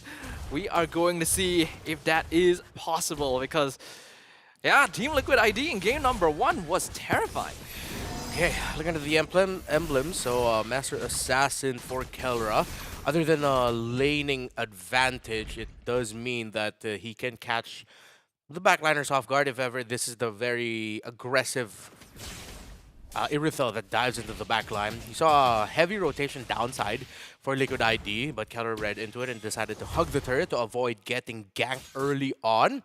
So Liquid Indonesia, let's see if they're going to replicate their rotations from game number 1, wherein it was Kelra heavy, and then come the team fights, always look for Super Friends. Looks like it's a bit hard to do that now since King Kong is being escorted very heavily by his team to just farm up as fast as possible. Alpha has one of the fastest jungle clears out of most heroes in the game, so that is something that they can take advantage of. So TLID don't really seem too perturbed. They're playing 4 Impure Rages, by the way. Yeah. So Liquid Indonesia also, one of the players holding the Impure Rage. Wait, connects with Fabian, but he's able to dash out just fine. I don't think either team really wants to force a fight just yet. Yehezkiel gets caught in the Void Crystal. ONIC is moving around as 4 very heavily. Yeah, they know what they can get with the 4-man rotation plus an Alpha on their side. Brusco already trying to control Widdy. Turtle. We'll see if King Kong will commit an ultimate to get closer. Yeah, Fizz Break connects once again on Aran. Actually commits the Fizz Crack to it. Turtle dropping low, but Fabian's right on top of it as the glue is in the backline. RWM on both members, but ONIC actually getting chased down. The Split Split connects on King Kong, pulls him back into Team Liquid ID, and the Circling Eagle to disengage as well. Turtle secured first blood as well to TLID. That was a perfect entry by Aran. Committed the flicker once he knew where King Kong was, got him with the grab, and that meant that TLID have now denied a big snowball for ONIC PH happening within the first 4 minutes. Let's see what ONIC PH will do to equalize. They might try to go for steal in resources downside. Just gonna get the golem. Are they gonna go any deeper maybe as far as the orange buff? No, they won't. I think Aeroshiki might have actually taken that with the Death Sonata, so... Yeah, I think it did. Team Liquid ID not even allowing ONIC to get free farm in their jungle. They want to be as efficient as possible. Aeroshiki takes a big amount of burst from Kelra, but guess what? Widdy's Here here is Widdy with the Circling Eagle! The knockdown into the Wisp, and the final auto attack takes out the Irritel. On-point rotation. Widdy was there. Aaron Shiki baiting out Kelra, making it look like, oh no, I'm so low. You might be able to get me. Here comes Brusco, though. Brusco gets the kick onto the Valentina, right into the 2-man Spear of Alpha. Guiding Winslow pulls out Yehezkiel, and he steals the Spear of Alpha. Knocks up King Kong with it. Blade Surge connects Widdy. Picks up the kill on King Kong. Brusco with the 3-man knockup, but he's all by himself. So Yehezkiel finishes him off as well. Badang pushing in the top lane. Liquid Indonesia pushing ONIC Philippines to their limits. Already 4-0 for the Indonesians and for the Team Liquid fans. Damn, this must feel so good. This is such an unexpected result. We already know that Liquid can be pretty aggressive early on, but to have such big leads in the early game against ONIC of all teams in both games thus far is unheard of. Yeah, we talked about it earlier. ONIC PH has had many times before in their 4-0 series win streak against Liquid ID. We know them so well, but now Liquid ID have adapted, and it looks like they're reading ONIC PH incredibly well in this series. The fact that they're up this high, heading into the second turtle, let's see what else they can build. This time though, ONIC does have control over the turtle pit. Aran tries to jump in, all of them at once. King Kong gets the turtle though. Split in backline. RWM finishes off. No, Fabian's alive! Okay, he finally gets bursted down by Kelra though. So ONIC PH currently coming out on top. Super Prince a bit too far up, has to flicker away as Brusco continues the fight, gets the cake purified by Widdy. Not enough damage from Aaron just yet. Team Liquid going to have to disengage with this. Liquid Indonesia, really, I'm so impressed by how they're moving right now. Yes, they did lose members there and they lost the turtle. Great execution by ONIC Philippines. At the same time, that could have been an even bigger ONIC Philippines win, if it feels like. The Liquid Indonesia of a few months ago would have continued fighting, would have tried to hunt Brusco, and would have fallen into the trap of getting surprised by Kelra, who was hiding in that shrub near where Brusco was standing, making himself look like an attractive target. But Liquid Indonesia decided to back off instead. Yeah, there's been a lot of growth in terms of discipline for TLID throughout SPS here, and that's what makes them even scarier than they were at the M series. ONIC Philippines gonna need to figure out how to deal with that somewhat, but that previous engagement, getting the objective and a kill on Fabian, is going to help them catch up just a little bit there. The net worth difference actually only be about 1k 6 minutes in, so it's not too bad. Blazers connects, and Super Prince nearly dies, but pops the RWM, finally gets bursted by Aaron Shiki, but he trades his own life in exchange as the rest of ONIC is surrounding Team Liquid. Split though will delay their entry, so it ends up being a 1-for-1. Spear of Alpha, King Kong looking for Fabian, drops him to 40%, but doesn't quite get the finisher. Wow, ONIC Philippines and Liquid Indonesia trading their own mid laners. Or actually, no, it was trade win for ONIC Philippines since it was Aaron Shiki that was taken down. King Kong might have, okay, committed the ultimate, but can he get away from this safely? Yeah, that's a two-man stun. Not quite enough though. Witty tried to pull Aran in, but King Kong was still able to get his way out of a sticky situation. TLID trying to find something in mid as well, but ONIC now switching into defensive play since they want to keep themselves alive for the turtle. Yes, Keel. Let's see if he can get vision on to Super Prince and steal that real-world manipulation that's been problematic for ONIC PH to deal with, and Liquid Indonesia are bursting this turtle down. Yep. Great zoning from Team Liquid. Very clean, very easy for Fabian to just get that turtle, blitz it down. ONIC already knew it was unlikely they could break through there, so they just gave it up. Next big sequence might happen somewhere in the river, around the jungle area, usually with how these two move. So ONIC Philippines are trying to leverage the middle minion waves coming in. It's going to be around trying to hold it, but heavy presence around that area means that ONIC Philippines is showing themselves. Liquid will defend the turret in the mid, but now the center of the map in the river is being held by ONIC Philippines. Now they're going around in the four-man, again, the iconic 4-1 split of ONIC Philippines, sending King Kong alone in the far lane, while ONIC Philippines will try to find a push as 4. And they are sticking to that formation right now, playing around mid lane, trying to catch TLID, rotating back down. Aran gonna scout the bush though, sees it, circling Eagle on Briscoe, goes for the knock-up on Kirk instead. They're not really the angle TLID needs to start a fight though. Yeah. ONIC Philippines has a good position right now with King Kong coming in a potential late entry angle, but now he's been spotted by Widdy and Aaron Shiki. And see Liquid ID putting a lot of focus into holding the river right now. They know they can't give up position here, because if they do, ONIC Philippines might be able to get some victories with pushes. Now they changed the 4-1 split. What was King Kong as the 1, now it's Kelra pushing down bottom. That will get Fabian's attention. And usually at around this point, this means that within the next 10 seconds, one of these two might try to make a play for something. I don't think it's going to be ONIC just yet. They're playing in a controlled state right now, knowing that they can split up Team Liquid potentially. Aranto gets caught with the fist crack. It's a full 5-man collapse. RLM popped by Hezkiel. Meanwhile, the kick in, Aran gonna be able to flicker back. Actually pulls King Kong out, but he loses his life over to the Irritel as Aaron Shiki is pulled in. Super Friends traded. Aaron Shiki finishing off King Kong, but he also loses his own life because he's just too far up. And Kelra with the burst damage. Triple kill. ONIC Philippines might have just cracked the code that was Team Liquid Indonesia's hold in this game. But with Fabian and Widdy still alive and King Kong and Super Friends just about to spawn, let's see if ONIC Philippines will be able to get this Lord. If ever it might be a contention, as Liquid Indonesia might have the bodies. 5v5 might be the number that we'll see for this first Lord fight. And this is what I was talking about executional difficulty, right? It's a lot easier for ONIC to just run at Liquid with their abilities and set up space for Kelra. This Irritel has now reached a point where her best burst damage is a genuine threat to a team that doesn't have a lot of frontline bulk. And Aaron Shiki isn't able to reach them very safely. This is now a great timing for ONIC to play around. Yeah, ONIC Philippines needs to be careful with regards to Aaron Shiki getting kills. Sky Piercer as the second item. Brusco with a kick. Ooh, misses the kick actually. It was cancelled by the split. Yeah. And now Aran gonna jump back in, pulls Brusco out of gonna be used, but Aaron Shiki is just died straight away. Kelra with the eyes on the back line. Picks up one, and he's alive! Actually dead! Widdy will finally finish him off, but what does it cost? 2 members already down. Kirk though isolated. Wow. And now Team Liquid ID looking for the reversal. Split on Aran. Pulls King Kong back, but gets cancelled by Spear of Alpha. Fabian is right here. Yehezkiel dishing out the DPS, and they're just keeping the Alpha locked down forever. It is a 4-for-1 trade for TLID. The turnaround by Liquid. It was started off by ONIC Philippines, but it was finished by Liquid Indonesia. Fabian had no right to survive that long, but he was dancing left and right.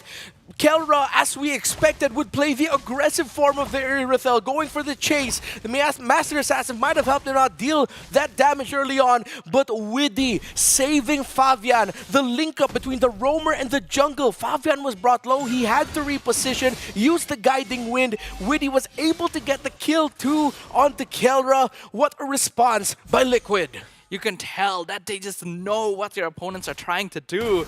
TLID, when they started that fight, I actually thought it was questionable. Like, why would you position yourself like this? And it looked like they were immediately punished when Kellera dived in with the burst. But they were just waiting for it. They were baiting it. And this is why Matilda is so powerful in team fights as well. That flask of the Oasis giving everyone so much extra shield. ONIC were not prepared. Now BOD, the hands of Aaron Shiki, wasn't able to get a kill in that sequence. He was the one taken down. But at this point, that damage of the Granger will be problematic for the front lines of ONIC Philippines. They'll have to juggle front line distribution between the jungle, the roam, in the AXP. But King Kong's getting punished and poked. Ad is down to 30%. He's going to be able to escape, but there's no resources left. And now they're committing the fist crack onto Kirk himself. Briscoe gets pulled out, gets finished off. Aaron Shiki just blows him up. And the top inhibitor is now gone as well. Team Liquid ID moments away from creating history as they are looking for the clean sweep. Yeah, his skills, real-world manipulation steals have been on point. The activations, it's countered Super Prince's own real-world manipulation every time, but Liquid enters! Vavia tries to go aggressive. Winnie pulls him out, sacrifices his own life for it. I think that's pretty worth it, actually. Windtalker built up by Kellera, ONIC Philippines. Worth trade, definitely. As now they are down to 2 turrets in their base. The middle and the top turrets of Liquid Indonesia, first tiers, still stand. 6,000 gold lead. ONIC Philippines has the window to push out. Let's see what they can get. ONIC trying to burst the mid lane with 5 members. Aran gets knocked up. Split comes out. Oh, Kurt too deep. He's caught by himself and he's just gone. Super Prince down to half HP as well. As we see Aaron continuing to scout the bushes with that Death Sonata. That looked like a miscommunication between Kirk and the rest of ONIC Philippines. What looked like, I thought, was just Brusco trying to bait out abilities. They were able to bait out the split. Kirk looked like he was ready to full commit, thinking that maybe ONIC Philippines would go for the full dive, as there was the alpha coming in from the purple shrub area, the purple buff area of Liquid Indonesia, but they've all decided to back off, leaving Kirk getting picked off. RWM early just to clear the way from Super Prince. Means he won't have it for the next fight if ONIC needs it.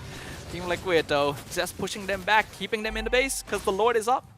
This contention might be risky. Kellera just used his heavy crossbow, won't have it back for another 20 seconds if I'm not mistaken, maybe just a little bit longer. ONIC Philippines, though, they're trying to see if they can somehow miraculously steal it away. It might be way too risky. Briscoe trying to look for it, gets the knockup, but Aaron Shiki secures the Lord anyway, and that is a Cho dead. King Kong now being caught by the split. Once again, Spear of Alpha to escape. Winter Crown used as well as Kirk is being chased down the other side. Kellera with Yehezkiel in 1v1. He will end up taking out the Valentina, but what does it cost? There's already a double kill for Aaron Shiki, and the base is wide open up top. Super Prince trying to defend, trying to keep their win streak against TLID alive. There's only a single minion there. Kellera is recalled. Blade Surge connects! Unstoppable for Aaron Shiki! It's Kellera versus the world, but the world will not let him answer as Team Liquid ID subverts history and takes the clean sweep. 4 series lost to ONIC Philippines in a row, but Liquid Indonesia finally gets sweet revenge and finish off Group A with a spotless record. 4 is the magic number, and 4 is all they can have. Anything after that, no more. As now Team Liquid Indonesia completely changed the tides of the battle and completely turned heads as they 2-0 swept the world champion. Ooh, what an unexpected result. Out of everything, this is the series we were expecting to go all 3 games. And every single one of us predicted a ONIC victory. And to make it worse, Redmar and myself, 2-0 victory in favor of ONIC PH. Now, we have been here in Stream A, watching TLID since day 1. In fact, we have watched them so many times. Stream A, we should be the one that can understand just how good TLID is. However, I gotta have to say though, the caveat is that TLID does have a lot of scrappy plays every now and then. Sadafa, you would probably agree. Yep. But their game here against ONIC PH, I think they are just a complete beast altogether. It's a different type of scrappiness, right? It's actually controlled chaos. Yeah. It seems like the script has been reversed. The approaches that ONIC Philippines had in this fights were still classic ONIC, but a little bit of the... They sort of forego the usual thing that ONIC does, is where they're very detail-oriented in terms of who they're targeting, who they're approaching, and watching out for the late entry. This time around, they were playing a little bit more of like TLID in the past, where it's just like, all in, we got someone, let's commit this. And again, that's what we've always talked about ONIC Philippines being. But they do it with some extra attention to detail. This time around, Liquid Indonesia had so much attention to detail that the counter engages, the counter approaches that ONIC Philippines sometimes would bring in were already countered because members of Liquid Indonesia are expecting what ONIC Philippines want to do. Again, the familiarity between these two are coming in big time. I mean, we initially talked about the familiarity that ONIC PH has on TLID. Yeah. They know how they play and such. We will have to save result. But this time, TLID, they got the last laugh because throughout all these time, they have been learning against ONIC PH. This doesn't work, that doesn't work. This time, it will work. And indeed, it did work. It worked out so well. Every single time that ONIC made some kind of good play, the next moment, Team Liquid has already adjusted themselves to deal with it. And I have to say as well, their drafting this series was masterful. They knew exactly what ONIC wanted to do and were already setting themselves up to counteract it.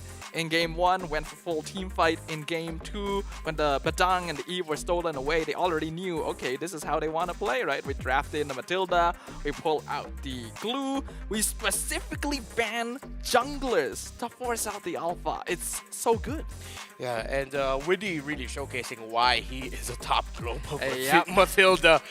Fantastic game. It's like the timings that he had with the guiding winds. Although there were some times where Aaron Shiki probably wished he didn't take the guiding wind all the way to the back, and he would get taken out. But yeah, other than that, Widdy was just so on point here with this Matilda play. Honestly, I gotta have to say, this is a very slippery draft coming in from Team Liquid Indonesia. Yeah. They have many ways to enter, there are great ways to exit as well. We saw just so many occurrences whereby they can commit so willingly, and it is quite literally a very comical team fight. Yeah. But they can just pull out anytime and just retreat, recall. We are all fine. And again, I'm so impressed by Yehezkiel here and how he would target Super Fins every time in a team fight. Would be getting the real world manipulation when he can. And you could see, even with so many players under his real world manipulation, there's one guy that he's tapping the square off. It's Only always one guy. Super Fins. It's the same thing for the previous game, isn't it? Yes. I feel sorry for Super Friends. Yeah. I'm starting to feel like Valentina as a hero is just specifically meant to spite one person on the opposite side. Yeah. Right? Out of all 5 of you, Yeah, you that guy specifically. you specifically, it's like those alien body snatcher movies, right? It's like, Yep. I'm going to become you and be the better version of you, right? I'll steal RWM, kill you first. If you're Lucas, I'm a better version of you as the beast form as well. It's just so funny. At this point in time, Super Friends is just tired of being probed at. Pretty much. At this point, Team Liquid Indonesia, I think that they're turning heads and they are making people go absolutely speechless. Look at the masterful plays coming in from Team Liquid Indonesia. Game number 2, they went all the way through, and from the start to the end, they always had got control and they always had got economical advantage. Yeah. Even after fights where they lost 3, and at one point in time, Kara even got a triple, but none of that phases Look at them. that shield. Yeah. The Matilda literally saved Pavian and the entire fight because of it. Yeah. Positioning as well. That could have ended up with really badly for Team Liquid Indonesia, but the shield coming in just in time with the guiding wind, bringing Fabian back to a healthy point, and even Widdy himself, he was able to still get out either an enhanced basic attack or one of the wisps to hit Kelra to finish him off. And this is also a really tough game for the Alpha. They were drafted into the corner. Glue knew Aran knew that he had the advantage over King Kong. So many times King Kong would try to get away. He needed to commit the Spear of Alpha, but that was his best tool to make sure that he wouldn't get grabbed back and repositioned by the glue. But every time, Aran just really held back on that combo as the glue so that when King Kong is forced to use the Spear of Alpha, he can just pull him back closer to the rest of Liquid Indonesia. Like that last engagement as well, actually off camera, you would have noticed that Yehezkiel was Cho. He stole Wave Dragon to isolate Kelra. Yeah. He still died to it, but the job was done, right? He's not part of the fight. That's why they were able to just chase them down too. It's so masterfully played together. We have an interview first. Okay, so I'll do my thing later. What thing? I have a thing. I have a thing prepared. Okay. I have a thing prepared. Okay, so we do have an interview, and of course, every time after a team has won, we bring one of their players or perhaps their coach up over to the show and ask them questions. I'm pretty sure a lot of us have a lot of questions. So let's just invite Fabian. Fabian, welcome back. The last time you came on, you taught me some good things alongside with Mirko. So like, what was that? The mewing. The mewing, yeah. Yeah. The jawline. Can you rate Abstract's mewing, Fabian? 1 out of 10. Oh! Hey, at least Fabian is honest, man. At least he gave me 1. Yeah, it's something. At least he gave me 1. You can ask him I'm for happy with that. tips. Yeah, he gave you 1. Exactly. He didn't give ONIC any points. So how can I improve? Watch, okay? Okay. You No, guys ask me? how can he improve at mewing? How do I improve at mewing? Watch and learn. Okay. Oh, that's Alright. clean. Okay. That is clean. Take note of that. Yeah, I don't think that I will ever be able to do that. But okay, but 2-0 Fabian. Let's be honest here. Myself and Renmar, we thought that world champions 2-0 possible. 2-1 possible. But Team Liquid Indonesia 2-0'd ONIC PH. Was that part of your plan? Do you guys expect that coming in at all? How confident are you guys? Let's 100 confident. They really came in. What I saying yesterday? That is 100. what he said yesterday. That was We what he asked said him how he felt yesterday. Said 100% confident, We even asked you like, oh, are you gonna say like, oh, I'm gonna solo kill King Kong? You refuse to say that, Are you guys like just more of a team player now? It's like a bit more discipline. Yeah. For now, just discipline. No solo kill again. That's the growth. Yeah. For now. I mean, I think at the end of SPS, maybe we can, kind of like probe him again and make him say something to King Kong. But at least for now, since you guys have just finished your game in a 2-0 fashion, anything you'd like to say to King Kong? Good game, King Kong.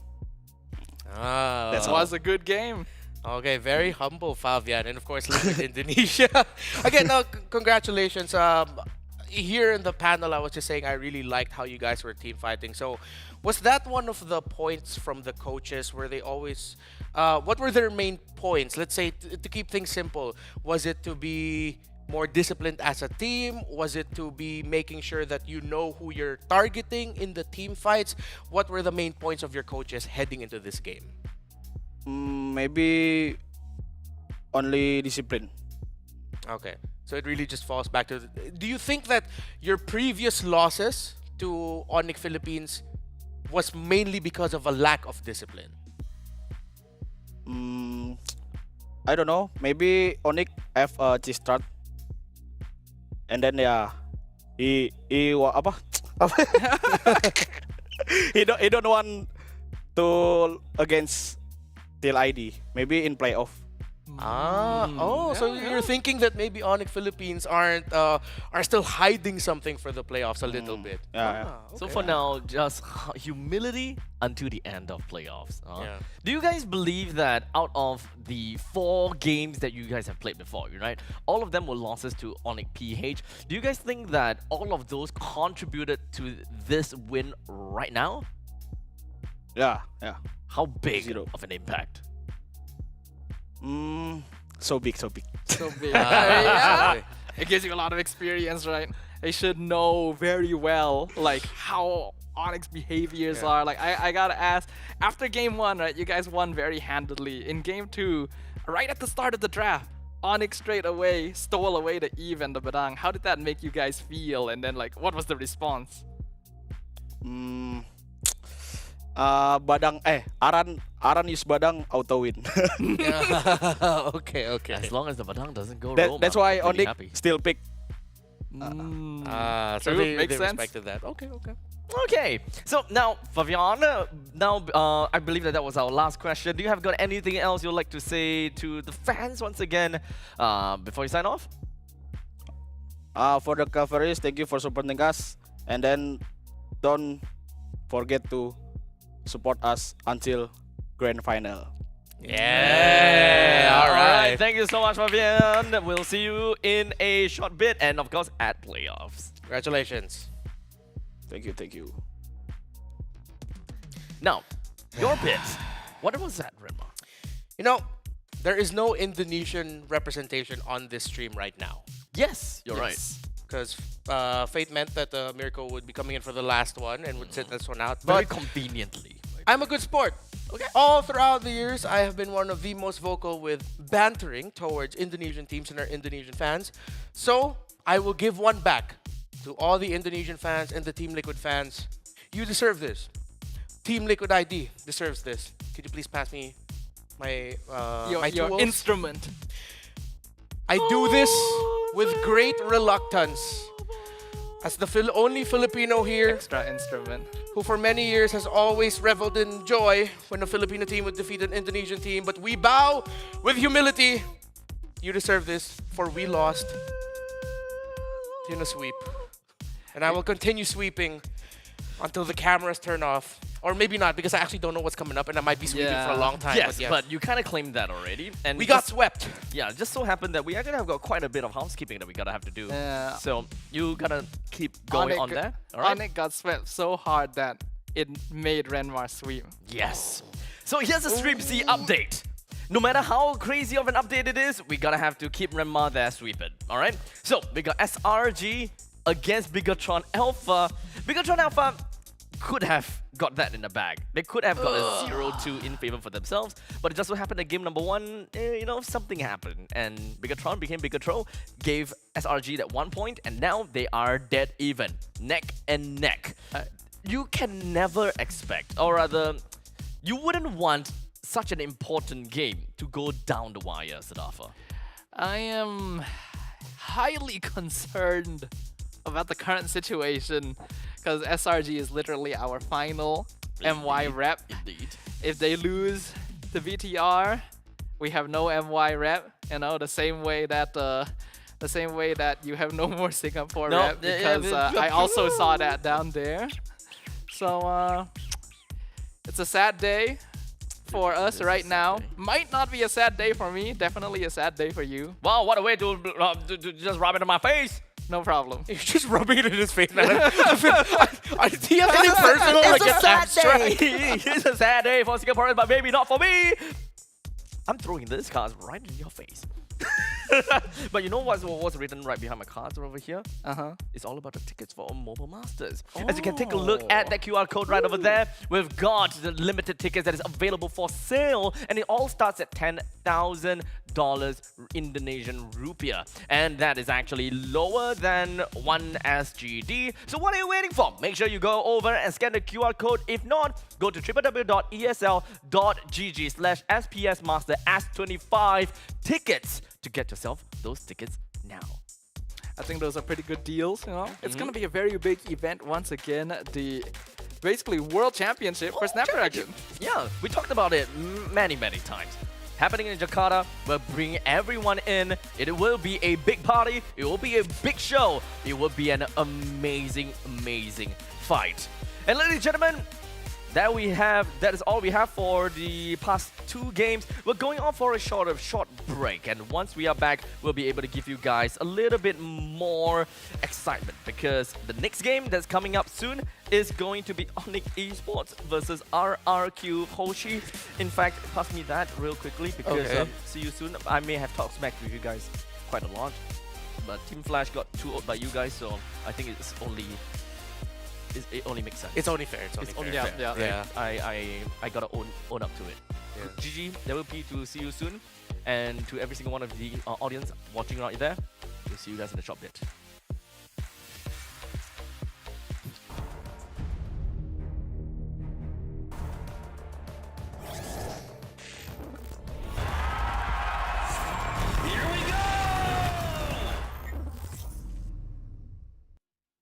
The Snapdragon Pro Series is brought to you by Snapdragon Elite Gaming and DHL.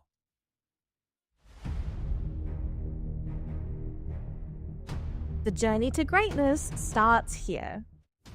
From the 11th to 13th of April, the race reaches its peak at the Tennis Indoor Sanaya.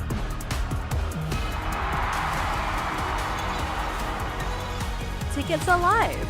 Be part of the climb and secure your spot now. Be part of the journey. Witness the rise to the top. Hey guys, this is Rose, and right now I am with Ken from Bigatron, because right now we will be actually swapping roles where he will be the host and I will be the player, and obviously later on Ken will be going around the player lounge to interview his fellow players. So Ken, are you ready? Ready. Ready. Oke, kita di sini ada player dari tim Bigatron dan kita bakal tanya-tanya interview dia. Hello. Oi. Halo. Saat ini kita dengan player Bigatron esports dan kita mau interview dia. Siapa nama Anda? Nama aku Eman. What do you feel play in this tournament? I feel so excited because there's a lot of team from other country. Yeah, we can face against. What did you expect in this tournament? I expect there's a lot of good players and good production. Good production. Do you confident in this tournament? Yeah, confidence. Okay. Thank you. Thank you.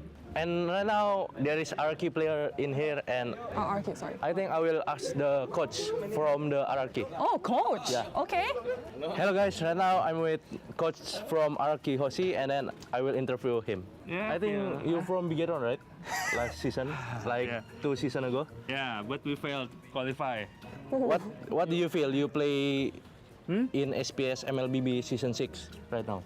Like now, very happy, especially there's a lot team from Indo. So you excited playing this tournament? Yeah, of course, especially against Bigatron. Nice. What do you want to say for Bigatron esports in this tournament? I don't know, don't be rude to us. Yeah, just have fun. Okay, thank you, coach. Thank you.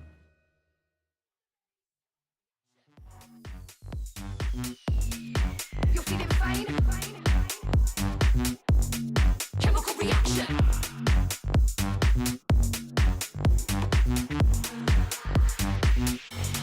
Chemical reaction.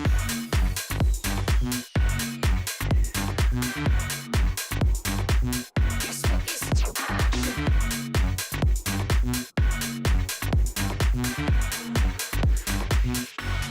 chemical reaction.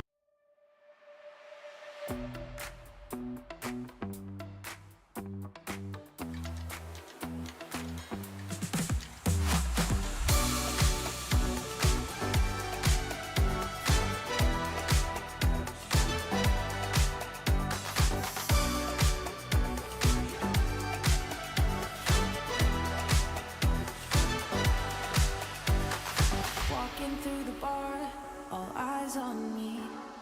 People picking up my energy. The music never stops. They play my song on repeat, on repeat. I'm flying till I hit the sky. The melody is getting high. You know how to free my mind, my mind. When I'm with you, my world is golden, so golden. Baby, you make my heart shine golden.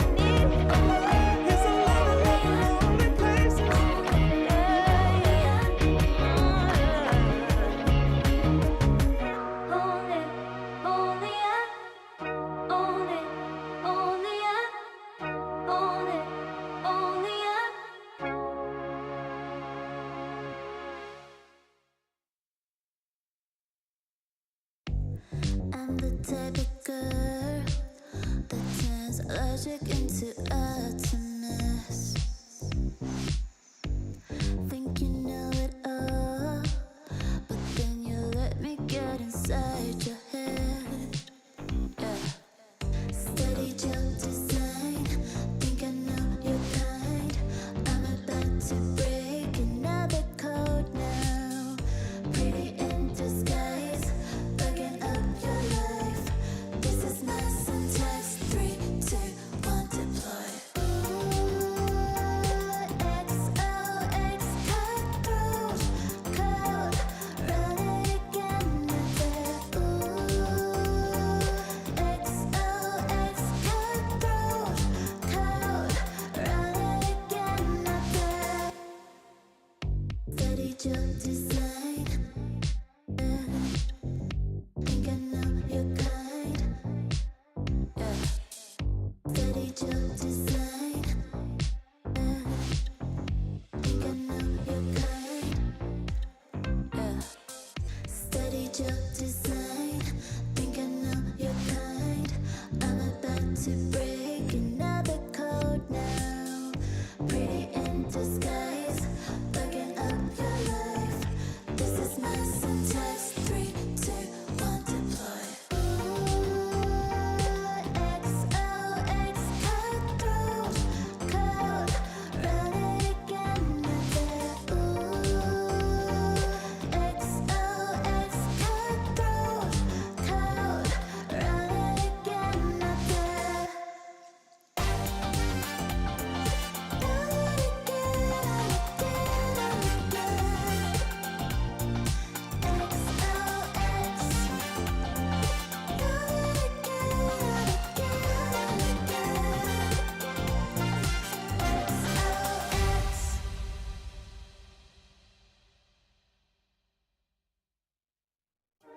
You waited all night for me to come back.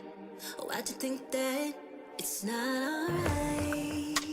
Told you that I'm not that type. Didn't mean to get you so excited. Tried to tell you not to fall in love. Why you always hit me uninvited? Was hoping you would get the picture. I've had enough.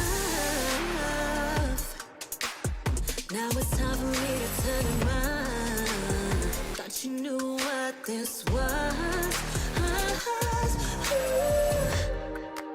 Yeah, I am superstar.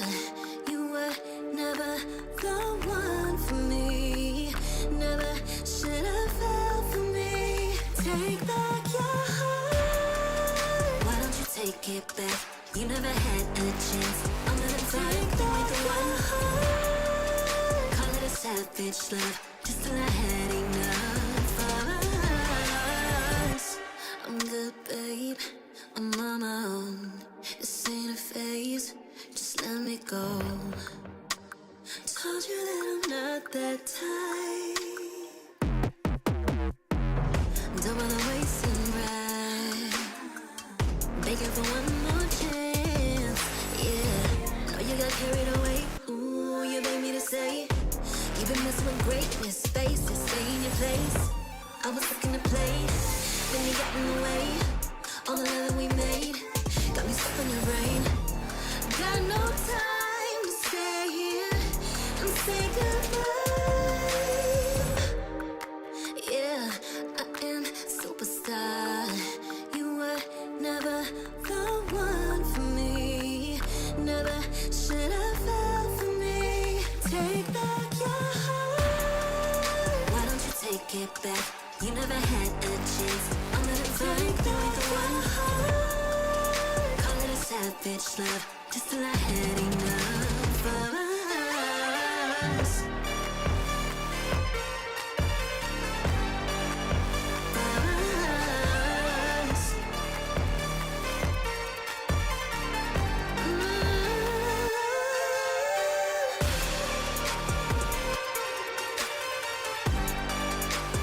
Take back your heart.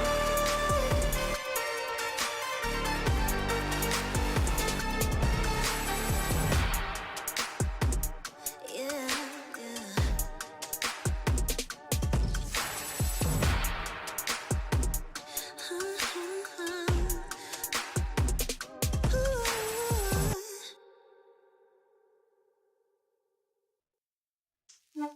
Give it more, give it more, give it more right now, right now. Give it more, give it more, give it way more. Yeah, we give it all that we got. Measuring what's in our pockets, then we give it a lot. Cause we've been hustling for years, now we up at the top. And no, it's still not enough, so we ain't gonna stop. Cause that's full throttle, zoom, zoom, hop, skip, jump. About to eat it up, but the goal is lunch. I'm the big dude, so I never duck, duck. Just keep my head up and yeah, we going up, up, but don't call it good luck, luck. Earning what we got, cause all we do is give it more. Yeah, we going up, up, but don't call it good luck, luck. Earning what we got, cause all we do is give it more. Give it more, give it more, give it more right now, right now. Give it more. Give it more, give it more, give it way more, way more. Give it more. Give it all we got, we give it all we got. Give it more. Oh yeah. Give it more. Give it all you got. Now they know about our dedication. Not just hard work, it's also patience. Chipped away at it and ignored the hate. And now we big time status and it's us for the taking. We eat, dream about it every time we sleep. Making moves, just look at my feet. Yeah, we bring the heat. We make every situation sweet. Now all we need is yeah, we going up, up, but don't call it good luck, luck. Earning what we got, cause all we do is give it more. Yeah, we going up, up, but don't call it good luck, luck. Earning what we got, cause all we do is give it more. Give it more, give it more, give it more right now, right now. Give it more. Give it more, give it more, give it way more, way more. Give it more. Give it all we got, we give it all we got. Give it more. Oh yeah. Give it more. Give it all you got. Give it more, give it more, give it more right now, right now. Give it more, give it more, give it way more, way more. Give it all we got, we give it all we got. Oh yeah.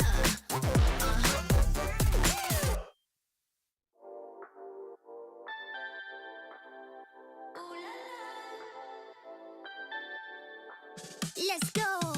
Put it in motion. Baby, we're going faster, faster, faster, faster. Seizing the moment. Baby, keep going faster, faster, faster, faster. Speed up, make that thing rev. Foot on the gas till you got nothing left. Let's drive to the top of the mountain and see the view. Let's vibe, looking back on the journey, just me and you. Ain't nobody wanna go slow. Yeah, I was chilling in the past, I was solo. Now that I got you in my life, I'm like, go, go.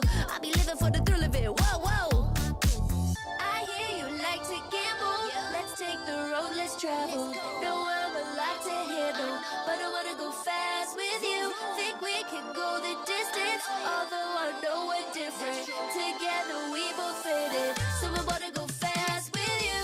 Put it in motion. Baby, we're going faster, faster, faster, faster. Seizing the moment. Baby, keep going faster, faster, faster, faster. It's like they never even seen us, and nothing will ever get in between us. I'ma ride by your side every season, and if anyone try to stop us, we just speed up. Yeah, always keep it at 100. Top down, pretty face, so sun-kissed. Know it's scary, but I swear I really love this. Big shades on, summertime in London. I hear you like to gamble. Let's take the road, let's travel. Know I'm a lot to handle, but I wanna go fast with you. Think we can go the distance, although I know we're different. Together we both fit it, so I wanna go fast with you. Put it in motion. Baby, we're going faster, faster, faster, faster. Seizing the moment. Baby, keep going faster, faster, faster, faster. Put it in motion. Baby, we're going faster, faster, faster, faster. Seizing the moment. Baby, keep going faster, faster, faster, faster.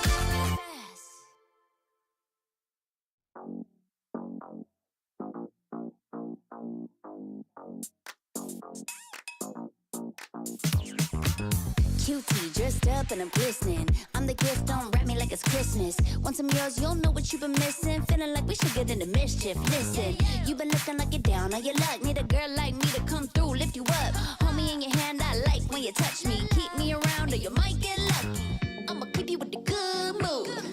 Keep you up all night.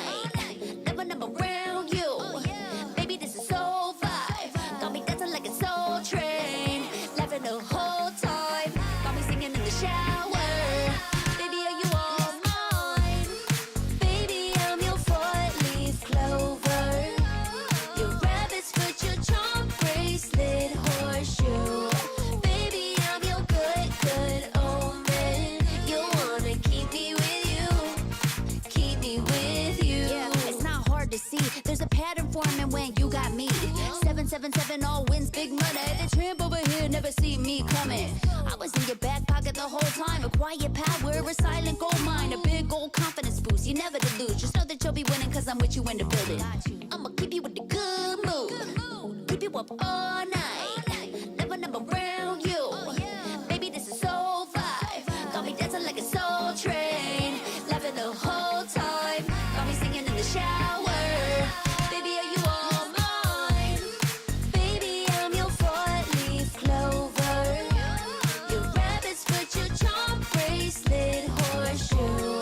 Baby, I'm your good, good omen. You wanna keep me with you.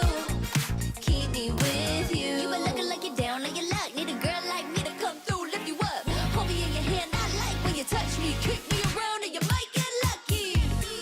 Baby, I'm your four-leaf clover. Your rabbit's foot, your charm bracelet, horseshoe.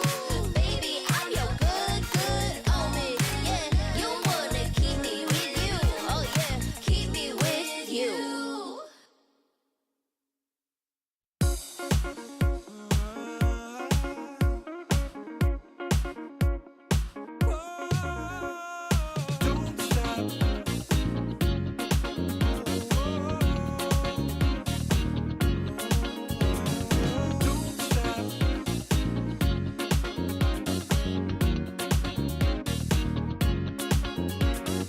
Don't stop, gotta get it going.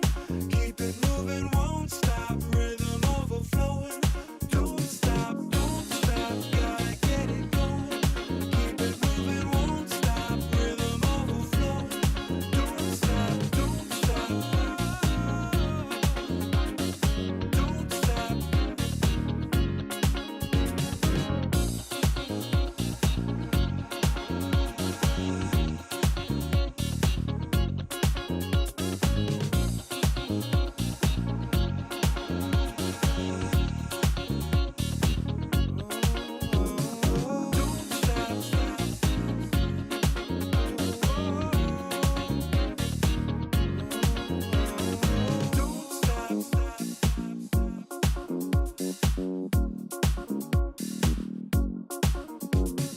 Don't stop, gotta get it going.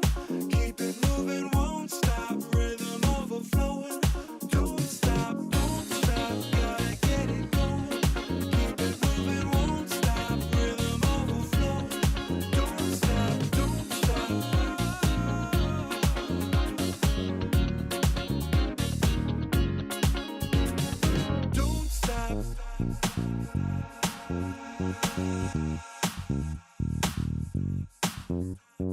Don't stop.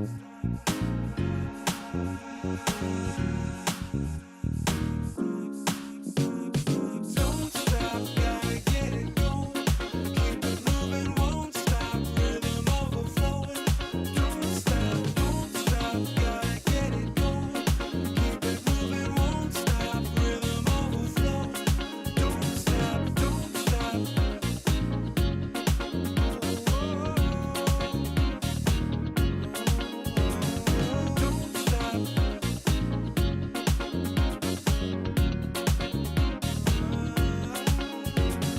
Don't stop.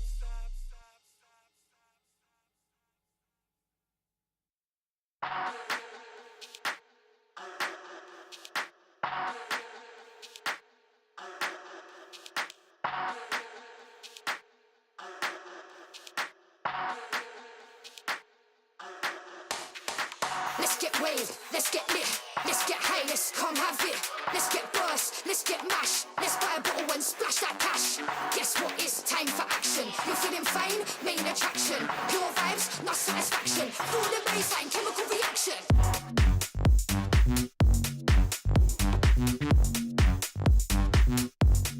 Chemical reaction.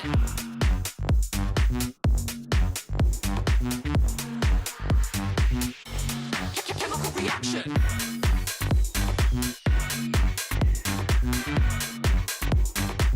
Guess what? It's time for action.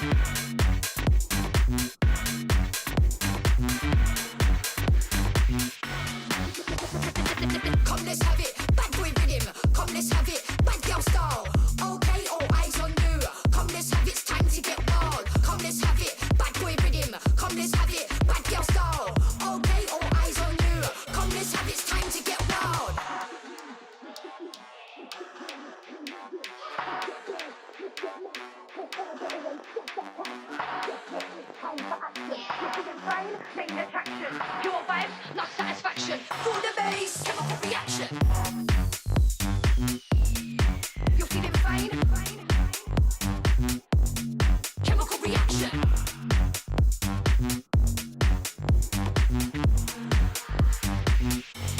Chemical reaction.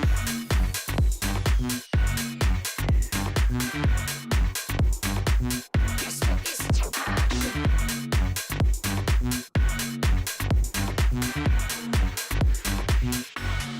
chemical reaction.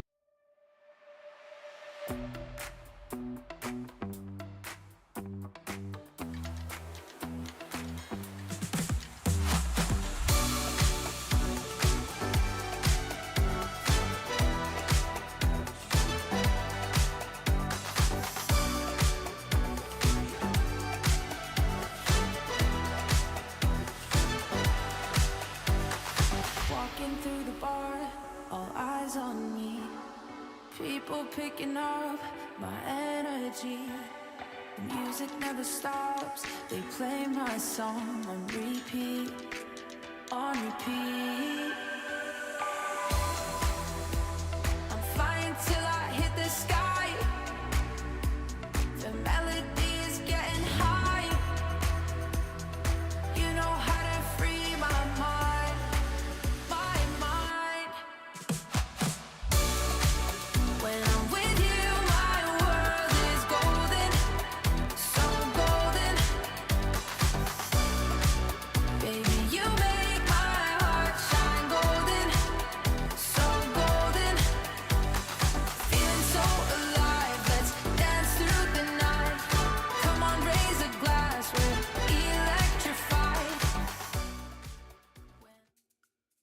Hello guys, I'm Ken. Welcome back with me. Sekarang kita berada di SPS MLBB Season 6. Sekarang kita dengan player kita dan kita mau interview dia. Hello, what is your feeling play in this tournament? Yeah. What is your role in this Mobile Yeah. Legends? How long did you play Mobile Legends for prepare this tournament? Yeah. Okay. Okay. Hey. Hey. Hey, I play Tekken. Yeah. For the first time, who is your name? Luke. Tapi aku lihat kau banyak cakap ya di barusan, kayak banyak talk. Yeah, just talk, no champion. I see last season at MPL like you do so many taunting, but at the playoff you lose only taunting but cannot get champion. Because I'm the one carry my jungle so hard. My jungle cannot retreat. Thank you. Thank you, Luke. I think I will never interview you anymore. Okay. So, if I could rate your hosting skills, actually not bad. I think I have a talent for Yeah. this. Yeah. I think if you still cannot get champion, I think maybe you can change roles, become a host. Yeah, I think if I don't get a champion in this SPS, I think I will become a host for next season. Oh, you're It's gonna enough. take my job? Yeah, it's enough. You just be careful. Oh, I just be careful. Okay, you know what? Player taunting me, this is quite new, but okay, I like that. I'd give you a solid 8 out of 10. Not bad for the first time. Yeah, I'm not bad for the hosting. first time. I like the questions. Yeah. You maybe not too aggressive when you take the player. You're like, boy. Oh, sorry. It's okay. That's only the first time because I will learn to be better, guys. Yeah, he's gonna take my job next season. So if you guys want to see Ken as a host, I guess they cannot win this season. So how is it like being a host? I think it's not fun because sometimes the player don't like you just now only ask. Wow, like me. Yeah, like I already asked for long question, but the answer is only yeah. Now you know what it's like. Yeah, I know. Yeah, exactly. Yeah, so I will not answer like that anymore if I get. Thank you. Thank you. Thank you so much. Okay, so I hope you had fun. Good luck. And to everybody watching, thank you so much for watching.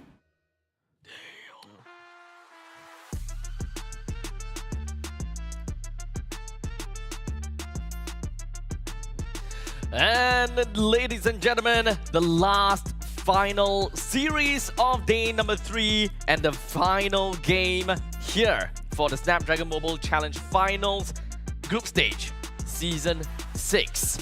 We have a lot of developments while we went off stream, but before that, I gotta have to introduce the casters that will be sitting next to me. We've got Mirko with his bloody smug face, and of course we also do have Renma with us here. Okay, there's something going on. I was expecting a little bit more of a tuffle. You're probably gonna win Premier League too. So. Oh my! Wow! Oh my God. That came out from absolutely nowhere. You'll never walk alone, boys. So. Oh my God! Yes, that's the development. That's why his face is so bloody smug. SRG has lost to Bigatron Alpha, and that means that Bigatron Alpha is guaranteed top 3 slot, or rather top 3 in Group A. And that means they are going to playoffs! Congratulations! Oh my goodness, dude. Being a Bigatron Alpha fan is not... Well, it's good because they won, but it is not healthy. I'll tell you that.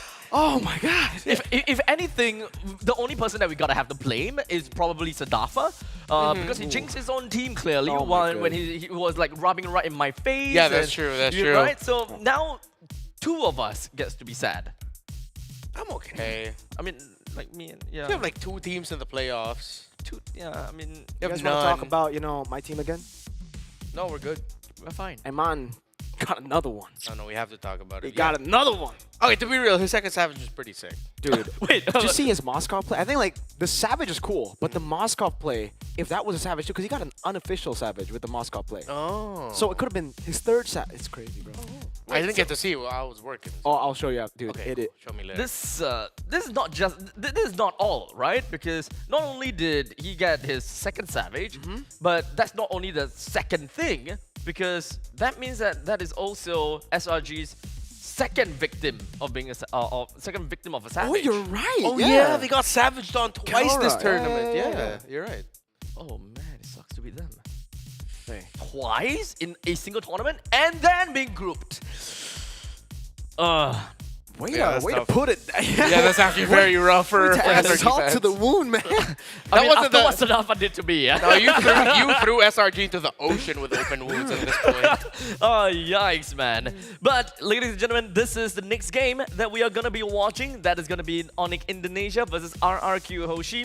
My point system here is actually a little bit outdated, but so technically speaking, I don't quite need this. So, this is probably still a fight for Group B, right? Yeah. Both of them is still in the making, and it's literally anyone's game. Yeah, if I'm not mistaken, whoever wins this actually qualifies for the playoffs. But I haven't seen the Group B bracket in a while, the points count, because it was very close. Yeah. I think you're right. You're right, because RQ were able to beat Team Falcon. Falcon Esports, my bad, 2-0. And ONIC ID were able to beat EVOS Holy 2-1 in the reverse sweep fashion. So I think they might be tied in points. Yeah. That's actually scary. So this is really what makes it or breaks it. The final game of the final series of the entire group stage. Let's introduce ONIC Esports as well as RRQ Hoshi as we take a look at their head-to-head. As once again, the chart completely bleeding blue, with RRQ Hoshi getting themselves quite a bit of the advantage with when it comes down to the team average kills, the average player DPM, as well as the team average GPM. All of that is all towards RRQ Hoshi's side. Most picked heroes or so, we are looking at Moskov and Suyo for the side of ONIC Esports, and RRQ Hoshi is happy with their Granger as well as Farsan. But one interesting interaction is the fact that ONIC Esports love to ban the Granger. So possibly, RRQ Hoshi will not be able to see the light of the day as a Granger. Yeah. I think for this one, long-range heroes are what's going to be fought for. But then, you know what? As I say that, I feel like that's what the meta is at now. Like, so much reach and poke is required to really excel. If you're very close-range focused, like all dive, it's not the easiest strat to pull off in the world now. That's why we're seeing Farsa get picked more as one of the last 2 picks or the last pick for drafts. And I think that's why it's interesting to talk about ONIC's playstyle, because for ONIC ID, we've seen them take a different approach. They haven't been going for long range, or at least when they have been going long range, they've been the one losing. When they've gone for the Moskov, the Phoveus, Yves comes in as long range, so to be fair, they have worked, they have made things work with the Yves. But for the most part, it's Moscow phobias, Moscow phobias. They always rely on Moscow phobias, at least the last 2 games against EVOS Holy. Now, let's take a look at the caster's prediction. We do have got 2 people on the set that actually roots for RRQ Hoshi. While in the meantime, we've got Mirko 2-0 in favor for ONIC Indonesia. And at this point in time, right, Mirko, every single one of the predictions has been correct. Yeah. Except Everyone for on the stream. Except for like the first 2 Bigatron matches. Which you conveniently didn't absent, right? In fact, throughout the entire group stage, you have never casted a single RRQ, a single Bigatron game. No Bigatron, no SRG, no ONIC PH. Oh, okay. Well, luckily, you can still cast them later in the playoffs. Not SRG. I mean, not SRG. Yeah, I mean that's catching stray bullets, dude. Let's introduce ONIC Esports. Since Mirko, you are rooting them for 2-0. Tell us a little bit more about them. Yeah, we got Lutpi, Kyrie, Sans, Keyboy, and Savero. Again, this lineup, new Savero player in the lineup. No CW this time around. Lutpi still coming back here, taking the place of Rez. And I think we got to talk to Kyrie as well previously on stream.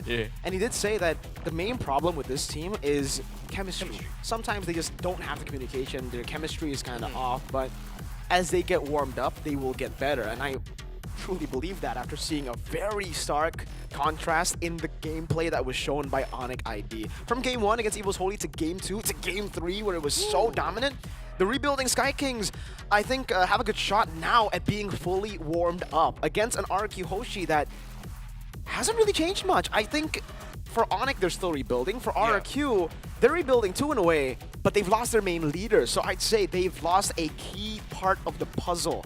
And ONIC will definitely be looking to exploit that. Yeah, I'm still confidently siding for RQ here because I feel like after seeing what they did against Falcon Esports earlier, sweeping them, if in that series earlier it looked like a tougher win for RQ Hoshi, if Falcon actually brought them on to the edge, I would confidently say that, oh, this could be an ONIC one. But before we talk a little bit more about RRQ, we have to look at the stats for ONIC Esports. So they're still within, in terms of their game duration, still within the realm of normalcy here. But surprisingly enough for me, is the most picked hero here for Sans, which is the Aurora. We don't see Aurora that often in SPS. We're seeing more Vexanas and Farsas mainly, and the Valentinas. So it's interesting to see someone like Sans using the Aurora, putting yourself in a situation where your biggest output won't be your assassin-like damage as a mid laner, but what you provide with utility and crowd control. There's also another thing I would like to point out when it comes down to the draft pick stats, right? In the previous game, they went for 2 times on the blue side and 1 time on the red side, and that tremendously improved their win percentage all over to the blue side. So if now it's 40%, previously was even crazier. Yeah, it was... The side selection has been a core part of ONIC Esports for so long. Back when Vieb was the coach too, they always preferred red side. But yeah, the blue side wasn't that bad. It was 0% again before EVOS Holy. But then they found the way to solve that problem. And the way to solve the problem is the Moskov. Savero on the Moskov actually just... Every Moskov today has really been cracked. It's been insane. I don't know what it is with this pick. Almost every. I think there's 1 loss on Moskov, but Iman played the Moskov, did really well on it. Kalra played the Moskov. Aaron played the Moskov. It's a good pick. Savero got 2 wins on the Moskov too. The Yves, though, I think it has got to be banned away from ONIC. They are so good on the Yves that they are ready to first pick a Yves. Oh, yeah, they have to ban it. RQ needs to ban it out from them, but I think also for ONIC Esports, they need to highly consider taking it away from RRQ Hoshi. However, looking at their picks, it looks like they have enough tools to actually play into Eve, so maybe it'll be ONIC that might let it through. Quick note, the Granger as well. We did mention that they ban a lot of Granger, which gives them the opportunity to pick up the Moskov as well. So I would actually think that playing into the marksman in the early stages and picking your marksman early might actually pay quite a bit of dividends. I think so. The Moskov, I'm trying to think, you know, the reason as to how the Moskov has been able to really dictate these games. Right? I think it's just the sheer level of the skill ceiling being so high. It's the skill ceiling being so high that these amazing players can get the most out of Moscow and can actually take the games into their hands once they get the Melfic gun. Right. So now we're gonna be taking a look at RRQ Hoshi. Renma, what do you have for us? Well, if you want to stop a team like ONIC Esports, you really have to do it. I still strongly feel like in the center of the map. Yes, ONIC are fielding, well, Lupi is a champion already, but in the eyes of many, relatively newer compared to the core center of ONIC Esports. So if you can target the center of the map and try to make it difficult for Kyrie, Keyboy, and Sans to help the side lanes, then it should go well for RRQ Hoshi. So it's going to be on Rins and Sutsujin, I feel like, to really carry the load of a lot of the motions of the game. But if we're looking at, if we want to be a little bit more specific, especially when it comes to team fighting, especially with the last one, we really got to see the impact of EXP laners and mid laners now in terms of shutting down the gold laners and the mid laners of the opposing team respectively. Now looking at the detailed team statistics, we have a total of 55.55 recurring percent win rate, while also when it comes down to their pick sides, it seems like it's pretty nice stats altogether. 50% win rate on the blue side, and of course 60% win rate onto the red side. Both teams, not say surprisingly, but both teams does seem to prefer on drafting on over to the red side. Now, we did talk about Toy loving his Granger as well, but not only Granger, since ONIC ID loved to ban the Granger, he also loved to play the Moskov. Yeah. There's a couple of times we did see him play the Moskov, and with great success. But of course, there's that one game, right? There's that one game. That was an unfortunate, sequence of SODs that just barely hit. Yeah. It was super unfortunate for Toy, but yeah, I think the Granger is still definitely the most comfortable pick for him. And that's a problem when you're up against ONIC ID. ONIC, even not against Toy, they always ban out the Granger. They don't even want to pick up the Granger. So I think at this point, ONIC will just ban it. Even if they're first pick, they probably will ban it. Yeah, and again, you can see here the philosophy for RRQ Hoshi when it comes to reach. Their most picked and their successful heroes are, look, long-range pokes. That's the point we were trying to make earlier. And maybe that's also one of the reasons why we see someone like Sans end up with the Aurora as his most picked hero. Maybe teams are denying poke from them because they understand that if ONIC can whittle you down before any fight starts, that's not going to be good for you. So you're forcing ONIC, especially Sans, to play a little bit closer, while at the same time you end up with a lineup that has more reach so that you can build that advantage before team fight starts. There's a lot of similar trends when it comes down to heroes at this point. Granger is one, Suyo is definitely another one. Let's not forget about Yves too. There's a lot of bans that's going up over to RRQ Hoshi. In fact, 8 most banned by opponents. That's actually kind of scary. So I think it's fair to say that a lot of these heroes that we commonly see in many of the other matches, we might just not see in this matchup. Yeah, and I think this is a very, very good comparison for both teams. The fact that Yves is also up there when it comes to most banned by opponents for RRQ Hoshi means that RQ and ONIC might not look to ban the Yves. They might look to just contest it, right? I think this is first pickable for both these teams. RQ know now that ONIC really rely on the Yves if they're on blue side first pick. Let's say RQ now take the blue side. It's not the best win rate on the blue side for them, but if it means they get the Yves over Sans, I think it could be a solid strategy. Yeah, if they're gonna give that up or they're willing to, I think then we'll have to look at RRQ Hoshi picking up heroes that can easily break formations. The Jawhead's like the most picked roamer for them. That's one of the best picks you can do. Gatakacha. I think this one we might see a CC game or two, but Glue I think also would be another main tier to watch out for the EXP lane. I keep checking the numbers here, and correct me if I'm wrong, man talking to me in my head. But, okay, so if you win 2-0, you get 3 points, right? That's right. Aurora's sitting at 4. Okay. They're going up against EVOS Holy with 6 points. Yeah. If Aurora can sweep EVOS Holy, that puts them at 7. Yep. If RRQ Hoshi sweeps ONIC, that puts ONIC at 6. Meaning, Aurora can actually climb suddenly to the 3rd spot and secure a playoff slot. From bottom. From all the way from the bottom. If ONIC gets swept, if ONIC get even 1 and if point, they sweep EVOS. Aurora. Sorry. Okay, so again, the conditions for Aurora is that if they sweep EVOS, and if RQ Hoshi sweeps ONIC, then Aurora may actually just end up in the playoffs. Together with Falcons and? Falcons, and that is gonna be up in the air because Falcon Esports is going up against Team Falcons PH, who are already playoff secured. But Falcon Esports is at 5 points, and they can get 8 points max. Oh my goodness.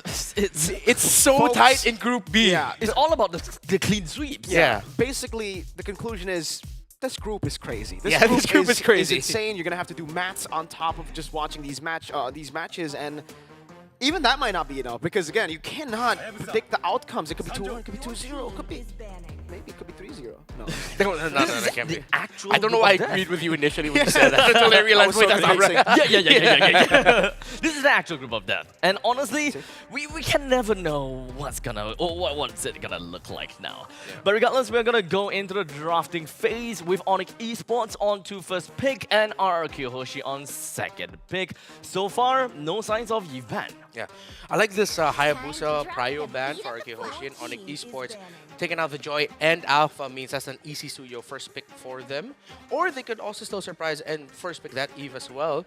But you can see exactly what we were talking about for ONIC. They don't want to go up against that poke so much. They take away the Granger. And Alpha's so good against dive compositions. Yeah, so here, both teams can actually ignore the Juicin, right? Because for ONIC Esports, they want to pick up the Eve. I think they want RRQ to go for the Juicin. And for RRQ, they're like, no, you go Juicin. I want a Eve. So maybe Cascade was right, you know? Juicin up in the air. Why are teams banning that pick? Gotta say though, it was Fuse Juicin that, you know, messed them up. It's back to the RQ Hoshi thing again, because they actually banned for it. Wait, okay. They banned the Eve. So they gave the juice They in. give the Juicin, and then what? Farsa? Farsa is available. Valentina is available. But this is where this is where it's interesting because you don't know if you're gonna go Juicin or Suyo. If you go Juicin, then the Suyo is definitely gonna come up for RQ. And then what's up for Kyrie? Nolan was what he went for previously. Do they want the Moskov just so that they can solidify the Moskov 4 toy? I think so. Yeah, I think they go Moskov, and then I think Phovea's here, right? Because yes. But then it'll be 100%. very risky because then RQ will just double down on the jungle bans again. What other junglers? Nolan gets banned out, and then that's it. In terms of meta picks, 1, 2, 3, 4. what Lance Ling? They banned the Ling. No way. At that point, it's way too difficult. They already got, the best jungle options are off the board. It's not like Kyrie's gonna play like a Lucas jungle. Huh? You know? Huh? I mean, right up with the juice in it. They'll have to train for Gato Kacha at one point. My brain! Both these teams are going really crazy here. It really feels like it's just respect. They don't go for the Moskov or the Phoveas. It's Nolan Joy. Yeah. So it's time to go for a little bit more dive because they're banking on the idea that the mid laner here for Arki Hoshi will be easily caught out by a Jawhead. Because if this is a Valentina, that's already a target to catch. If this is a backline focused mage, then the Jawhead will be able to use the unstoppable force to break a formation. What about Lucas here, right? There's no Phoveas there. There's no... Okay, they go Mathilda. I thought they were going to go Lucas and then ban out the Phoveas CC and just have Phoveas... Or sorry, have Lucas go dive in hard. Yeah. I mean, they can still bring in the Phoveas at this point. Oh, wait, no. Yeah, Phoveas. technically they can. Red side first pick. Red side for pick. Nah, I don't like playing a Phoveas when I'm up against something like a Juicin and a Nolan. You have a Mathilda though. True, it should provide the Phoveas a little bit more survivability. It feels as though that mobility might be the name of the game for RQ Hoshi just because of the Jawhead plus juicing combination. That's kind of scary to me. You know, there was one pick that, if I'm not mistaken, I can't recall if it was EVOS or RQ Hoshi when we got to speak with a coach. Because right before we were talking about how Indonesian teams aren't really a big fan of the Edith.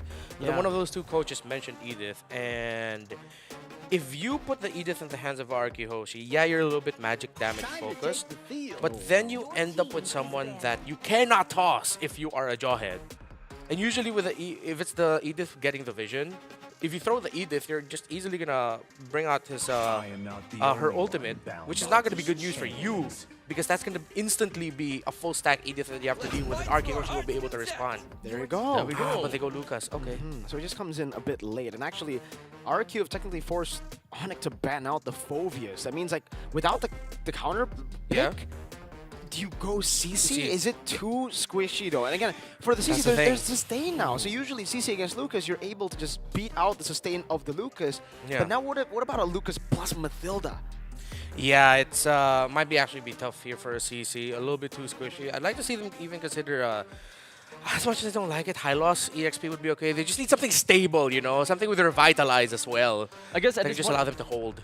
At this point in time, I think it will only make sense for them to not look too much into the matchup against Lucas and just look at the overall team strategy.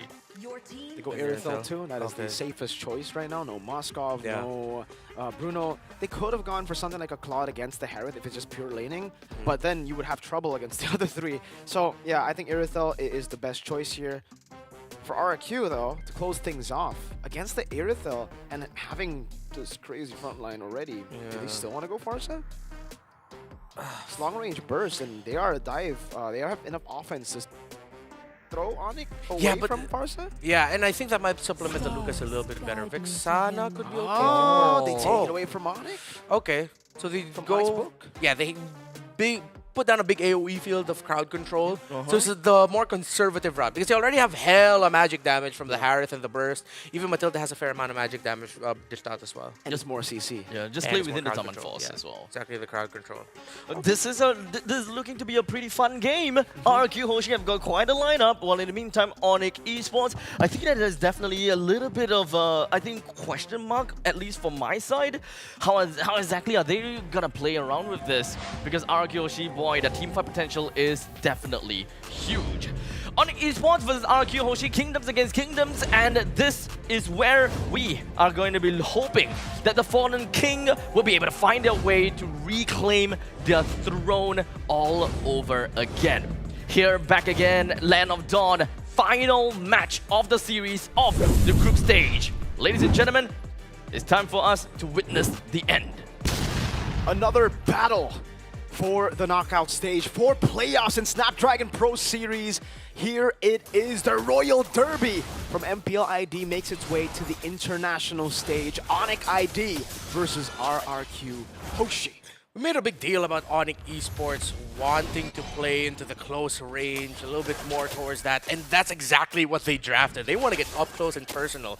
But instead of RQ Hoshi leveraging that thought and wanting to go for range, they said, you know what, let's just meet up and see which one can knock out the other first.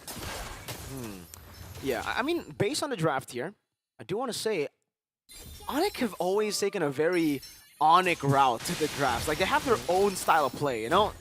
Nolan coming in here over picking up the Moscow Phobias. They're also very unpredictable. Yeah. You expect Moscow Phobias, they've been winning with Moscow Phobias, and they're like, no, what the hell are you talking about?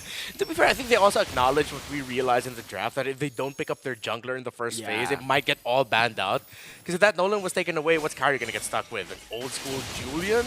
That's not going to fare well. Yeah, we've seen the Julian from Demon Kite, from Aurora. Those were from the losing games, though, so I don't think you want to copy that. But for you guys, scan the QR code, tap your screen 2 times to rewind. There are tickets for sale for the Masters, Mobile Masters, and it's only 10,000 IDR. Yeah. Not even $1. It's so cool. That's our first Masters event. Oh, a trade already.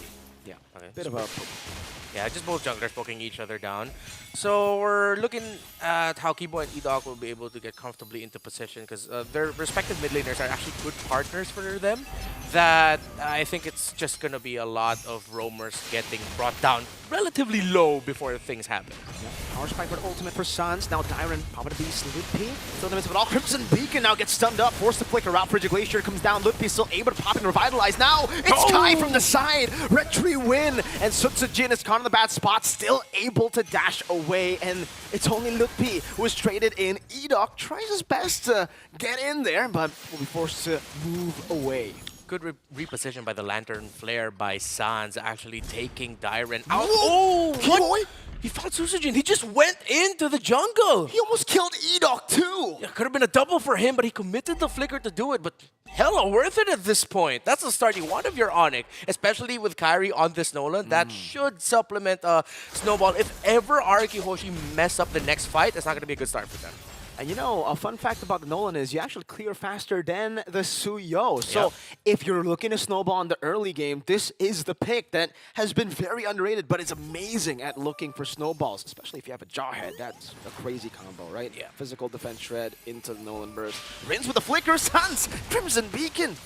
And I like how Keyboy didn't need to throw Sans back, but he still did it just for safety. It's a formality. Yeah, it's a formality. It's like, hey, don't worry, I'm going to keep you safe, man. So what ONIC Esports has done is they've already ticked their conditions, as we were talking about, for an early game snowball for the Nolan. They took down Sutsujin early, and Keyboy was able to get a kill for himself, while Kyrie also got the turtle. So far, it's all good for ONIC Esports. That's why you're seeing RK Hoshi being a little bit more aggressive with Dyran's rotations, trying to see if they can trade something. Speaking of trading, though, in the bottom lane, that is Toy doing well against Severo.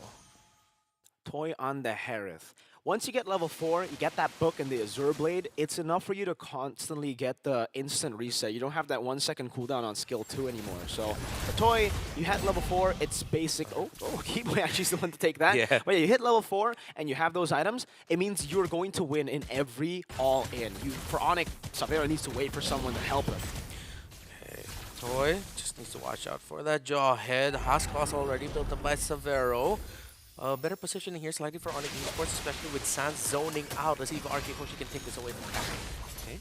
Queller use the Suns. 2-level lead already for Kyrie. Now Glorious Pathway plays down. Frigid Glacier stunning Ludwig down as well, but Kyrie is still able to get the kill on Sutsujin. Claims the Richie for free, gets out clean. Dyran chasing him down, but still the back line is completely taken out by Severo. Heavy crossbow damage, and now Kyrie comes back in to feast on these players. Dyran still trying to zone Kyrie away here. Goes back in. Ludwig survives! He still stays alive. Dyran, instead of sticking around and trying to just whittle him down with basic attacks, decided to use the guiding wind to get on out of there. He was respecting what Keyboy could have possibly done to him. ONIC Esports ended up in a matchup where it is RK Hoshi wanting to dance with them with these skirmishes and team fights, close range, mid range only. And RK Hoshi are suffering while ONIC are so happy. They don't want to give Sutsujin farm at all. Edok! What? A wild dive from Edok, an uncharacteristic mistake from the man you would trust in RQ. We're seeing a little bit of a tilt-teasy happening right now for RK Hoshi. Tilt-teasy. Gotta slow things down a little bit. Wow, okay, Severo, I think he also got caught, Edok, because he used the jump from the heavy crossbow to jump under the turret, and Edok just had no way to escape. So, Keyboy caught up position. They baited the Mind Force already, though Darren goes in for the stun, but Lutpi's there always. Yo, count Lutpi as a second roamer. He has not taken any minions since, what, the second turtle? Yep. Midnight and I have had this thing for SPS so far where there's been a bad track record of Glorious Pathways and high loss for SPS this season. Lutpi is showing a great example of how to properly utilize the Glorious Pathway, especially with the last turtle fight, that cut, and then the cut that eventually led to Edok overstepping in the bottom lane. So far, so good for the young EXP laner. And Kyrie is doing it again on the Nolan. He did this against Albert, 3-level lead. He was able to extend it to a 4-level lead, and currently he's standing at a 3-level lead, but Sutsujin is catching back up. Now back down to 2, but Turtle, this will definitely put Kyrie at a very, very comfortable amount of that 3-level again. Now 12-9, and they want to take the purple away, and there's just too much pressure. RQ cannot go for that, and Toy forces you to purify Edok. Oh, it's an all-in from Sans. Crimson Peak and Severo caught in the bad spot, gets taken out. Now the freeze to Lutpi, no revitalize here. Still able to sustain somehow. Keyboy gets the ejector, the glowing one tick down below. Lutpi is still surviving. Kai diving deep into enemy lines, gets the kill on Rins and makes it even on the board. Keyboy German suplex his own teammate to safety. Lutpi gets away. I really thought the burn would get him, but he survives. Oh, okay, Edok. Okay, you're fine. Dashes.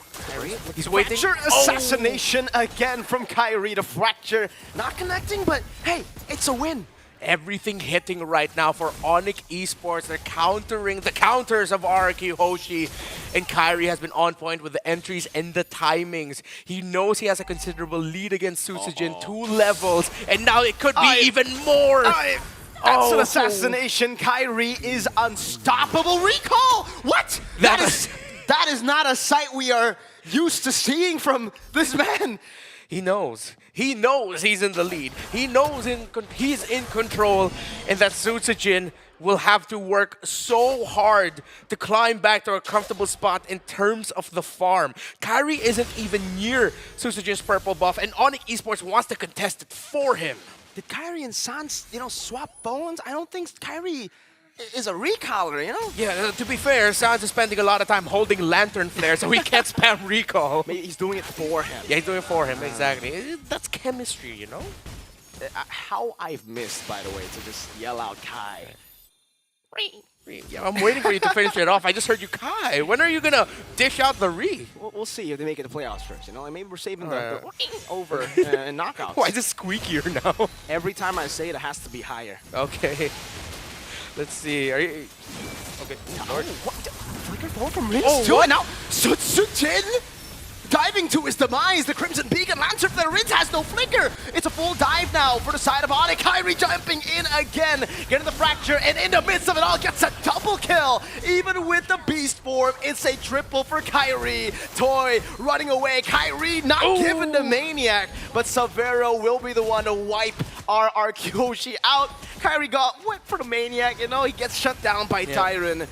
But ONIC, that was a big win. Consolation kill at that point. Sutsujin going in, trying to get that stun was a surprising moment, and that eventually led to the collapse of RRQ Hoshi as ONIC Esports just caught everyone in the glorious pathway, forced flickers out early, and RRQ Hoshi could just stand there and try and fight, but at that point the lead is too much, the damage is too much.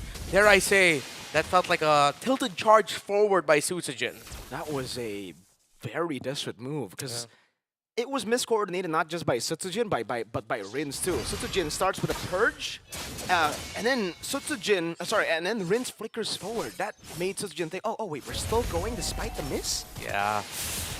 RRQ Hoshi really needs to find a way to slow things down here. If not, it's hard for them to slow down ONIC Esports, but they themselves need to slow themselves down. Keyboy though might find someone. Okay, good thing they were able to check the skills and read his position there. But ONIC know they're in control right now. They're slow pushing, the Lords left alone. They're trying to draw RRQ Hoshi's attention to the middle of the map. Eventually, they'll have to take care of the push up top. And Kyrie finds Rince! Signature Kyrie out of nowhere finding Rince, knowing he doesn't have flicker, he doesn't have that passive, no Pride of Ice. Guiding Wind to bring them back. Again, Glorious Pathway gets placed down. Zaman Force 2 from Toy to defend. The base turret will stay alive, but the fact that Rince was taken down, and the fact that for ONIC, they were able to already get the Holy Defense and the base turret that low with the First Lord, means that it's again a big win. ONIC will continue with the siege. It will not stop with just the base turret being low. They will go into the mid lane, up top as well, and take all of the tier 2s left in this game. Keyboy and Sans, as long as they control the center of the map, ONIC Esports will play comfortably. Unfortunately, RRQ Hoshi were not able to put Keyboy and Sans in an uncomfortable spot. Pretty sure Sans' phone, his device now has a deep dent where his thumb is for the Lantern Flare. It looks like every time we see Sans, he's just holding on to that ability, while Keyboy is providing the perfect zone and info for the juice in. It's just a suffocation at this point, right? Like, you cannot breathe if you're RRQ. You walk up, you try to get minions. It's not going to happen. It's frozen everywhere. And it's not like you have a diversion to make these crazy plays happen. It's an Aurora.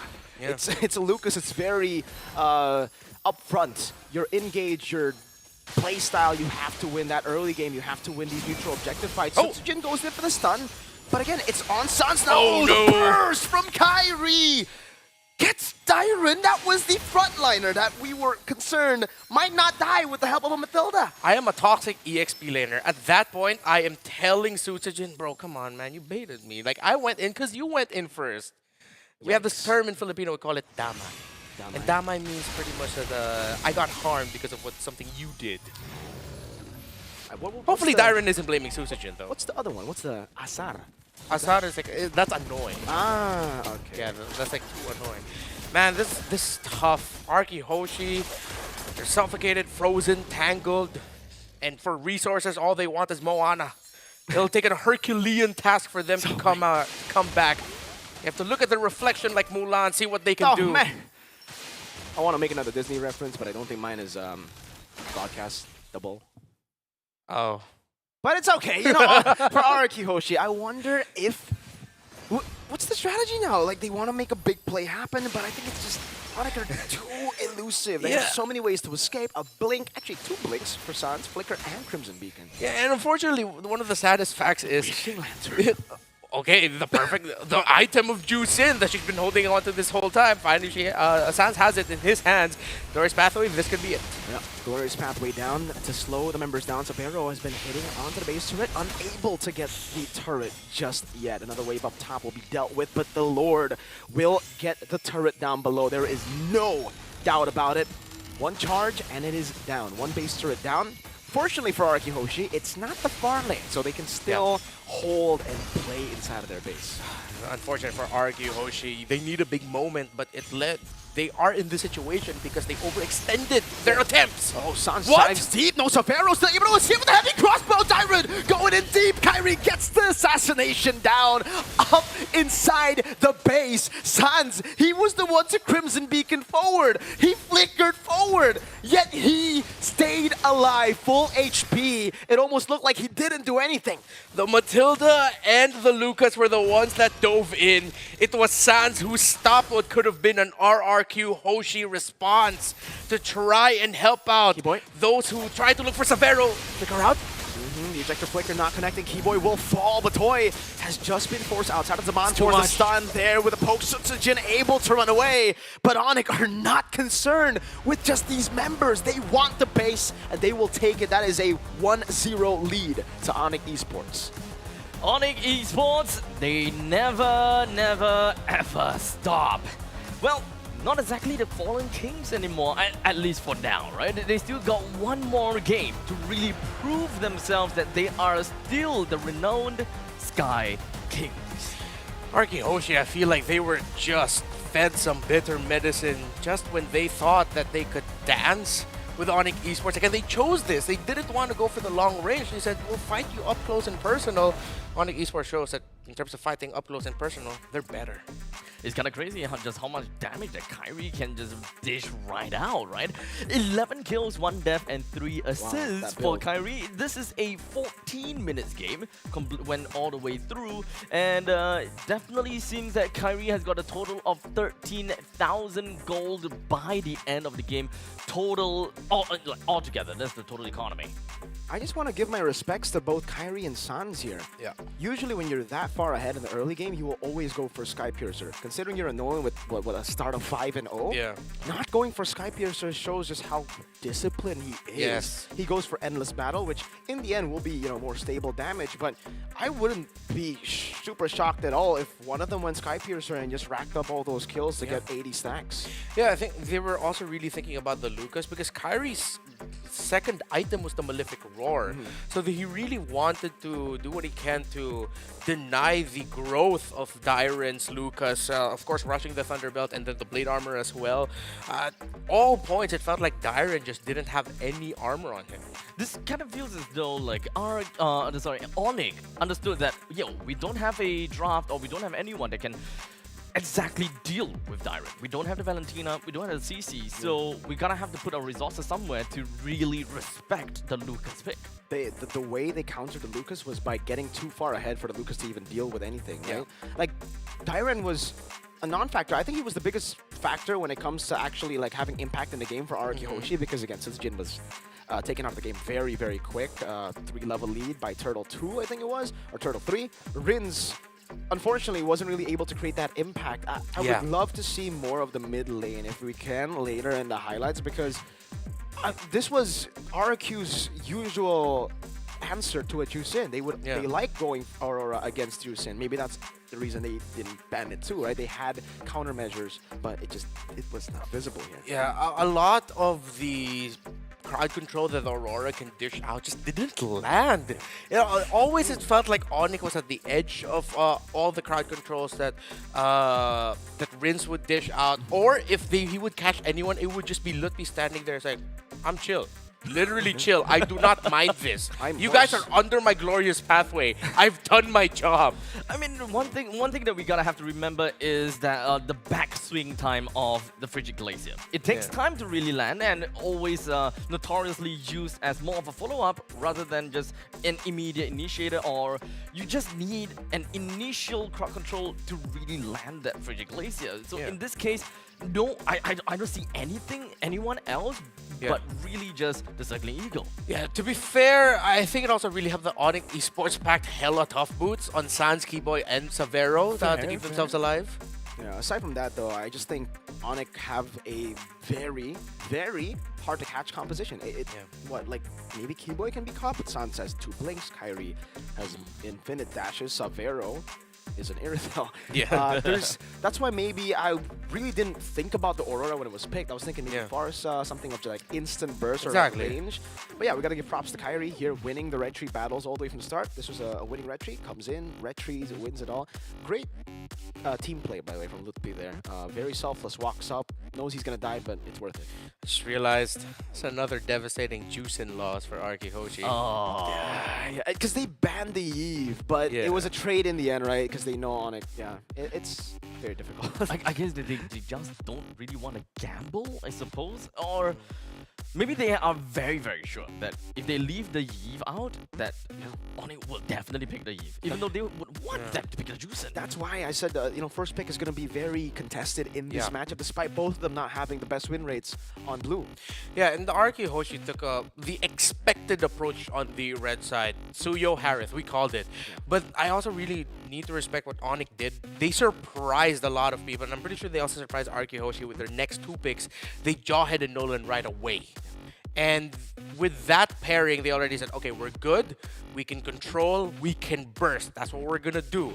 And it seems like as the draft went on, Arky Hoshi tried to have their own answer for it. It just didn't work out. Sans was playing out of his mind that the supposed Juicin counter in the Aurora just wasn't felt. And see, talking about the freeze, yeah, 12 minutes in the game already, and RRQ Hoshi, they don't have any ways to get even more objective. Throughout all the game, they have only gotten a single objective, and that is gonna be the top lane T1. No lords that they could award themselves, no turtle, nothing at all. And they are just completely starved out by the massive amount of lead that ONIC Indonesia managed to get for themselves. There you go. It's a 1-0 win, and it was a very dominant one in game number 1. Yeah, it's looking like your prediction is gonna hit the mark, man. We're gonna get it again. Yeah, instantly them at 2-1. Like, I lost all my confidence in my own prediction. That could have gone so much better for Arky Hoshi, but other than the draft, in terms of just like the raw execution, ONIC Esports just played better. They did. Securing the bushes, and I think this is a pattern now that we've seen from Suzu Jin. Once he falls behind, it's just very hard for him to kind of come back. To match up. Yes. It's always like a 2-3 level diff when the team falls behind or when he falls behind a bit in the early game. It kind of comes down to the point where they just consider, like, what do we do now? We can't contest for the Lord. We can only just kind of turtle around, stay within our base, within our jungle, just defend what we could, and just slowly await for their demise. But maybe we'll be able to see something a little bit different. Possibly, maybe just ban the Juicin. I guess that there is definitely a certain amount of impact that the Juicin managed to play in that previous game, but maybe there's something overarching that we didn't really quite see that the coach may be able to. So don't go anywhere too far, as the continuation of this game between ONIC Indonesia versus RRQ Hoshi will be right back at you. Take care.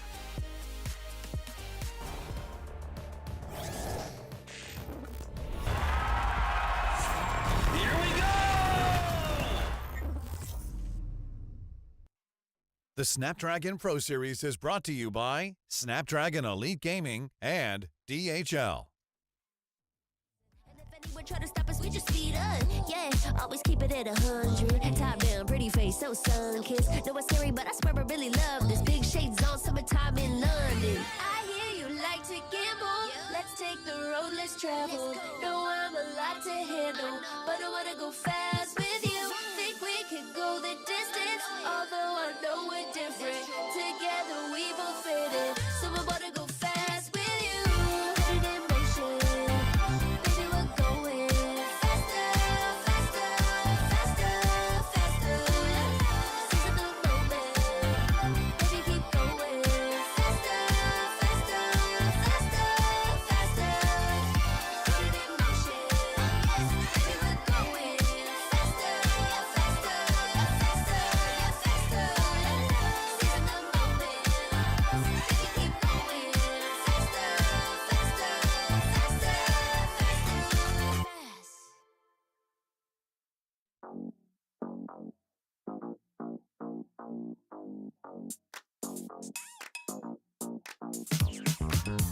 cutie, dressed up and I'm glistening. I'm the gift, don't wrap me like it's Christmas. Once I'm yours, you'll know what you've been missing. Feeling like we should get into mischief. Listen, you've been looking like you're down on your luck. Need a girl like me to come through, lift you up. Hold me in your hand, I like when you touch me. Keep me around or you might get lucky.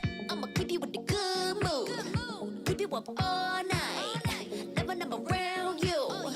Baby, this is so vibe. Got me dancing like a soul train. Laughing the whole time. Got me singing in the shower. Baby, are you all mine? Baby, I'm your four-leaf clover. The continuation between ONIC Esports and RRQ Hoshi is happening right here at Stream A when it comes down to this group stage Season 6 for the Snapdragon Mobile Challenge Finals. This is definitely quite a game, especially when it comes down to ONIC getting themselves 1-0 in favor for themselves. And of course, RRQ Hoshi had a tough time. Now, we try to look for answers for RRQ Hoshi as to how can they possibly bounce back. Oh, I think it's tough. Maybe taking the blue side will be the instant answer, like the easy answer. Take blue side and then see where that goes, right? Because if ONIC are the ones to ban out the Eve, then you get the juice in for free. Yeah, I think I'm going to double down on my main idea that I went into this for RRQ Hoshi. Get reach, man! It's shown that you have a really hard time dancing with ONIC Esports in the close range fights. Get reach, poke him down, exactly. Just poke it. So now it has been a rising trend that we might not see Granger at all. Strong fingers. What about Beatrix? Will we be expecting a Beatrix? You know what? Beatrix is actually not bad. It's a pretty good pick. Yeah. I like it. But usually we see... Oh, if that's the case, that means they're going to the second phase with no gold laner. And if they want reach... Is RRQ Hoshi proficient enough with a Novatrix combo? Novatrix, I don't think so. I haven't seen Rins play Novaria at all. Correct me if I'm wrong. Because the only long-ranged hero that he has picked has been Sicilian Farsa. I don't even think he's picked up the Eve. It's been banned out most of the times. I like that there's many different kind of sub-win cons that we can get just due to all these pairings. From Novaria with Beatrix, we can get an instant snipe, or perhaps even when it comes down to the Farsa and Farsa together with Beatrix, there's a nice siege comp that you can work with. I wonder if the change will be... I think it's too risky. What, leaving the Fanny open? Like swap it, like trading that out? I think it's too risky. Yeah. Well, it seems like the more we talk about this, it looks like RRQ Hoshi has like so many things to consider. We don't have to rack our brains that much. We'll leave it to the coach for the side of RRQ Hoshi to rack the brains. No changes. No changes. Okay, there's Juicin. All right. So Juicin Eve?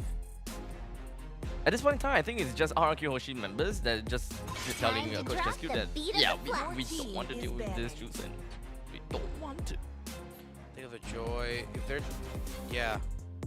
That's usually them. That's them signaling that they really want to get the EVOS first pick. Stars Okay, so it's going to be first pick for ONIC then. RRQ, what did they respond with? Suyo, Harrod again? The planes exists the equilibrium. Maybe they can forgo... Then ONIC will go for Moscow focus. Yeah. Oh yeah, with the Alpha gone, they can't... You know what? Don't Going get the diving? Suyo just yet. They could get the Harith, but then maybe get the high Then you loss. give Suyo to ONIC for free. Then you get high a third. Oh. So you're going all in then? Yeah, okay. It's risky because if ever ONIC can just pick up Jawhead and Cho just to shut down a higher third pick. But if ever there's a chance ONIC might not read into that. Again, right, for ONIC, they play so well at like they don't want to give kills at all in the early game. So the Haya, I think, falls off really hard if they don't get snowballing from the start. Okay, so it's the reverse thought I had. They get the Suyo instead, and now they're blocking the Hayabusa. Discourages the Hayabusa over to the side of ONIC. Yeah. That will leave them with perhaps the Nolan again that can be picked. And that will leave them also with perhaps some more comfort for the fact that they are now going for the B2B3 blind pick. Yeah. It discourages the Haya, but they can still go for the Haya. They can still go for Nolan again, by the way, right? Like, I mean, Nolan is abstract solid. You can escape from Jawhead. So I think I agree with Abstract. I think Nolan is the safer choice compared to the Haya. We go for the Moskov and Hylos. Okay, so the blind pick then. Wow, they're risking losing all the jungle picks. Second phase. They really want to do that. It's actually really good that they picked up the Hylos now, because other than synergizing well with the Eve, it also could have really messed up the Eve lineup. If you're up against a Hylos and a Jawhead together with a Suyo, it would have been devastating for their front line, and they would have, at that point, they might have actually run out of front liners, as Arkihoshi will potentially take those away. Payback. They go Farsa. Get the reach. Okay, that's a good start. That's good. I agree with this. Beatrix. Oh, the Beatrix might be a bit tough against this composition, though. Actually, I do. You know what? With the Jawhead, I think the Beatrix can work. You have enough shred to go through like the Hylos. Yeah, it helps the damage, but Physical shred together with your what's that again? Niburu? Yeah. Nibiru. Nolan band. Huh. But I don't think so. Should be We Nolan haven't seen Haya. Beatrix in a long time. Fight for the ultimate They're setting up for an assassin. Nolan Haya, right? Should be Nolan Haya. Those are the two meta picks. I don't think they're Nolan's going really to out. ban Ling over Haya. Yeah, because if they ban out the Nolan Haya, you already know. There we go. On the side of ONIC, you have two main options: the Julian and even the. Would you consider Lancelot? We haven't seen Lancelot. Ling, Lancelot, Julian. Julian. Yeah, I feel like ONIC might end up fielding the Julian here. Considering that they have the Moskov, is a little bit more scaling. You have the Eve that isn't really bombastic magic damage. You need a jungle, I feel like. Or you need a little bit more sources of magic damage. I am not the only one. Okay, they banned the Phobia, so a possible Lucas in the XP too. Possible. Yeah. They get Lucas in the XP. I think that might be enough to go. Like a steal from Arkihoshi? It's a good bridge. RQ have to keep their XP as the last pick. Because if the Lucas comes in, they got to be ready with a CC pick. Especially if ONIC go for Ling Lucas, right? Because then you need a CC to cover the side lane to beat up the Ling if ever he goes to push. You go gold lane. If they pick CC, Harith is still available as well. Harith. And they also do have they still have the aspect to kind of play around the Zaman Force. Extending the longevity of the Zaman Force altogether. You have great reach with Jawhead. Or they try Irithel again. Oh, I like it. I like it. I like it. I like the carry here. Not against the Moskov, not in the matchup particularly, but just to help get rid of the front line. Because this is a very clean front to back that ONIC are looking for. Yeah. But how effective will a carry be up against an Eve? I don't know, in my recent memory, like, a lot of the carry games I saw against an Eve did not go well for the carry. You get outranged. Yeah. And at the same time, they decide to go Lucas here. And Vengeance. And Vengeance. But to be fair, it's going up against a Moskov, which doesn't have that big of a reach too. Lucas and... Martis! Whoa! Wow. That is, yeah, Martis is amazing against the Jawhead. You try to eject him, Mortal Coil. But yeah, that's the CC you're talking about. Leaving that all the way for the last two, just so that they will have the means and the answer to the Lucas. You know, in hindsight, that carry pick was perfect because I think Arkihoshi were also considering a little bit of a tankier type of jungler, not exactly assassin. So the carry looks good in that regard, but I don't know, I feel like the Hylos and the Eve might actually be too problematic for him. We'll see. We'll see. Personally, I do like the carry. Pretty okay when it comes down to the laning composition. One thing that carry always suffer is when going up against marksmen that have long reach. But luckily this time you're going up against a Moskov. But regardless, it is 1-0. The current scoreline that is working for ONIC Indonesia. RQ has got this one game to prove their worth, to make sure that they don't get swept out in this land of dawn. One game away from securing a clean sweep that will get ONIC Esports straight to the knockout stages of the Snapdragon Pro Series Season 6.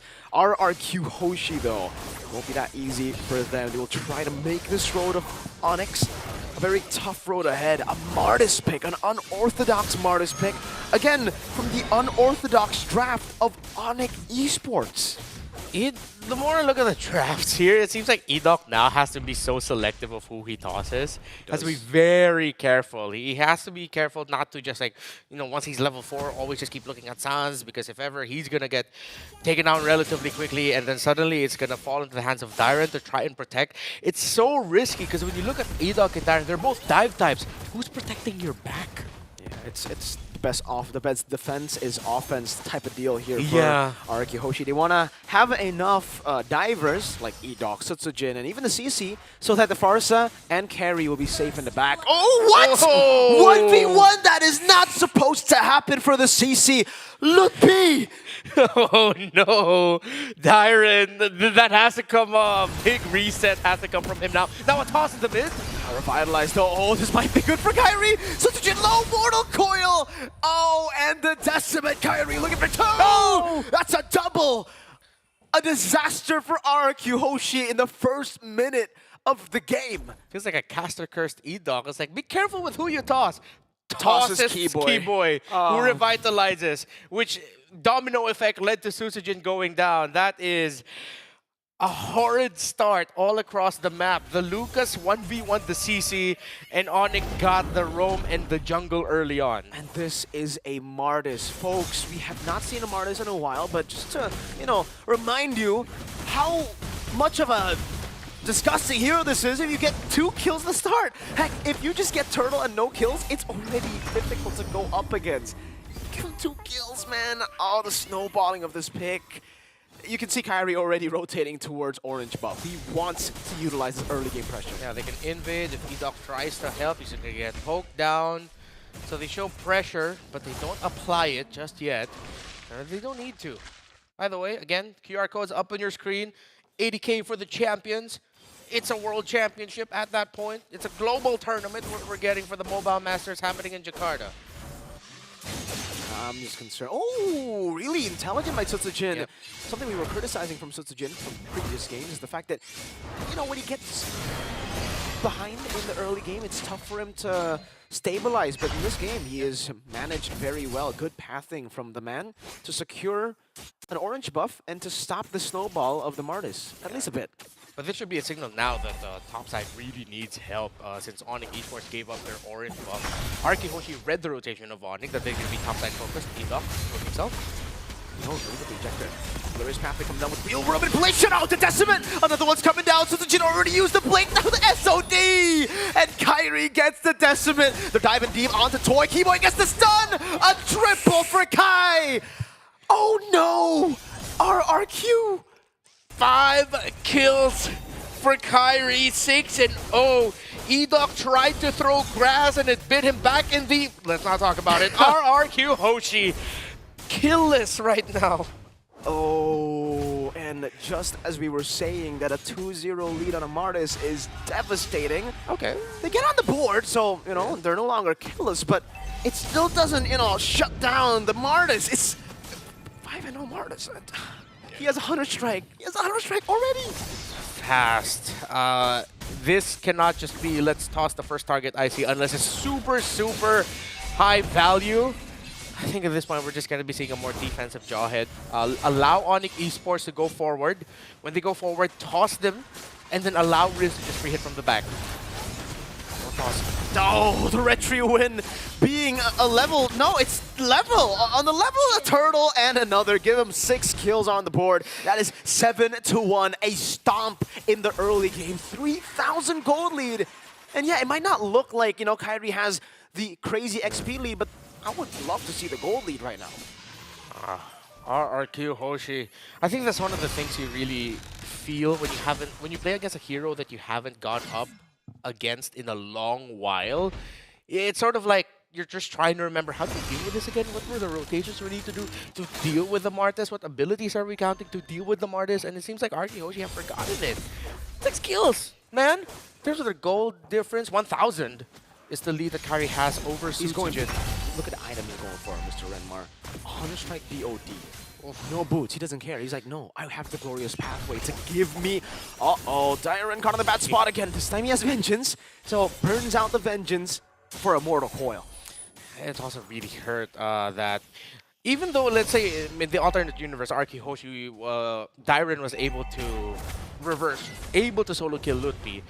If everything else happening in the map actually shuts down the CC, it's really enough. CC, you can win lane, you can dominate lane. But you're also very susceptible to, if the rest of the map loses, there's not much I can do still. Even if you try to rotate to the mid to help cover, to help, it's still not going to be enough. Now RRQ Hoshi hopefully they fully accepted that they have to play from the back foot and can really no longer just be aggressive and trying to pick off. They have to play with a defensive mindset in a counter mindset. 2,600 gold lead, 6 minutes. In hindsight, it's not really the worst gold lead. It's just, my concern is the 6-0. Yeah. Severo should be able to blink out of this. Yeah, he does. And right as they see Kyrie, it's a jump scare. They just got, oh, run. We've done what we need to do here. Arkihoshi, hopefully they don't heavily contest this. They don't need to. Oh, Spirit of Destruction does not hit the carry. So Susujin can just be left to farm and even Toy in the side lanes, while Arkihoshi are just trying to get some semblance of control in the center of the map. I think both teams have acknowledged the jungle patterns of the other. They saw Susujin up top. They know Kyrie's getting his orange buff. So they're a little bit more aggro around here, but ONIC Esports are not giving them anything. No angle whatsoever to start. They're just zoning out. This is actually like a long zone out for the Moskov in the bot lane. Yeah, glad you noticed that. It's amazing by ONIC Esports really just making a line with Sans. They're zoning as well. They really want to make the most out of the Moskov siege. And Feathered Airstrike Rins and has to burn the flicker. Oh, that does not feel good. That does not feel good. You want to zone, you want to try and get something, and High Loss just walks up to you, pokes you down, and stuns you. Retrieve from Sutsujin to secure the purple buff. At least they get that. But the tier 2 down below, half HP, even with the extra, damage reduction you get here early. It's still chunk low, and for ONIC, they're already starting to suffocate RRQ of their resources, taking the moving in for the purple buff, now freezing in a lot of the waves up top, not shoving it in, letting the minions die to each other. Kyrie's third item was finally completing his boots. He was such in a comfortable lead that he just rushed his main 2 damage 7 items. minutes BOD. 7 minutes. On Martis.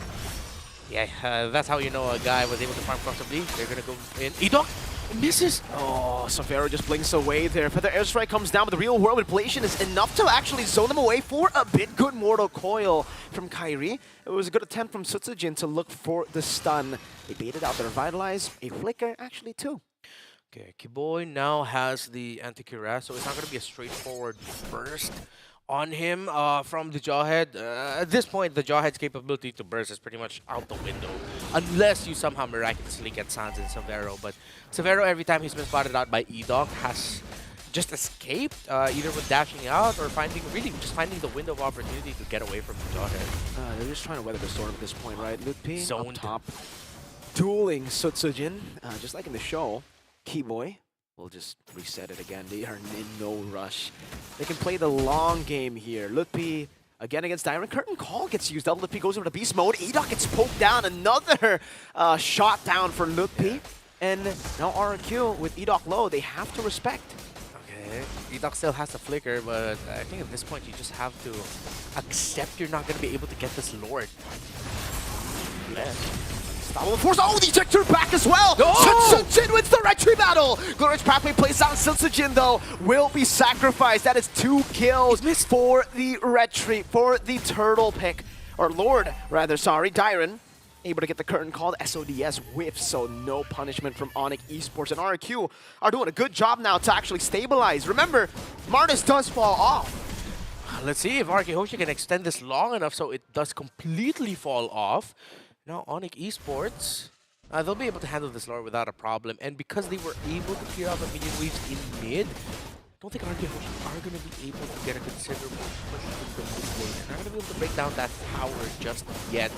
But bot lane should be good, yeah. So that's a tower, another tower secured for Arkihoshi. But that was really good, though, for Arkihoshi. Yeah. Again, they just need to scale up. They have a very good late game composition. I'll just have to say that. The Farsa CC carry as well. If they are able to hold off for long enough, ONIC might be the ones that find themselves in a very scary position. Yeah, and I like how Rins committed the feathered airstrike there just to make sure that the middle tower is still going to be healthy.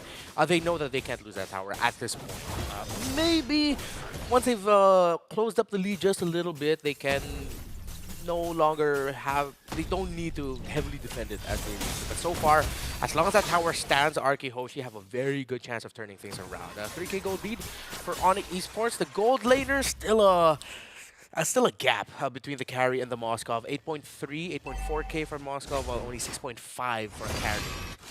That's another turret down, tier 2 for tier 2 down below. Arky are holding on to turrets really well, despite the 5,000 gold lead before, 5,000 gold deficit that they had against ONIC Esports. And now they're looking to go to the mid lane. It won't be a take, but you know they're actually making proactive moves on the map, which is a very different sight to see from the previous one. Keyboy pops in for his path. Edok all alone goes with the ejector and the unstoppable force. Sutsujin wants to go in, but I don't think the rest of the team wanted that. Becomes just a free kill to ONIC in the end, but they did bait a flicker from Savero, so it's not all in vain. Still not ideal. No. This is not optimal, and without a roam, it's gonna be tough. Oh no. Okay, at least they were again. They are still heavily defending that. But yeah, I don't know if it was a miscommunication or Edok maybe have failed to communicate that he wanted to go for a dive to the back. The Jawhead was just really caught in the worst spot possible. I wonder what stopped Savero from going bot lane when ONIC and RQ were going for Lord 1, right? Because they were going back and forth, practically Lord dancing, but they didn't have a slow push. They didn't have a push at all in the bottom lane, so playing the patient game didn't really give them any benefits. Yeah. Well, let's see if they'll be able to rectify that as this goes on. Arky Hoshi hugging their mid tower. Edok goes in again. Oh, this time finds Keyboy. He gets bursted down. Would be in the back. SOD used as well. Savero diving in. Rin's gonna be slain. Savero finds the shutdown. As now Sanzo flickers forward. Toy able to react in time. Doesn't get picked off. But it is a 3-for-1. ONIC Esports regain control. Clean counter engaged by ONIC. Edok was able to toss up the high loss, and you can see the damage is there for RQ Hoshi, but unfortunate for them, ONIC Esports were ready. Lutfi came from behind at the same time. The SOD came at the gank angle as well. It's an end angle? No, the minions. Not yet. One cannon minion. Toy is dealing with it. All right, ONIC decide, we'll wait. We'll play the discipline game. We have an enhanced Lord, and up top, it's a free tier 2. So they've gotten rid of every tier 2 turret. Now it's down to just the side lane base turrets. If I'm ONIC Esports here, I'm going to make it look like I'm trying to end already for this one with the Lord marching in. If they can get an early kill or two in that team fight, they commit for the end game. If they do not get that though, then they can just back off and force resources out of Arky Hoshi, leave the base naked, and then come back again with the next Lord. 13-3 in 13 minutes. This really feels like the ONIC of old. Oh, yeah. The ONIC that would beat the clock in many occasions. Lord charging down, conceal cancelled by the poke. Rins is invisible, but there's no real target. It's a Lucas up top. Now Glorious pathway to cut them off. With the airstrike coming down as well. Tyrant's able to kite away. The RWM gets placed down, and that's going to be Tyrant and Edok caught inside of it. Sutsujin getting pierced down. Oh, the base getting hit a couple of times. They will look to go and set their sights up top. Rins, wings by wings, able to escape from a stun by Keyboy. I think Arky Hoshi didn't lose any members. That was a perfect approach. The glorious pathway angle from Keyboy was on point. At the same time, Savero was also threatening, making it look like he wanted to end there. They were able to poke down the members of Arky Hoshi, but they didn't need to force the end. They didn't get a pick off just yet. So as we mentioned earlier, they should probably just wait for the next Lord. Knowing ONIC Esports, well, to be fair, knowing Arky Hoshi, they might try something, and ONIC Esports might counter. Oh, it's just really tough for RQ to try something out now, huh?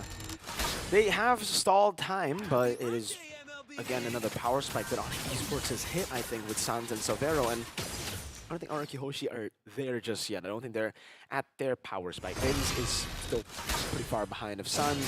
You can see here in the items too, the Ice Queen 1, the Wishing Lantern, Blood Wings. It's going to be very tough to kill that Eve. Wind of Nature too, done for Savero. And the Rose Gold for Kyrie, plus Sky Guardian helmet.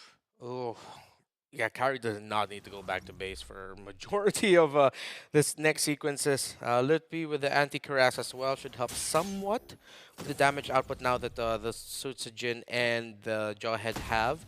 Toy with the Malefic Gun wants a little bit more reach. You know what, I think Arky Hoshi actually might have the items already to stand toe-to-toe, but it's not going to be easy. It's like a tough ask.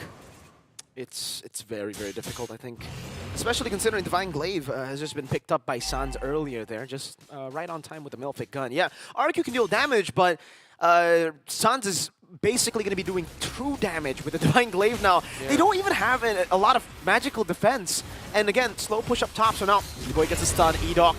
Caught low, Flicker Sans! Flicker real world manipulation. Diver gets the kill, but it's all right. The sacrificial play for now Kyrie to jump in and get the Decimate down. One last shot at Savero. Cleans house. Down below in the base, buys the rose gold. It is just Rin. Savero flickering forward. Now also with a few more hits on the base. Rins tries to defend but gets shoved back by Lutpi. ONIC Esports 2-0 clean sweep.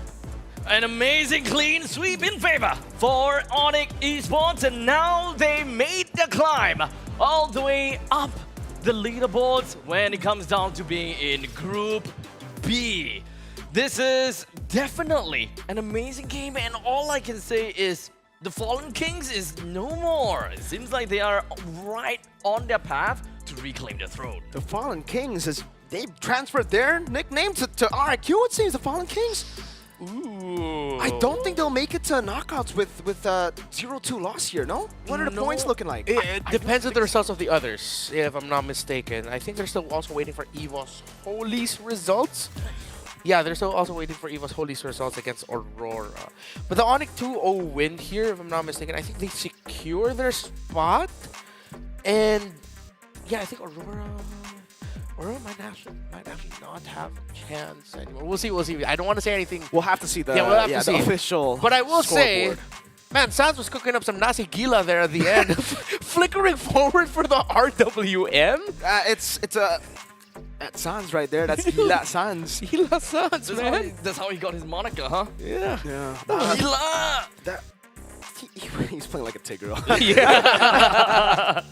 Well, with that all said, we at this point in time, you can just see how much of a control ONIC Esports has got throughout this entire game. I mean, to start things off with a double kill for Kyrie, and let's not forget about Dyron losing to Lucas. That is not a favorable matchup for Lucas, but yet Lutpi made it work out. Right from the get-go, we're already seeing the downfall of RQ. 75,000 damage dealt by Sans, the 11 kills here from Kyrie. And yeah, those are the perfect highlights. Again, it's the row mid and the jungle for ONIC Esports.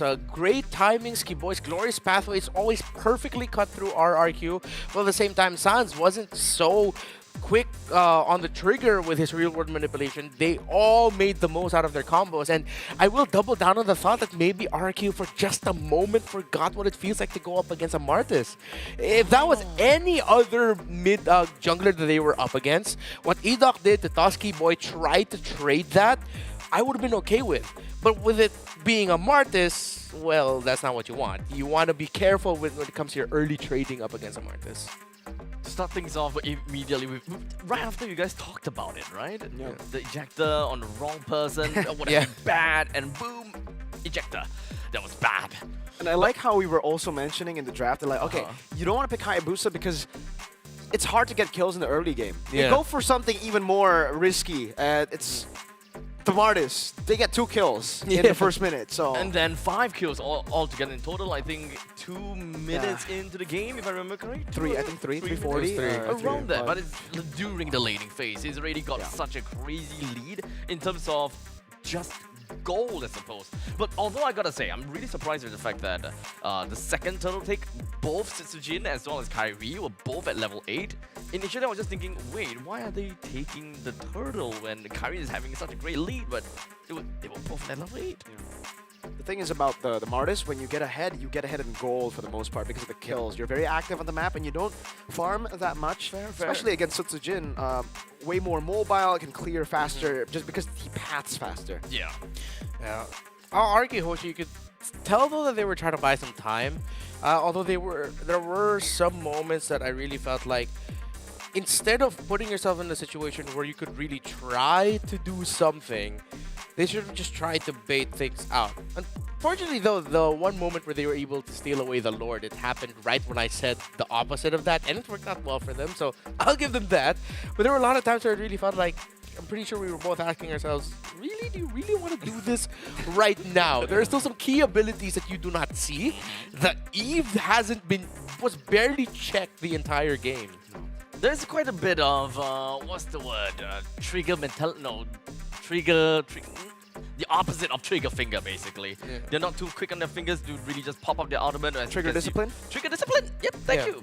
Yep, they have quite a bit of trigger discipline, but in the meantime, we do have Kyrie, MVP, 1102, 688 GPM, and 76% kill participation. We'll take this moment in time to take a look at how game number 2 fared when it comes down to their highlights. Of course, we'll have that very initial start on this too, watching those.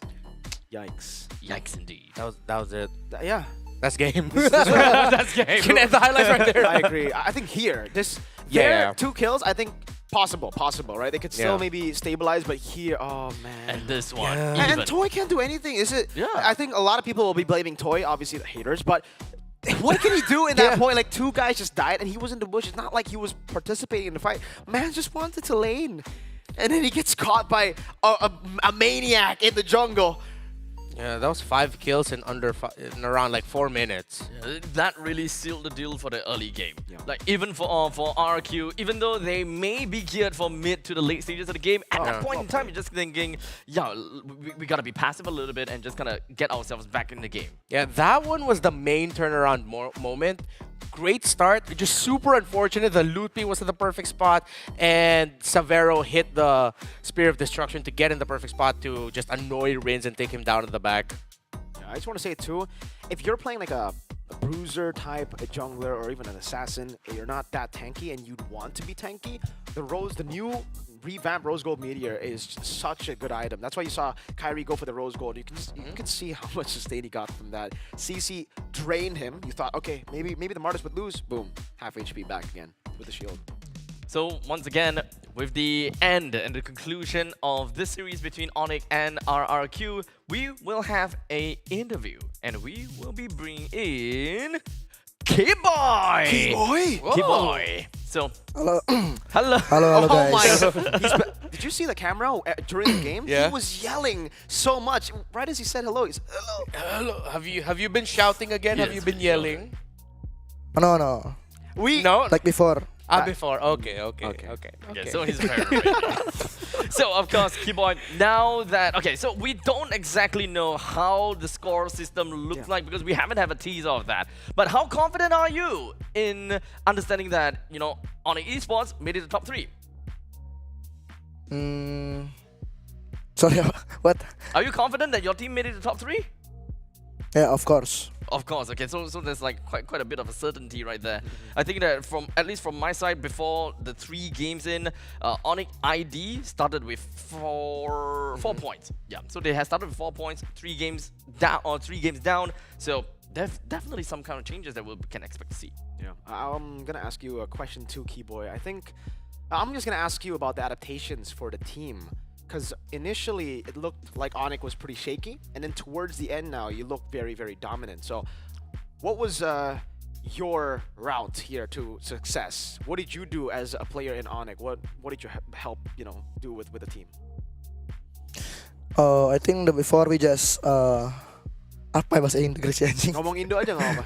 Indo aja ya. Kayak ya banyak player baru juga lah. Yang pertama player baru kan, Savero, Nail juga baru join, terus Lupi baru balik lagi, terus juga Adi sendirian sekarang. Maksud gue kayak kita ya bener tim baru banget. Terus yang main ke-5 tuh baru bentar banget, jadi butuh banget adaptasi lah. Sama ya biasalah anak baru turnamen internasional pertama langsung kaget-kagetan lah. Cuma kita udah berusaha kasih tahu semua, terus kayak berjuang bareng-bareng lah. Terus sekarang kita makin kuat lah.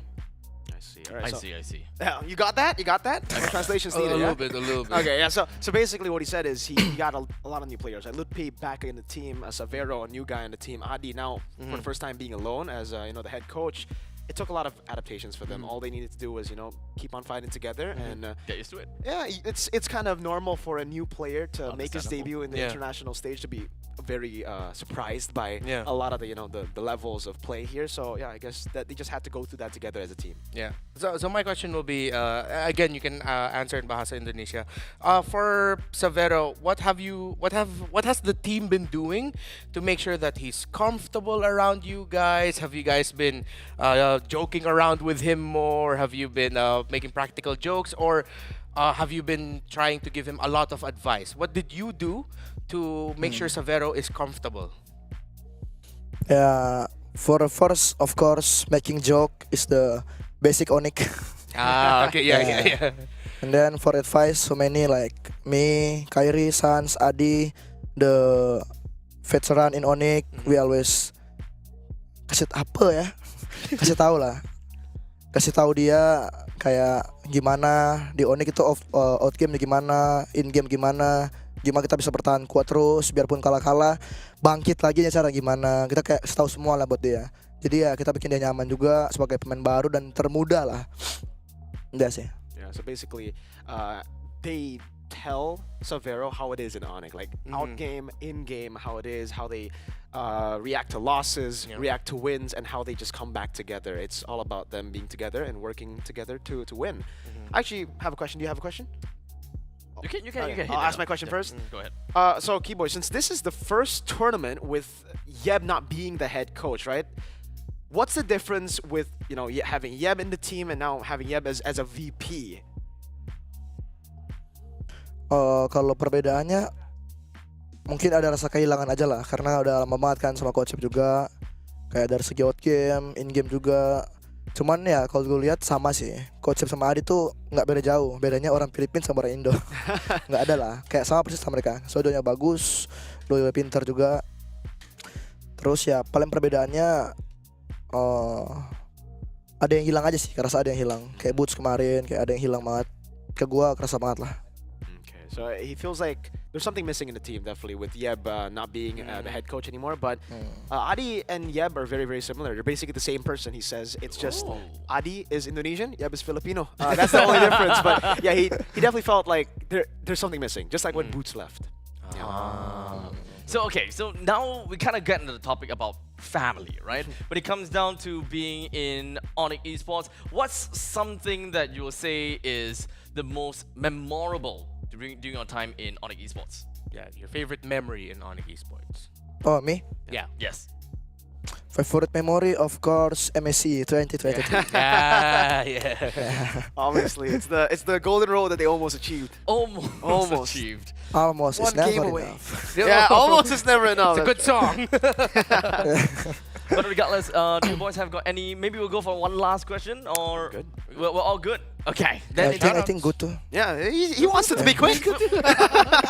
Chop, all done. So, Keyboy, before we end up the show and of course end up the interview, do you have anything that you'd like to say to the fans and the audience that's watching the stream? Ya, pakai bahasa Malay aja lah. Oh, okay. Bisa mau lawan itulah, ONIC PH lah, ONIC PH. Mau lawan King Kong lah. Versus King Kong, Brusco. I hope ya playoff meet ONIC PH. He wants it to be ONIC versus ONIC, bro. That's great. I think it will happen. Yeah, and that's a dream match. That's a dream match. Yeah, I mean, and grand final. Oi. Oh, yeah, okay. Full ONIC grand final. That's what he wants. Yeah. That's probably what Yeb wants too. Now that he's VP. Yeah. Oh, that's true. That's true. So, okay, thank you so much to Keyboy. Thank you so much, and good luck in the playoffs. Okay, thank you, guys. Thank you. I still have no idea if they are guaranteed the playoff. Yeah, I think with a 2-0 win, that should put them at least top 3, right? Like, yeah, they're 9. Bare minimum, 3rd place. Yeah. I think especially with the head-to-head against the other teams possible. Yeah, they should be okay. They should be okay. Well, I mean, we are now at the part of the show where we're going to try to recap and see the points. Rora 2-0 EVOS. Now that will change things. That will change things. Aurora are the most consistent team at being inconsistent. What has happened to Aurora in just a day? In the same day, they beat Falcons. Team Falcons 2-1, and now they beat EVOS Holy 2-0. They beat the top 2. And yesterday they beat ONIC ID 2-1. Okay, give me a refresher. ONIC ONIC Esports Okay. versus EVOS Holy, that was a 2-1 for That ONIC was a Esports. 2-1. So the last time that we know about ONIC Indonesia, at least when it comes down to the final 2 games, they started with 4 points. They got 2-1. So Yeah, that's they're at 6 9 points. They're at 9 and then points. plus 3. Yeah. So that actually puts ONIC at the top of the standings. But Team Falcons now has secured. We'll get to Group B in a bit. But here's Group A. Yeah, here's Group A. I don't want to wreck our brains anymore. yeah. So we'll take a look at the Group A standings and take a look at how it has been all the way through, because we finished every single game in Group A. So we'll take this opportunity and congratulate these 3 teams. TLID, we've got ONIC PH as well as Bigatron Alpha. Best team in the world! It started off with a joke. It started off as a, well, quote-unquote sarcasm, air quotes, and Yeah.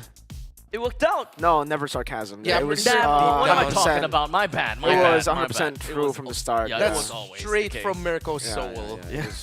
3 series won, and of course 2 series lost. 7 points. They were neck and neck with SRG when it comes down to the points. TLID being 5-0 in this group is just crazy, though. I gotta give props again. Yeah. TLID, y'all are crazy. Amazing performance. I think having them, looking at them 2-0 against ONIC PH, that's the amazing part. Yeah, again, their game against ONIC PH, their series against ONIC PH really showed that this is a different TLID, much more disciplined TLID, like Fabian pointed out.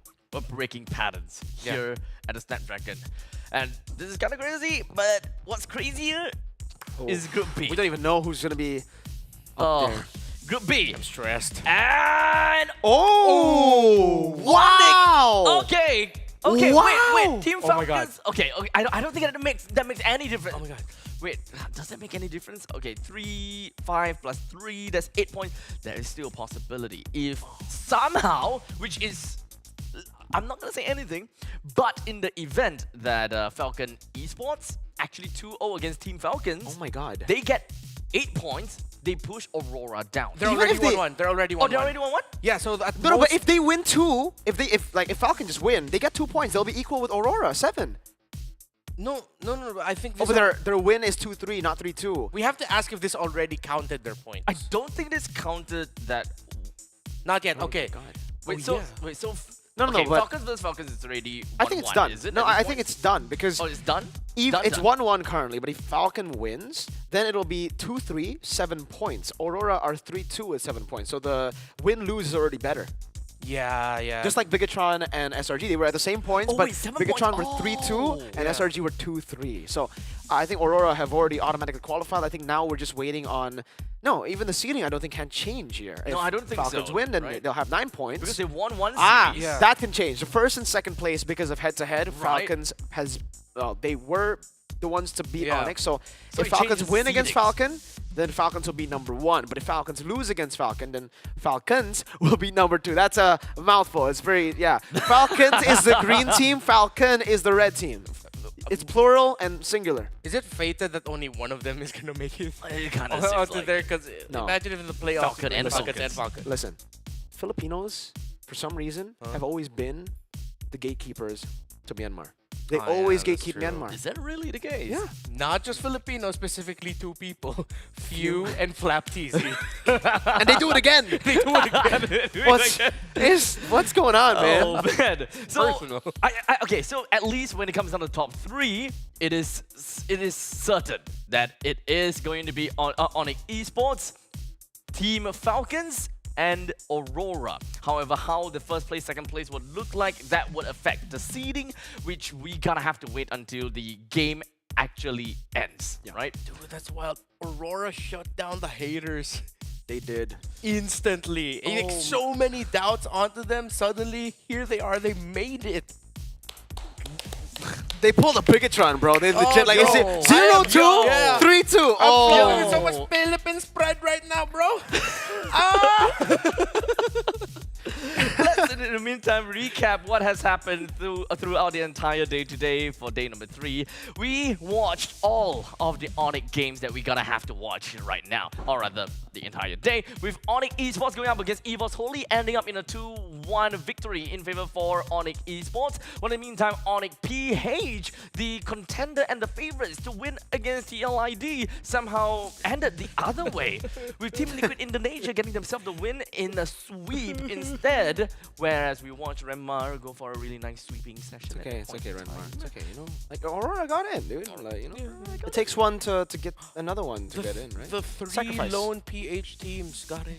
The 3 what? The 3 lone We only had PH 3 PH teams, and they still all got in the playoffs. Oh, you're right. Are you you're saying right. something about the Indonesian teams? I think he's No, saying I'm something just about the Malaysian teams. No, I'm not. I'm just And the saying. Singaporean team. And the Cambodian team. Hey, and the Burmese team. This is why our And then the community Indonesian always team. fights online. People are putting words in people's mouths, you know. Someone All clip I that. said- Someone clip that. No, all I Clip that. said is Clip I'm that. just happy. Penas lo malakas, y'all. Only 3 of us left, but it's all good. He said 3 out of 3. He said We're going all the back, other baby. regions No, I'm kidding, I'm are kidding. bad. I'm kidding. That's what he said. It's all good. This is Professional. This is why stream A, best stream. A side. A side. A side. A side, baby. In the meantime, let's take a look at B. Stream B. Let's take a look at that. What has happened thus far? It is Team Falcons that went up against Aurora, which ended up in a 2-1 victory in favor for Aurora. Wow. That's the surprise. Well, in the meantime, see you soon. Let's not talk about that. Well, third game, we also have EVOS Holy. No, that- let's talk about that. Let's dive deep into that because I think that is the most surprising match of the day. See you soon taking down flat. What happened? I think we didn't give Brantisi the show. That's it. That was the supposed condition. Give Brantisi the show. Or maybe there is Or- something about, Batang Maybe Batang or what something. I'm feeling, Brantisi potentially saw Stream A replays, saw you, heard you, and just went, "What's nationality of this guy? Singaporean." Oh, all right. wow. Hey, Brantisi, you know I love you, man. We're good, right? We're good. But in the meantime, the final game, of course, EVOS Holy that went up against Aurora, which ended with Aurora getting themselves a 2-0 sweep against EVOS Holy.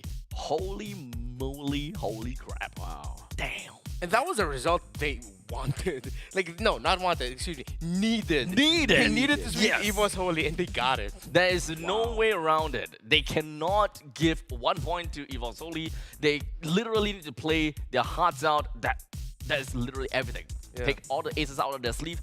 That's the game that they gotta play. What did they adjust, dude, from going again 0-2 to 3-2 in this group? Because this Maybe nasty opponents they've gone up. Falcons, they beat Falcons. Maybe Edward became the playmaker.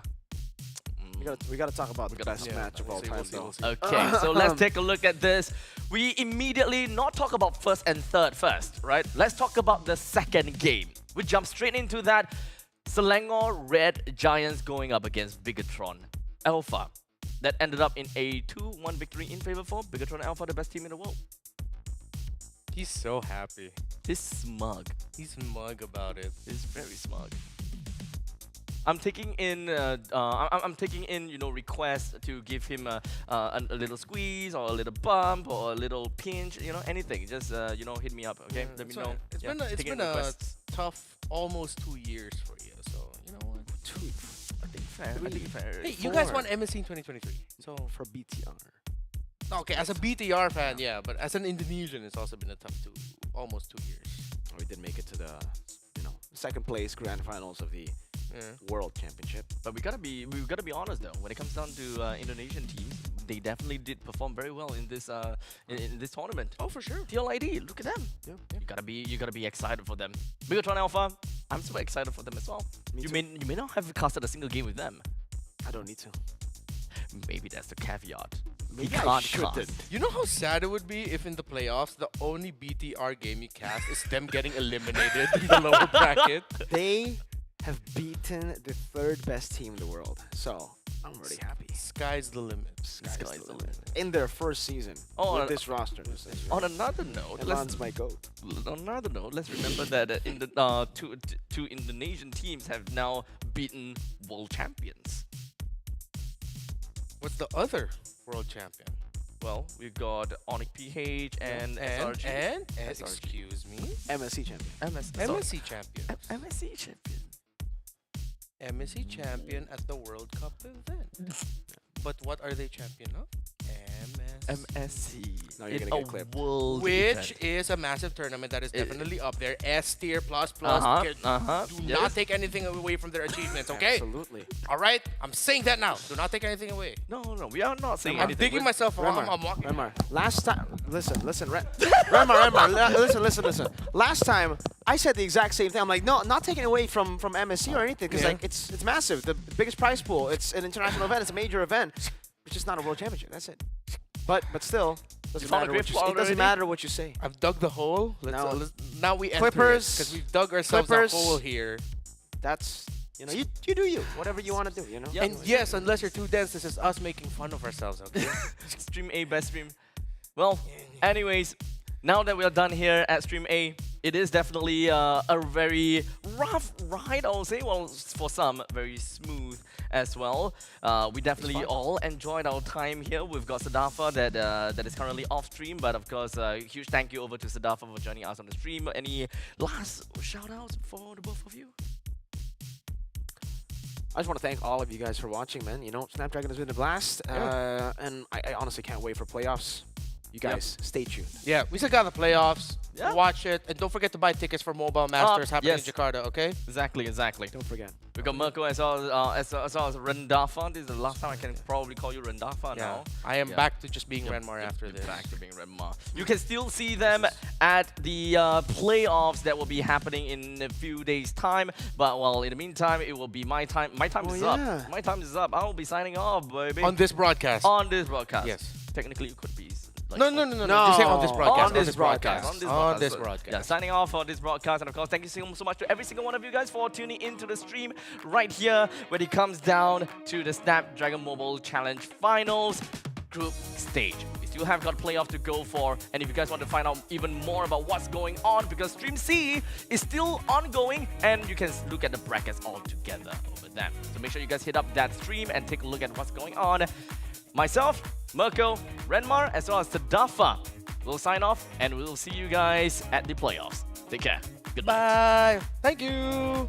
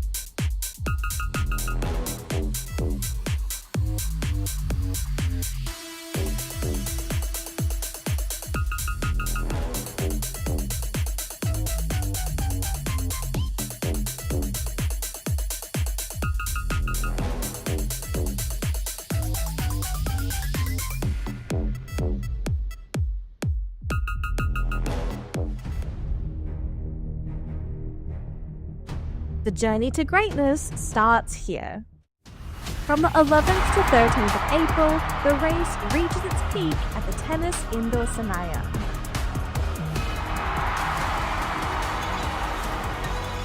Tickets are live. Be part of the climb and secure your spot now. Be part of the journey. Witness the rise to the top.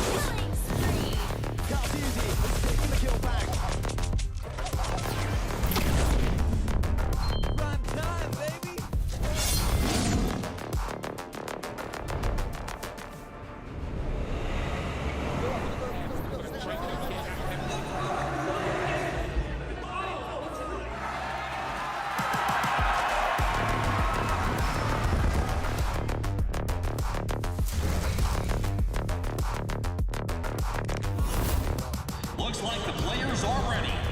Here we go!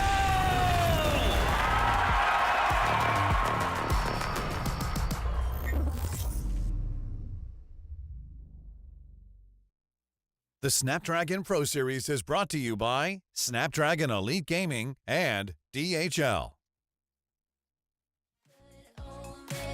You wanna keep me with you, keep me with you. Yeah, it's not hard to see. There's a pattern forming when you got me. 777 all wins big money. The tramp over here never see me coming.